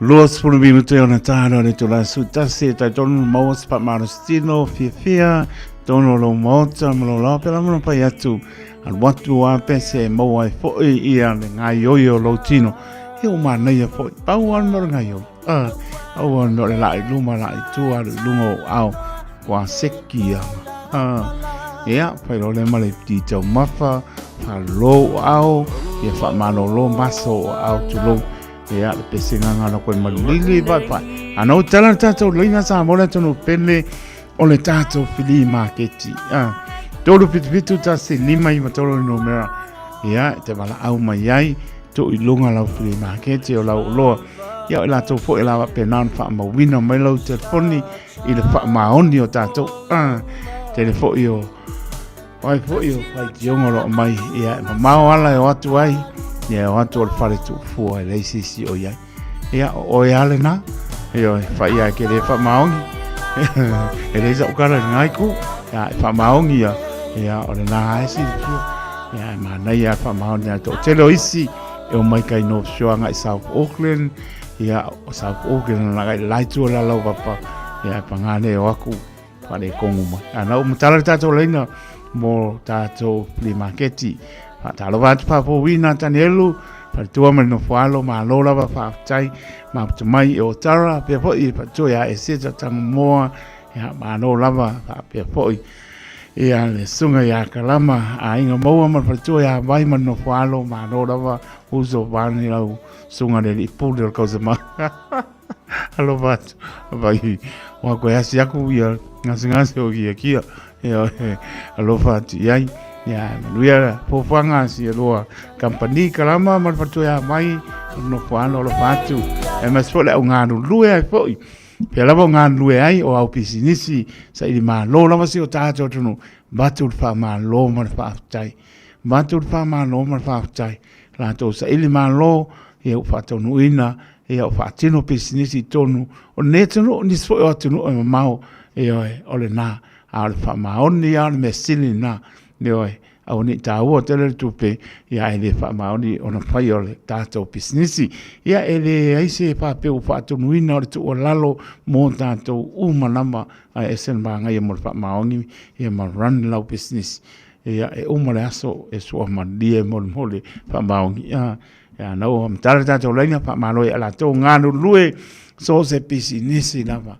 Alofa te le hatu proklame manuia foi ia o tau ki se masim tau son fo ia o tau inga ia me se fo tau tuina maro tātou tunu so se alai business o lo ngā lue o company o ngā lue ai tupu mta mali o pare tua mtau si sawa ia alofa hatu proklame le radio Samoa ia ila tau manama o ngā lue so se ngā luenga o business o ngā lue mfa mni ai le tua ia bi ia le li. Alo lama, mamta mai tala pa. Soifua mungia e lau fionga kaiko. Ia, malopo dong sai mai. Soifua, malopo dong sai lau fionga re. Nalwenga ngias. Tai lama. Ia. O le free market ke ngia hinga whamole mole lama. Le elo fingalo. Ia, sauno ia. Ia, o le lau piriaki. Ia. Iei uma, iei le kiu, iei polo. Ia malelake. Ia, o le whaonganga e lau whaanga o kaakia e lalo whakava. Ai le uma lau. Ia, o ia e fia o lo fia maua se, ia o le si foi kalonga leile o kisimasi e malo lo ia li. Mai ia ke, sa o le sa no. Ia, loa meanga wa wako i lunga ngele o whaonganga e siau whaanga. Ia, po ia o fia maua o kakokungu, ia, e awe foi Samoa i o mea umanga, e te lei uma, e sa wakankanga i e mesi kau lei ia a e whase laula e awe ai. O ma, kolku aka lau po le apa. O le lau akoa, e o ke le ngore ke le fuara o lau no mo venga le pe lau ke keli ai fa nga le malu polo o ia malu polo nga fa nga no ia ko uma ia sa worka ka ko ko nga e pe a le ka nga la ve fa se lau ia ta no mera fa mo sila ia mala mo la fa mo le ka ko ke o mi so la mo koso ia le service o food service ai fa ia alu ko ala e ola ala wa ye li se o mo ia o la umela la le olu o fakas kolu o ngongo o i fiku olu o fakas kolu o ngongo o i fiku ia bala u mai tui fa mole a manu ia lo waso mo nge foi kisimasi pe ale ko filoi ai la uso tui pe na fo e olu ma fa to ma no falo ia se foi ia fo tui ma no lon sai mai ta lo ba ma no lon sai mai ta lo ba Ia apa petu atu o i tua. Ia ka ofi malita alaina. Lau ke karango leisi o ke le karango aku i tua. Ia ngonga kua. Ia lau sunga. Poro whionga poro na hou. Ia. Ai koe. Ka pākuli ka kango. Pari wakuli ta mai alesi walau. Ma losa i fua talo. Ia. Nam no tato laina. Tolu petu tasi lima i tolu le numera. Ia o tato loa. Ioe, tātou tasi, una tātou tala i mai panua, ana am no tātou leina mo taimi nei, ia wha asaua i lo malau o loa kai mingi, ia no mera o ke pongi sole, an koa maa ngaia, le lama wha maongi mai, ka ko tu atusi, ia ma le telefoni, ha mole mole.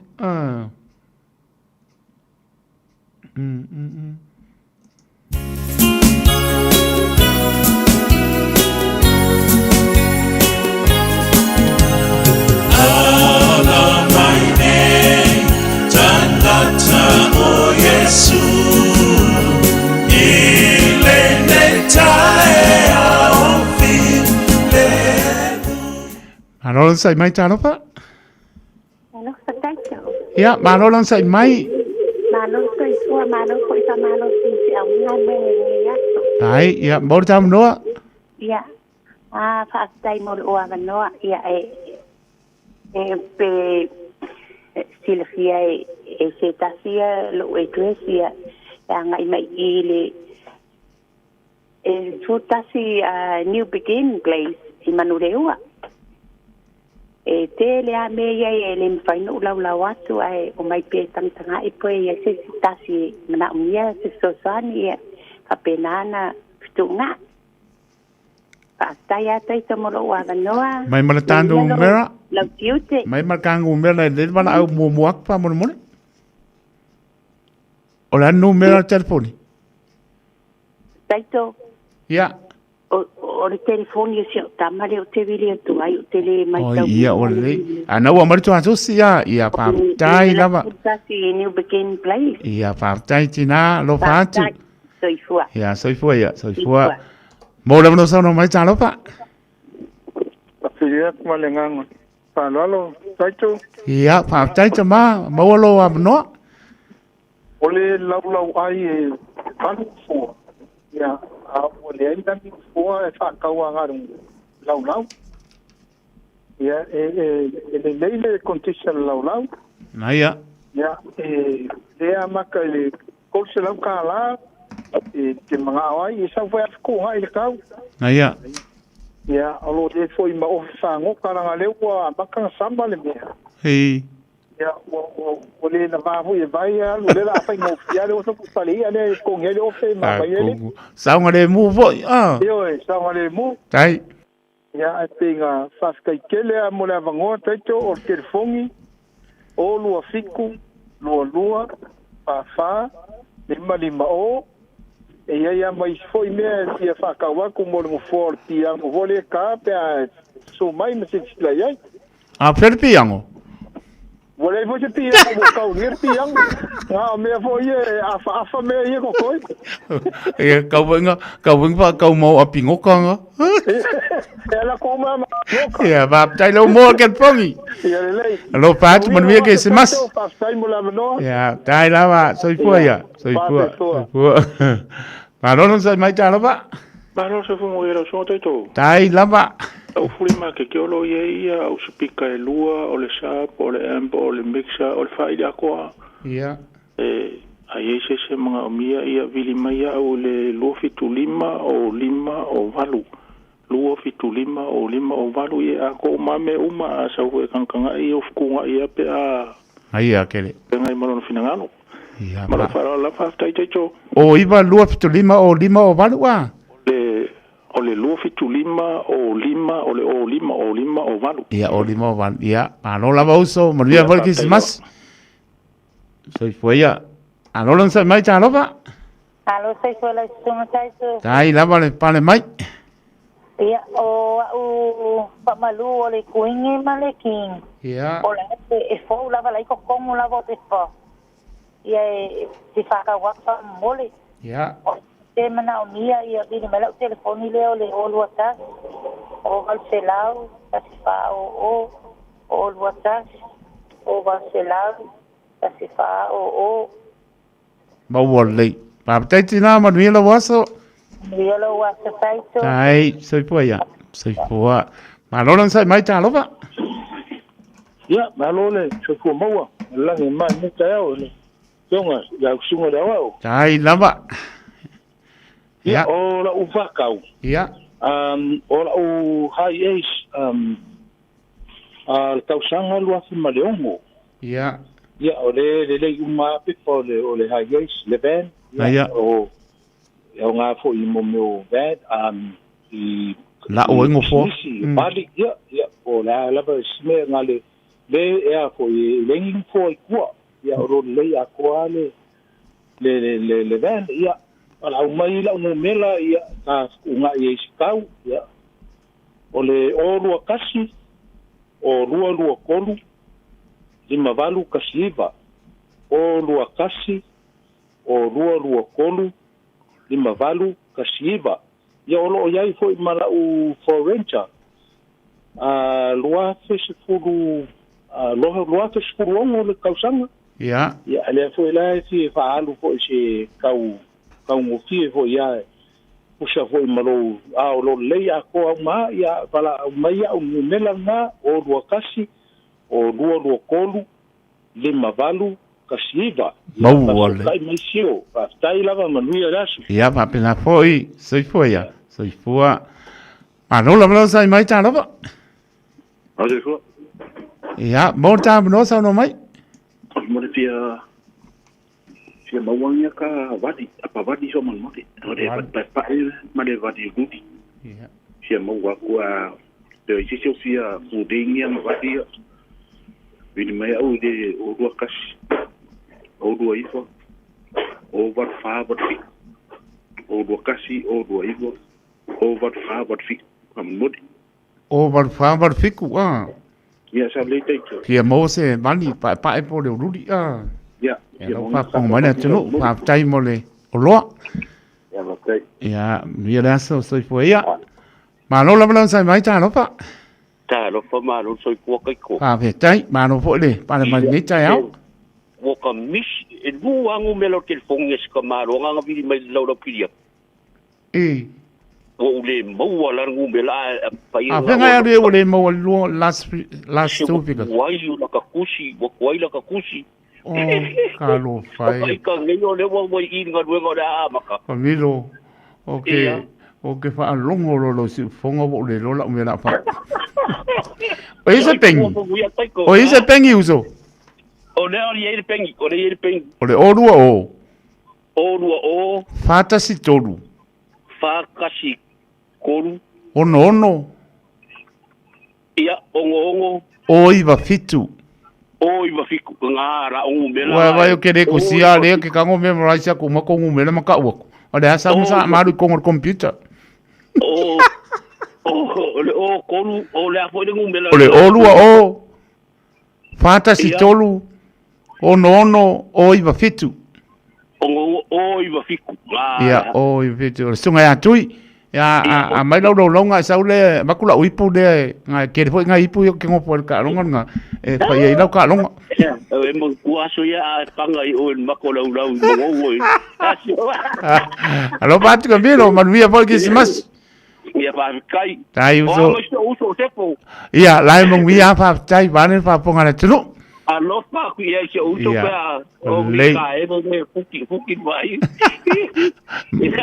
ia so fua camino so fua ia fua alo la va tanto fli marketing a mon neta yao ia dan so fua ia be amo se no lazy va yaso ia pe sai mar pa mo tau tua de radio Samoa ia to tala por tanto leina ai pa ta ia la to na mo mai amanoa ia me tanto lima ke tol neta yao ia ni le na minute au na tanto tala I vai fanua au na tu ile ngana peretania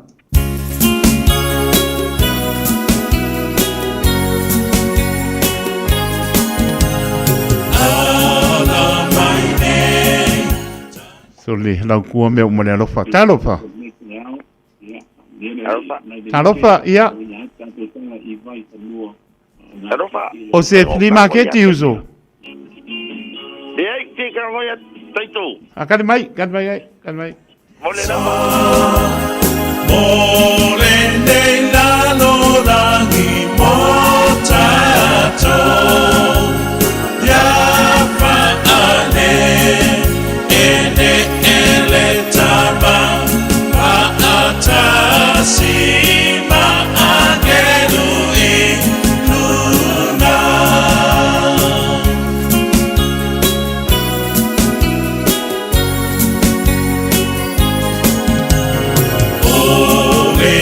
so ma fana leta mo carry sole fa aula mo tato sale le fa fua se ima le au agenu ma vivia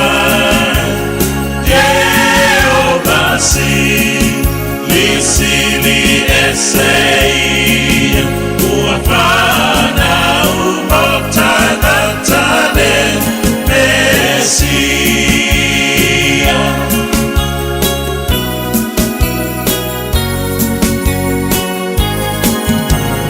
Ole ole Oba moinaba ai Ile agenu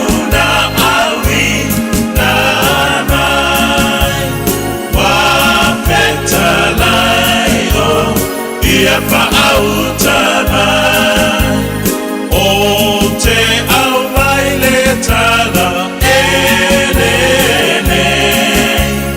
e ori o li tele ai le nu I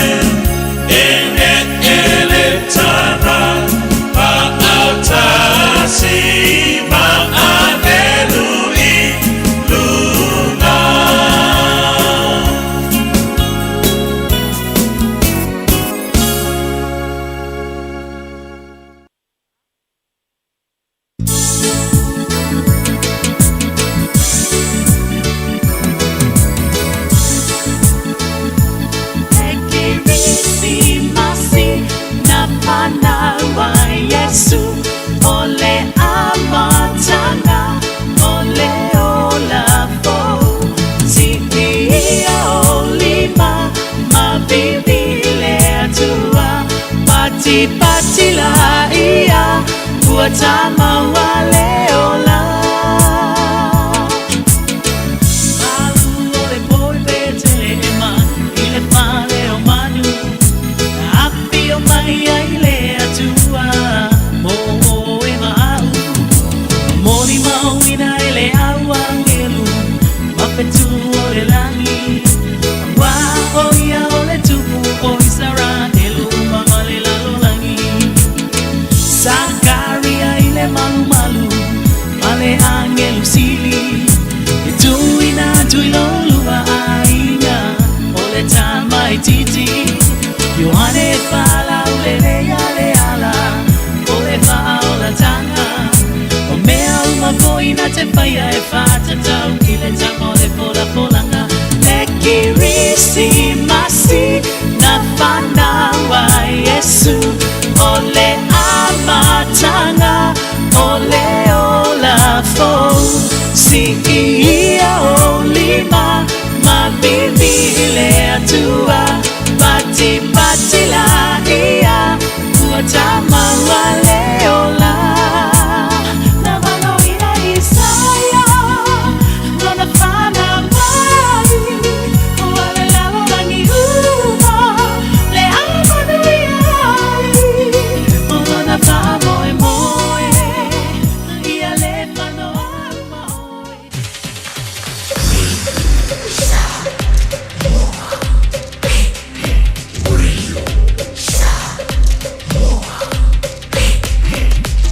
Tasi limoi betul. Amo.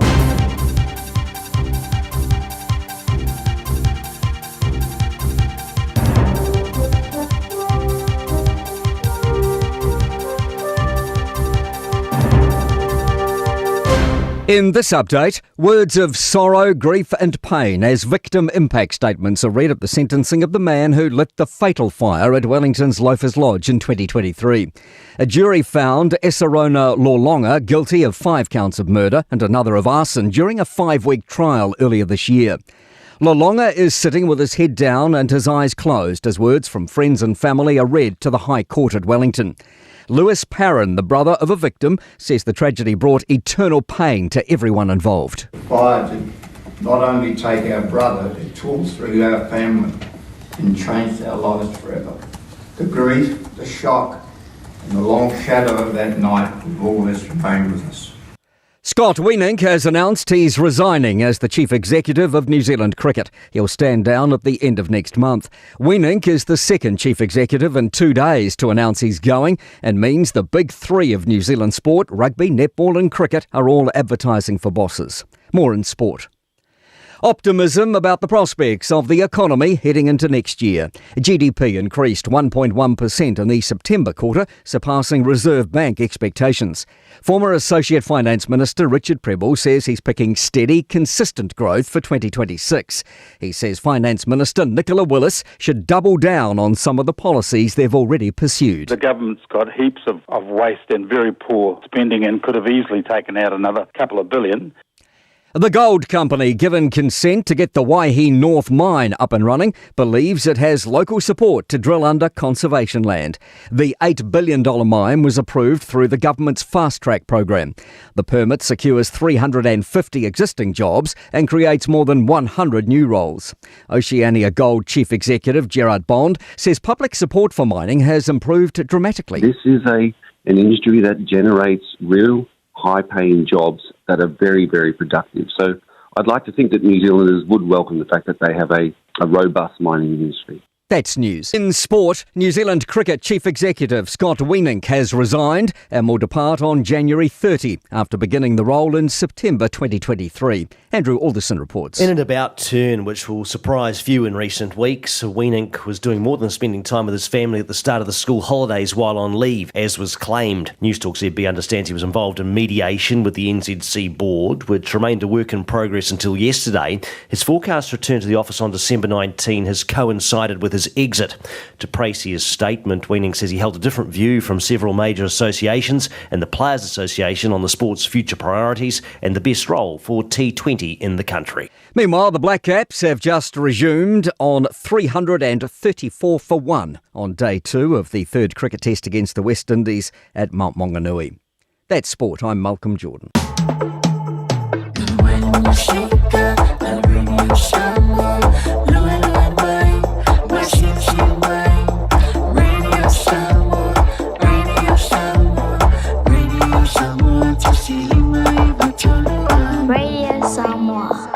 Are you and your whānau fully immunised against measles? Measles is serious. It spreads fast and can cause severe illness. Your best protection is 2 doses of the measles vaccine. So, now's the time to check if you and your whānau have received both doses. If you haven't, it's not too late to catch up. Book your immunisation today. It's free for most people. Find out more at info.health.nz/measles.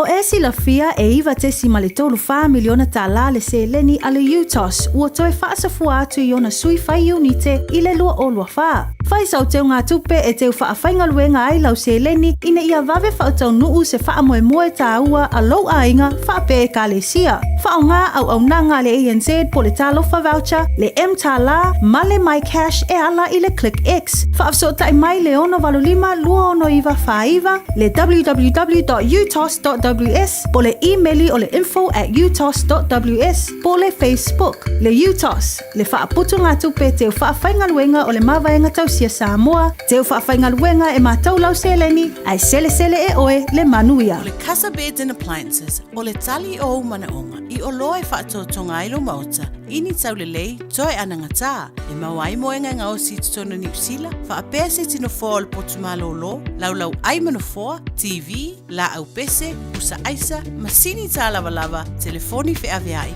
maisi. A whiu ane loa i le whawhituwha Great North Road o tau, po le tolo fituiva Great North Road i Henderson, le Casa Beds and Appliances, telefoni o valu se lau, lua, 5 o valu se lau, lua, 5 Radio Samoa. Taslima iwatolu amo.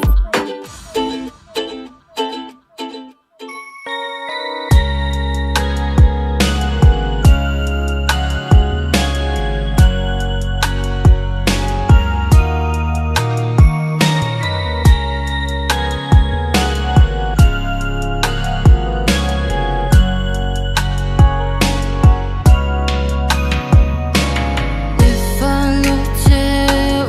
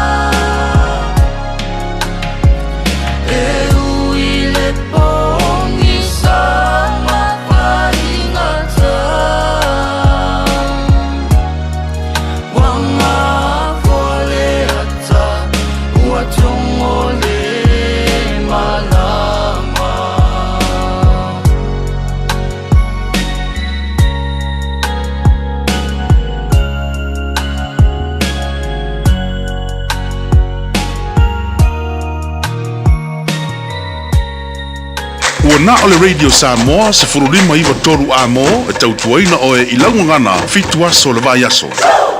Taraflava o David Tua le nei o lo e whaafonga mai pei le Radio Samoa tasi lima iwa tolu a mo Samoa i manuia lau whaafonga ma lau whaasausaunga.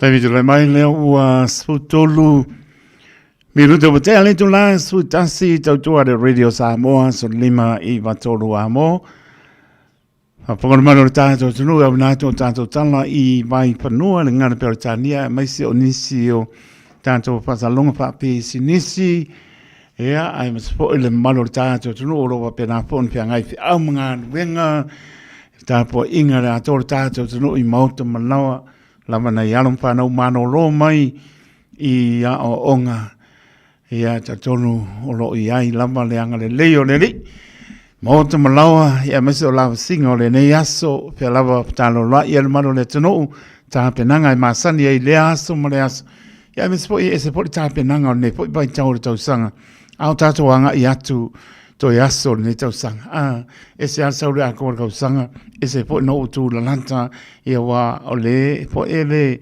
sila mau po le ia so malo lo pai lau pa ke ki lea I le tu ma le tu por kalame anga I le tu ia o le tu ia malanga tu po I le tu o ke lope to anga I mai o tu fofuanga na o le yere time nei a mese o aso pia o aso foi o fainga me an lofa pe o fo ta ia foi I le lofa atu ia e pe on pai mai ia le li ia lo patu de do tu o pe o lava ia o ia o le maulo a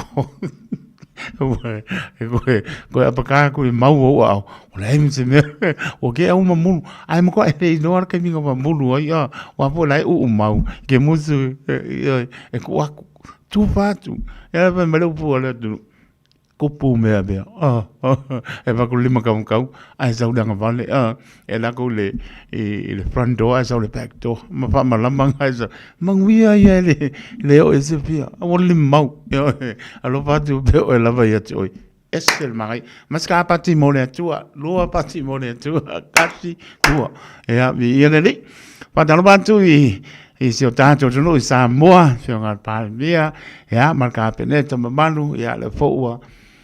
Ua mai foi fontanga, se I au lia le tausang fō, ea, mālo lava pane, e le fionga pāmia, sui tō fia, ea, me sole atoa o tono le pāne menes, wanu Samoa, le tō ngai, le tō ngai, ea, mai la tō umalama, ea, o mara fia, tā pena fia na yo tō ainga, mālo lava le, tala ia ma fo le peu tanga ia o la lo e mo I ma no ia mo la ma tali tono le tasi ia mai se ia matau me o me le lofa le tu la ia spanga mo fa maongi ma le matau le tu a oni tau e ta to tu na nau le o e mo ko e ser kulanga in apo ai tatu ia ka pa ngalo e fa tau e no le o ai pa tau e no le lofa le e le masa sala I tātou ai manuia tu ang poi pata apel pale mele morto sang po de lo po de li ia mis pole a tolo tātou no pata la pat poi ia al maloma siofo ia mas poi ia e kale sia fia la fangalonga pa ia ne tua ia lo pa pena ona ngadu lue fola ne tala le lei I tono se o tātou tono o I Samoa wani nganga mo ia malon malo na yo tātou wa inga wo mai masani o pio anga o la fanga o lava na yalom pana ia a lea lofa te le atu mo o tō umalama o ke le wala au mai ia o ai foi o sia wo ia lumana le pio ngā muri anga tele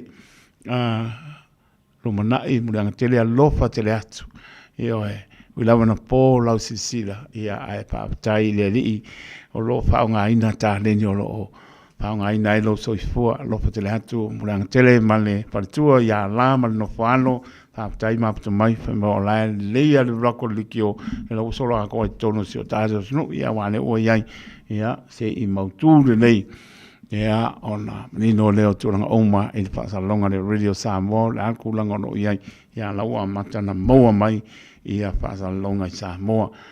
E le tautua le Radio Samoa su lima I watoru a mo. Ia tātou fō lau de lofo le li. Ia ma tātou mau ai pealo nanga le lei. Ia ma tātou fia. Whai au lon whina ngalo aua ia i tātou. Patarapatu ia ruta o Brian, papepo ia kalama, ai ngā moa, alipatu e awai, ia manisi po maru lea tunu lo wa pena, papo wina tani elu, ia maru lea tunu alofa tene atu, ia ngā lele lii, tau tailo tātou sa, ia e manuiari tau nu unga pa moe. Nei minuti tātou se atu por kalami leimo oe, ta pena ina pasta so lia lo longa yo sua, ia ngā atu lea, se sa ina atu le pule le omeka kas, wale atu langa o iai, ia la tofo i tau tua, ia tāne tu la sulua, ia pa pena po leo toi unata tau tala, e pe ona papapunga ia i le so, ia manuia lama, fuanga mla singo le nei aso i le alofa maleanga le leo lo tātou tua.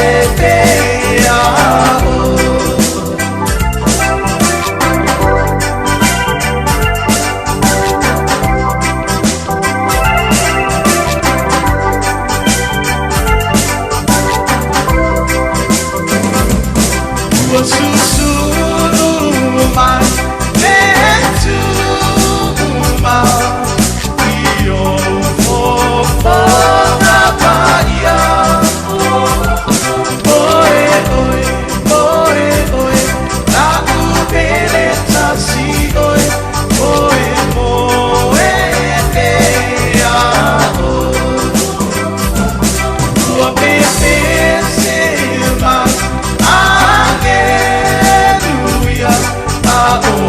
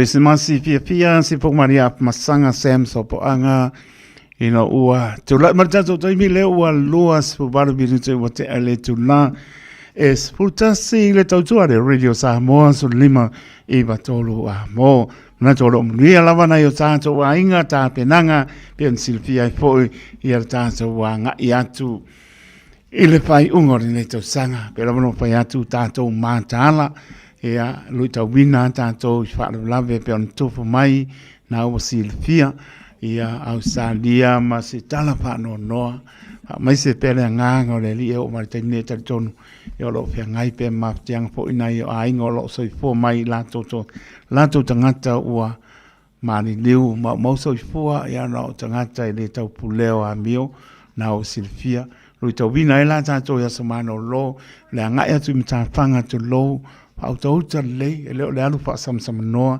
nga ya tu fo ia te sila tu leitu sila leitu ai po fe ia lom pa nau ia fa po se maptanga o talvo ia ele pa tu fa lom pa nau ia misoi ia tu langa lo ia e pe o tu langa na pa manatu mo tanto e o valo al fia ia o ngalo tu langa pena ai no fa tu ina lava mano tato nu apa o ngai po fonta fa matala be alert o lo matala e talo tanto ia pata mala tato e le matala tato me o lo anga ia pa mnia le ni a o lofo le ni ma a la bea yo le ni pui ala to soifua ta pena tu mo asomano lo ia me se fa manatu ina Christmasi apa pe le se me ke anga ia sole e makau ki ala barbecue barbecue ka nei vaka por o resi ka ko barbecue de e te mo ala ina le tolu lima collet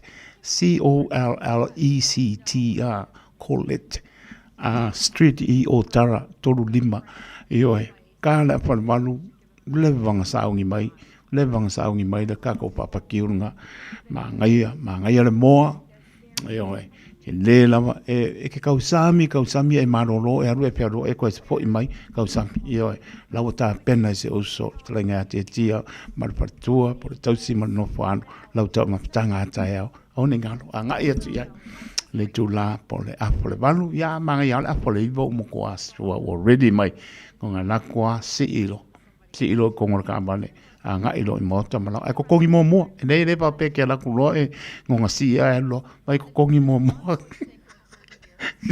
ai voi ko fa manga ko kongi mo ia ka ko ai ngo ko ka pe e nei pa pe lo la kwa si lo inga aver ka bale ia nga ru ala ia se ngai paka ke ui dia ka ko foi ai fa malo mo ko awa ka ko foi ko be bese ko kongi se so o tie ka le fa ma ngalo pa ngalo di ya le tulanga na tato pa ke una nga ya tie lang po fa mo se oso ane ptalenga ya tie pa tu si tie ya martina ra nga no falo ta le iba ka ya already ai manga ia la fole ibo o wasio o lambo le mi kela ko ilo pikir barbecue ai mo ko kupe I lungo laulo ia nga ilo le kani lo su le matango fiel barbecue nga tolu lima collet street o tara off ya Dawson Road ia ke mo le ia nga ia le lawa langa tia smell of a ponga tato por clame ele mo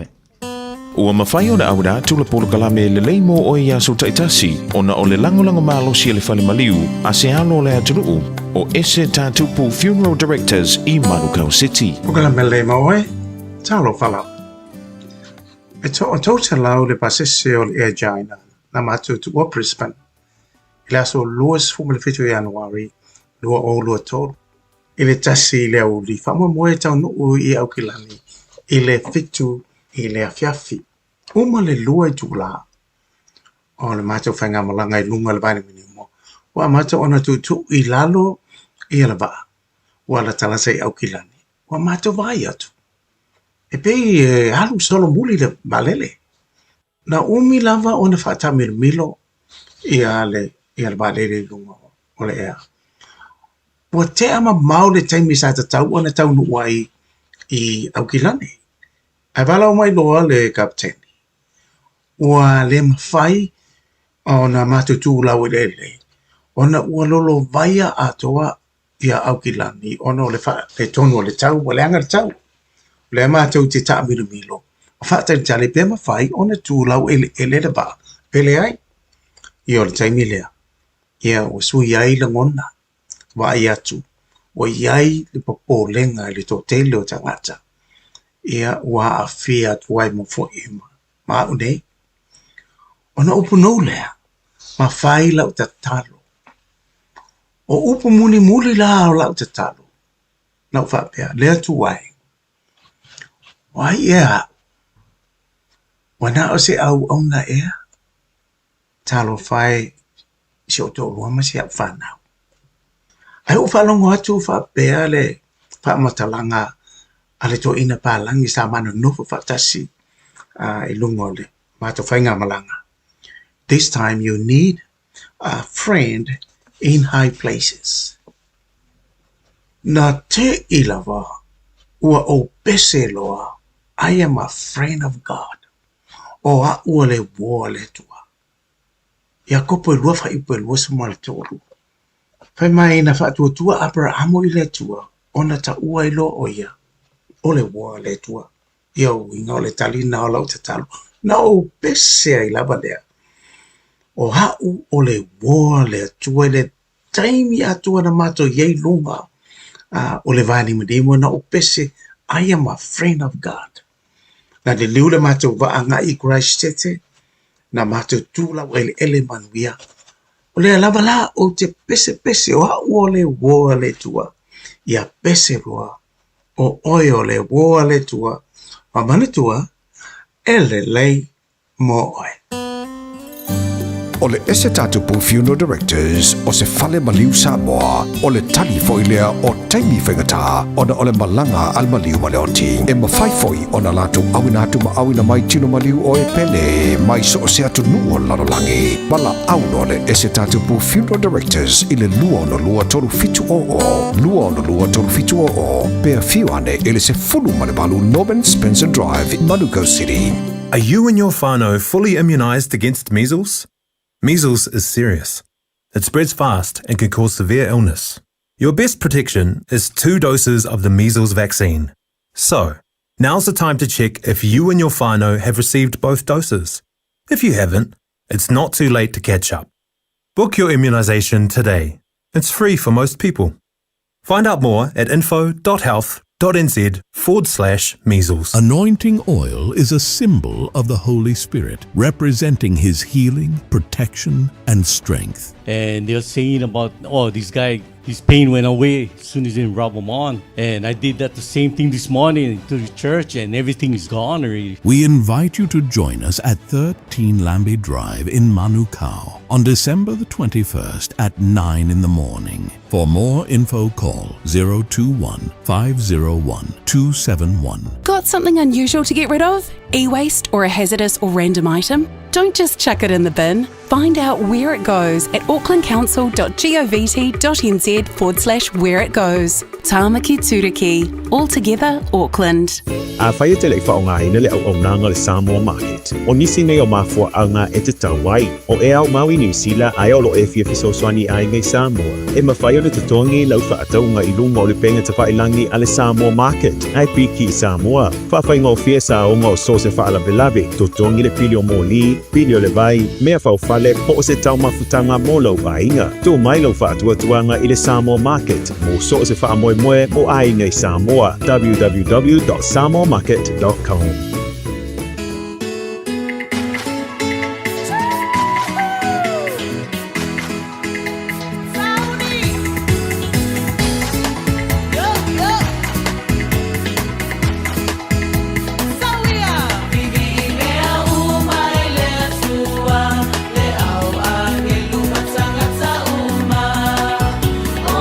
Aleluia, ile atua wa mamalu ele sauninga.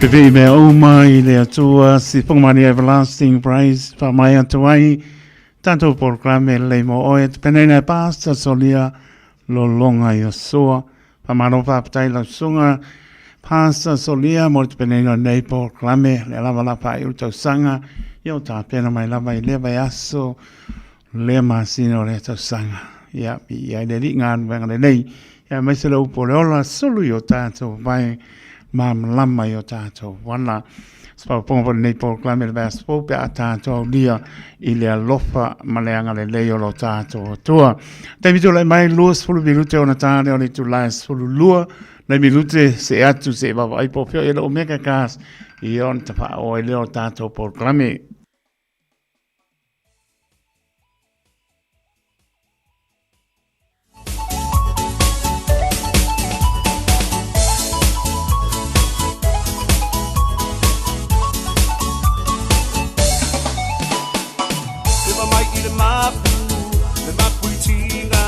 Papia inai oe iana musika Musika mali e Musipa ileva Pate ailo vai vai mai au maluena Vai ai au fika Nei soita Ai sawia wa upia va ai atu wa sila Eva mai la ia Le au whaki mai otara Wait to see o malae Chick helena wa okay Eva mai la ia Le lava oe i lau fika a vela ma ole musica e ma puai o tina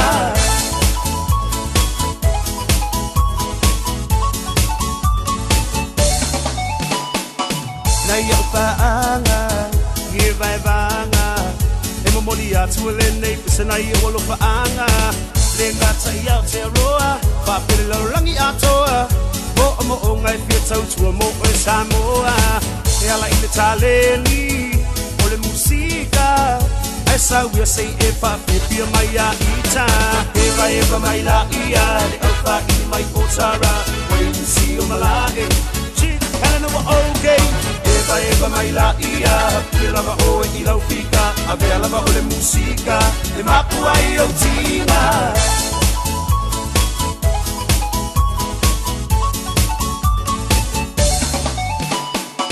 eva mai i le mapu Papia inai oe iana musika Musika mali e Musipa ileva Pate ailo vai vai mai au ngaluenga Vai ai au fika Nei soita Ai sawia wa upia va ai atu wa sila Eva mai la ia Le au whaki mai potara Wait to see o malae Chick helena wa okay Eva mai la ia Le lava oe i lau fika A vea lava ole musica E mapu ai o tina Se fai mai ole nei party E pa ole nei party Ai ase foi ole musica E pisa le na party Paski mai lo i le mapu Oka e ua afu So mai lo ma le mix low So o singa mai lo wafu Se fai mai ole nei party E pa ole nei party Ai ase foi ole musica E pisa le na party Paski mai lo i le mapu Oka e ua afu So mai lo ma le mix low So o singa mai lo wafu Eva mai la ia Le alfa i mai potara When you see o malae Chick helena wa okay Eva mai la ia Le lava oe i lau fika A vea lava ole musica E mapu ai o tina Eva mai la ia Le alfa i mai potara When you see o malae Chick helena wa okay Eva mai la ia Le lava oe i lau fika A vea lava ole musica E mapu ai o tina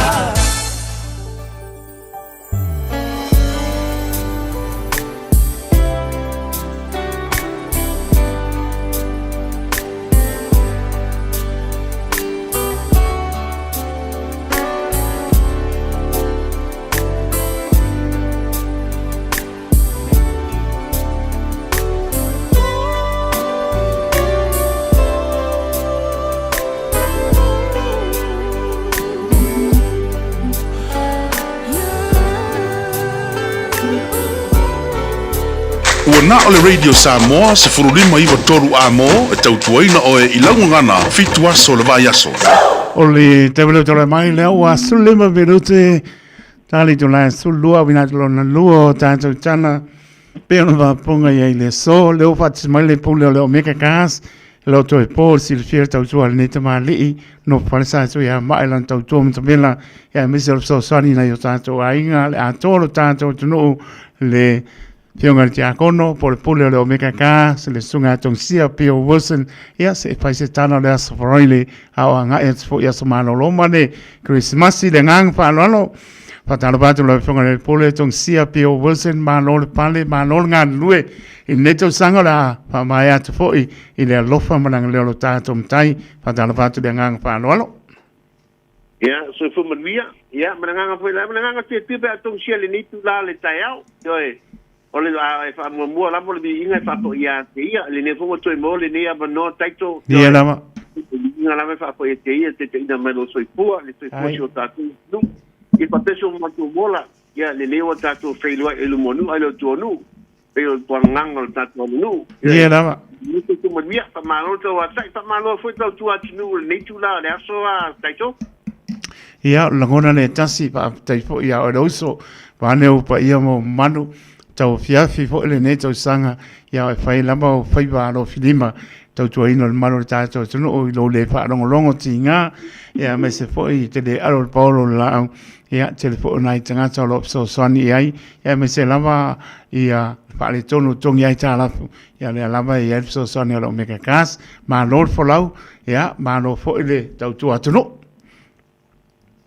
ya sa le lava sa nga a taito yo ya ai me se lava ni mai tau tapina tu le apela ke viziano ia mo so tato tu di mala lang ya to ya pa manatu le soitu lo tato paola yo te pela beto tasi yo el me alofa na o i mai lo tato ta paule langi e a beliu mo i tato ya mo so tato lenga malana mo tato ya le turanga le nita e ao sai tele mo le a fo sanga la to ia yo lai lo la me la sunga ia te nani fo ia o le mai ta watu mele le nga ia taito mele le ulo ia po ia fo mo la mo pe o so ko po no e pa le ka le so ka u ia ke kia nga le ulo ia ko li mo mai ko fa di kia mai ia ko ki ngai ko la bea ia olai ia nei tu ngia sta uso Lenga ma karango nginga vidi mai fa marolo se ka gora ku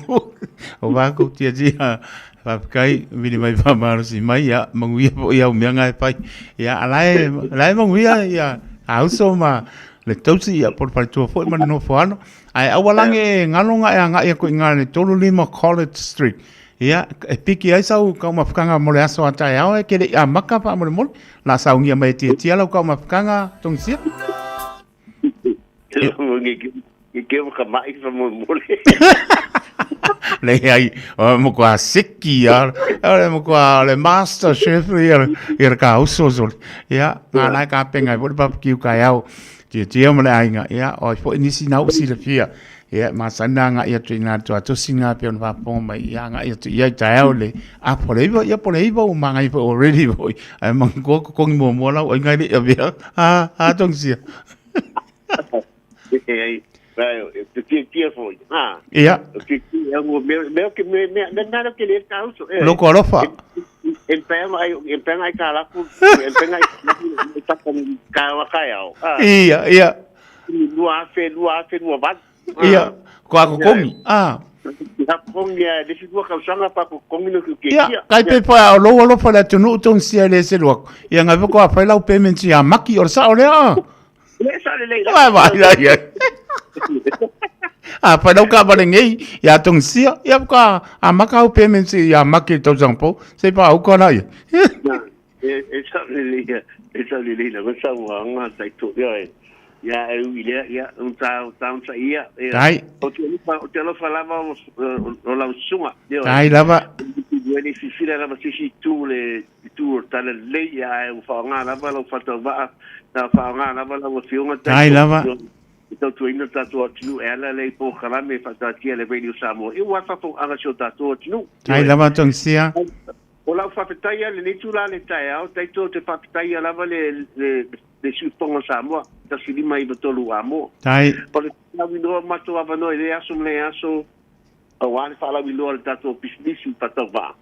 Ele fo la si le firma malu la tu tan to indo to tele malu tato tu no fa ingo to tua. Ia lava. Ya familia, mi se nei familia ki si masina wa. To ya se anga ia fa muta foi la eu special transcription. Ai fa ta ia le radio Samoa. Yo anga le ia le radio Samoa na to ia ai longa si le pilo tato chinu to tato patava. Ma ia lava. Fa ta te le lava pulenga. Ia foi na sumai fatua ia matau a marikeke ia e whakatai foi le tosotau awa na mekakas i le radio Samoa ia wala mar whapo anga Samoa ia po kanta pe tau lava na tato a toso autau whatasi tato milima whatasi ia manuia le pisnisi manuia le radio Samoa ia wala whaponga anga Samoa ia ala lei i company lo whaia lato whasalang whapisnisi ala pisponga Samoa ia lava le pulenga Patai tele lava pulenga le radio Samoa te mai de tolu amo. Ia patai foi la sunga tai patai. Ai lava to sia. Ia foi de sunga ia ponga mua vai monga, ia fa pe sunga ia tia ia mangolunga. Ole a foi nga duenga foi male pulenga le radio Samoa. Ia mo tua poto, ia tua matabela. Ai. Pa aingo tua foi tatua tuno. Ia wa lava ile long pui long pui dia ina tatua tinu me tupu me la tupu me sa le tau tupu manera wan tupu me lumana yo nisi tulanga ia fa peta ia taito le nei tula le tai le video Samoa ai ila le tueteris fa metalanga le afa le fasa long fa pisitja tong sia la to ia taito ai lava ngal pan tu le tinu ngal fa manatu tu lava ia Samoa to lava la sono fua asolua ia wala so lulu opole Christmas Eve la solusi fumarfa ia foi e babe close la ia falta balim tudanga papea ia lela ngala monu le so la soto nai la soto fu mala su e tau babe mai itaiao ia do mai e ia ate ia foi ka kile tu no nisila ia tau fai tu sole ia finance la to ia pe afa pe fia música bale e manatua la bato fanga tu falta bale o le fata usanga Samoa fata usanga mate fisala ina lanta vale tongi matou fata usanga mate faile wa na fitness tongi matou fai mal service fata usanga so e se fa mama ben me foi fenga o le foi fengi faile foi fenga me ala fa el Christmas e di mase lanta la ai se me tatu mi pilti ia tena de foi tatu pe mini yo e pa tongi la pe mini ya makita so fo yo e tu la fa Samoa tele sa mer felo fifilino ia ta sele ta la tonsia vai molle la usile fia e le se ta la foi le bibi e foi to se mi bi o me ka kas polo ni tanga ia lava ai molle la usile fia la tu o le mafu anga e fai la tala ona o le numero ta sila mal ta to falta vale tu tono ni sila a toa ile fa ta unga le top sales level o me ka kas le fa ta unga ta vale le for ranger ona ai se ma to ti fa ta vale de leile ta usanga a fo e tu fe tu ngai tau ta bale ma e ale leina ta pene le ta bale anga ta foi ta bale tu langa pa penga el ma anga le ta umana ta bale lu ta tu tonu ta tu toa e ma fai tu ngai tau ta bale a koni ni de tu pe e ma fai ta mo e si tu langa e su non ta la fa ta la yo e to ta e ma fai kai ko fe ta mo e su mai mo le bano le ma ta mai McDonald e foi ma so ngai ma le i male mas papi single fa ka wai chicken and chips ia matulanga ia le mo le ba no mo tau tanga ni pai tau ia su mo tala mai au le lu salau Kevin Stripe ina papa tu i manukau lu salau Kevin Stripe bala amel talen lai pa ese me te pia fia malam lama foi ina bala amel talen lai ole o iva lua fitu lima balu te sua o iva lua fitu lima balu te sua abili man numero le na presla ia le tasi sa ola ba ile na foi the sales manager ale tatu falta vale me caso lo tanga falta vale to tala ya tina ne foi la telefoni pe dai all what tasi pa tuono lima fantasi all what tasi pa tuono lima fantasi ya man yo fai no film man ya so ataito ane tu pe musita va no le nava asfo ya va no vi ya le tu al mon ne temi ya pa man ni tu la me ka ko ni tu ngato falta va ila sunga taito yo papel faltua papel no poalo mo muri mato no anga le mega kasi le vai solta por le roferia au dia ai mo te nei fatu pa fa so fu la sunga taito Whaatai tēne lawa tong se mo tāri ripotu I las poraine, long whātui na lawa whaapongan maro tātou tunu, Late Stop City, wā tōti no tama lau tā penanga, mori atori whaamāloma whaatai, Yanga lele li, mo se lua Krismasi manuia, whaitua man no whaano, ia me se fo ele tautua le Omega Cars, sau ni le li, se isi lau lei, o lau whia lei, tātou te pei no ia, ia māno tautua tunu, whaamnia le atua mori taminei, lo whaatu, whaasoi pua ia tong sia. Ia, soifua mai manuia taito. Ai lava, soifua. Lelo tal noe le oro tasi, whaapitu ono lima whaatasi. Ioi, le tautua le Omega Gas, le sunga ia tong sia Pio Wilson, le oro tasi, whaapitu ono lima whaatasi. O le oro tasi, whaapitu ono lima whaatasi. Po le oiva lua fitu lima valu tasi lua, o le oiva lua fitu lima valu tasi lua le tautua le Omega Gas. Le wato e 5 minute ona tale o le tula lua te whaponga le maro tātou tunu I le awinatu lona lua o tātou tana pe on whaponga I le so. Oh,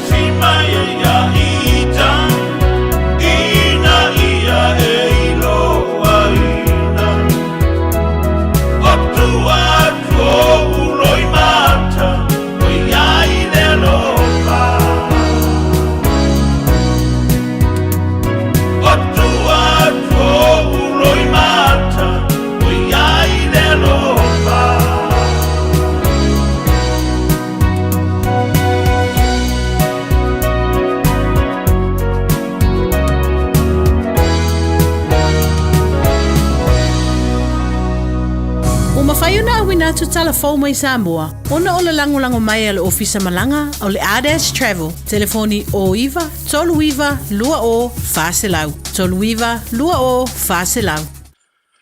O te whatalofo le tau alunga o le ngā ruenga o le nei vā yaso i lo tātou o tino o tātou mafuta fo i mawhelo ai i au si mai alau whaafonga. E rei pālo taina le tofi whaipule o whalea talua i le whai ngā whiriwhiri ngā wā o le atinu i a au kuso. E mafuano le whaai unga le whaamsinonga. Ma le mafuanga fo i lea na aveile tusi tālo sanga. A salama tua raso i yang iene o se tangata pālota o lea i tu malo. Mo le sa ilinga o le tofi tei fono o le fono whawae a whalea talua. O lona tani te nunga sa te tauna te tala le avano i tangata pālota o le i tu malo. E tālo sanga ai. Pe taina te enara na tālo sanga o na o le aia inga. Wana o sui fai pule na manu malo o le pālota. Ma sui sa tau wā ele i manuia. Silvia fo, se mafu angana la yo na mato le tau wā i le pālota. O le isi o le sa ili malo. Yo le isi o le finga ngalo le tu malo. O tūlanga whapena. Ai peita iane o le tūlanga le tupu whalea talua pena o whai atu. E le se mato pālota na whai i lo ula tanto nunga. A tonu whalea talua sa tauna tatala le avanoa le apalai atua so ses. Awa te lele se nga whalea talua ma isi tu malo. Ono o whalea talua rawa ia. O lo whatūlanga maina o le awhionga le atinu ure anga wha anei le whainga wha awai le uwha silsina nei. Na o le sui malolo ma le sui nita wā le whainga pālota. O tūlanga la le tau a watu ai se manatu fo le e fua i le matu whiutanga ina ma le ofisa o tinamta maita. I le latu te ena i leo le o talsanga tu inat. O salama tua raso e iei o na fianga tu mau na te wha o ngā se no fua wha atawale vale. Ai o stanga te whinau e peo na sa ieiro na wha moe moe. E tau vai le palo ta tere le lua oru o tasi. Pe ta ina toe wha mauiro na mana o ila na wha mtalanga. Na sa idi malo ilo na tāpuai. Ai sema sona avanoa i se isi teimi ua tāle whenga iai. Pena e sila fia le mautau avel malo. O le ploketi le nei, o le sosia le manta mau ai o le tu malo. O le mafuanga la leo te, ala yo no fia maua la vano leo te taifono. E ni por kalame mani vaenga tawa, te tawa ne whaatatia le mo le manuia o le tu malo whaleta dua. Te lau whatu nei la a mea o le ploketi e su e se ai ta te tawa i palota i se tawanga pālota le a loma mai a o le manatu ea o ngā fo i le lokalako ki kiro le po le ase ai kia e maua se whamanu ianga mo le tumaloa e me se ia e te tawana so o le tumaloa le wasi i le 2 milionga le poloketi lea ngalmanman Nā tā uere i maua sau wilpaero po se mea lava i le Fatau sanga taru ai o poloketi. Ma le te tala noa lango o poloketi. E sana le mo e sa wipo. E sa o le o le tūlanga sa ia wa tu ina tutus. O na ilo foi la ia le vaenga le al fon fa vai. Pe talia la tusi ia sa wala le mea sa ia na vai taimi ele afo. Ele talia tu le fon fa vai. Ia le asa kai ka me mo awa me uma e fua e dungo o me tusi am fa mawina e per talia tu nai la ofisi le fase ala e te fono sa ia i makumi ia o te le fase ai le tulanga na pawal me ono la esa ia foi de process le fon fa vai na vai tem e tu na tu la tu senti tiro le ia pe talia pe wa lua fe el tangata to tasilena pa tu langa mai le faingole o ploketi da ai sa fisi e se anga le tali ai la u tar sanga i mena mana mia mai ploketi o te le fisi ngia le tu langa ona o tu langa to se le ni den tar sanga yo te langa le tu langa na le wala ina le tali mai ona le sa ai sa tu ina tu ta sanga fa pena la Silvia to fa ala tinu ile vai te Se finangalo le sunga ya salama tua raso yang yen i se whaatala noanga. Ma le vai o se fo pe si le fia o fua e te tau na wha mautu waito finga te fono wha vai. Mo le wha fo ino le polo keti miliona ta la alo tātou malo. O ainga le nu o whale tangalo sa fune i sa vai ele i o yeide le tise. O le a wha manu e ina i se fesoa swani mai au se talia. O mori e ola i le malo si le la. Mai de le tise maua lea i malo si anga whaafawina po o renewable energy. O se tala fia lea mo ia a inga o sauni e wha manatu le kirisimasi. A wā umawhai e lea fisoa swani o na wha o atu le tise o se tasi o nanga e mana o mia tere tangata soifu o ma. O lea fio anga ua o fia i lea o wha inga i limas furu male fitu o wha alapatu patonga tu ma oti o wha manu ia ina talo sanga. Mai le fisoa swani le malo au se talia e mawai vai ngā tupe.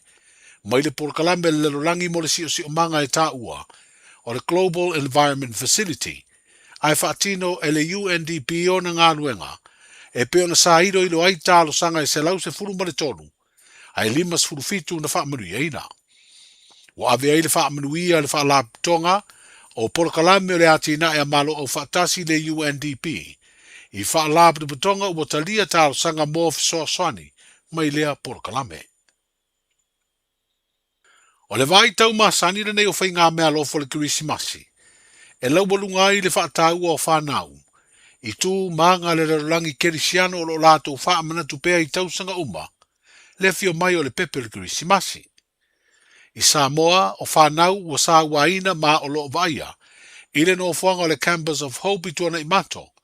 Ile au nanga lea le to manga mo e pupua ngā tia. Nā whea le nei vā yaso i whai ngā mea lofa leo. O le malo au se talia po le Australia Federal Police. O pusa o lava ma tōninga mō tā longa na lātou whai.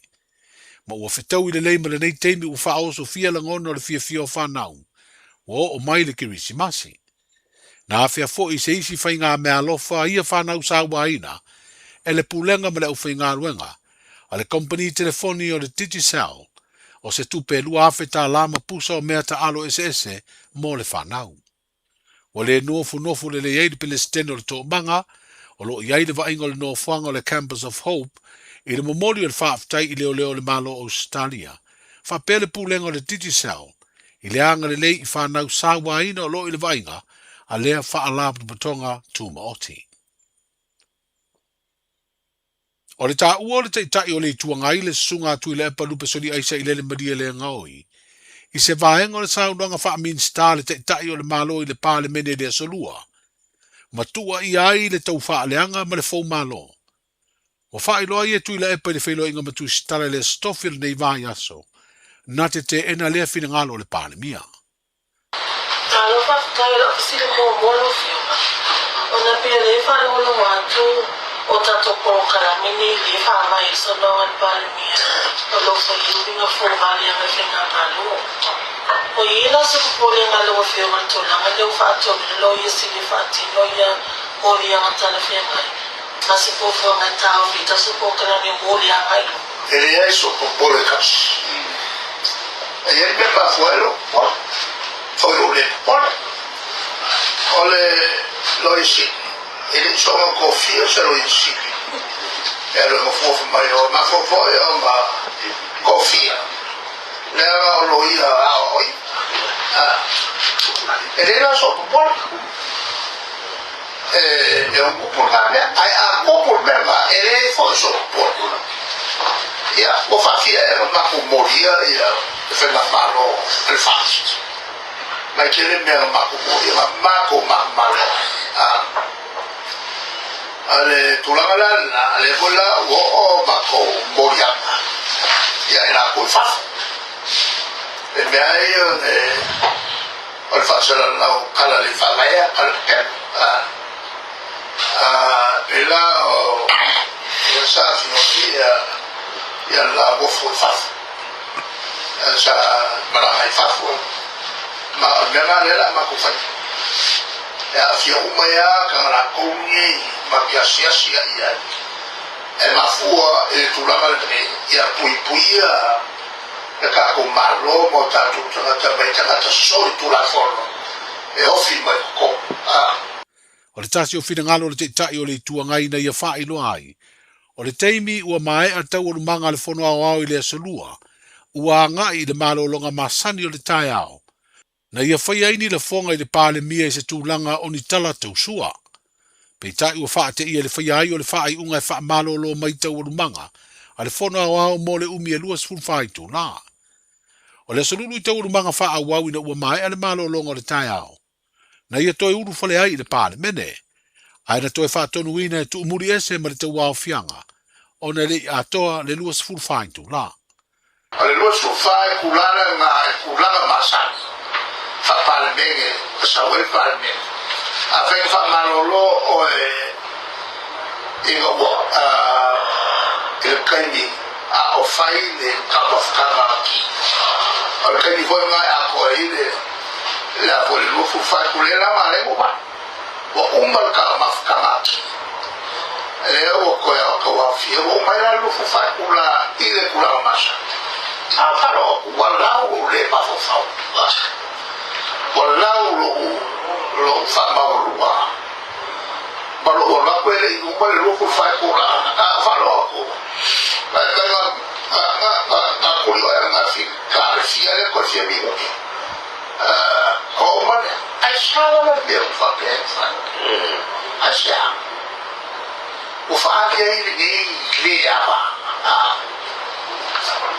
this is going to Palimia, will live on Palimia, in Congo. Will live on Makai, in Congo Sabo. Will live on Faka Okomai, El Palimia, El Palimia, El Palimia. O le HRPP ma le vai fai le agua o me mawa ai più le cucine fai il cucine agua e fai peio pa che le ie fiori va o ka como quello ma so le te tai o le tuangai ma le sui fai pule le tu malo o le pā sunga tu le palu pesori ai sai le maria le ngau i sona fina ngalo i le felo inga masani ma tu stala e pe na sa fa sa la lau i o wala o fiso ta inga ale vai nga fa upu fai e pui pui a ia te tau tangata. Manuia le fai ungo le vai yaso, soifu. Sa lofa lava, o le si ufafonga le neo Samoa, le Radio Samoa. Are you and your whānau fully immunised against measles? Measles is serious. It spreads fast and can cause severe illness. Your best protection is 2 doses of the measles vaccine. So, now's the time to check if you and your whānau have received both doses. If you haven't, it's not too late to catch up. Book your immunisation today. It's free for most people.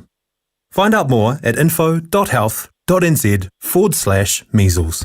O e sila fia e iwa te si male tolu wha miliona ta la le se leni ale UTOS ua toe wha asafua atu i ona sui whai unite i le lua o lua wha. Whai sau teo ngā tupe e teo wha awhainga luenga ai lau se leni ina ia vave wha tau nuu se wha moe moe ta ua a lau a inga wha pe e ka le sia. Wha o ngā au nanga le ANZ po le talo wha voucher, le M ta la, male my cash e ala i le Click X. Wha afso tai mai le ono valulima lua ono iwa wha iwa, le www.utos.ws po le emaili o le info@utos.ws po le Facebook le UTOS le whaaputu ngā tupe te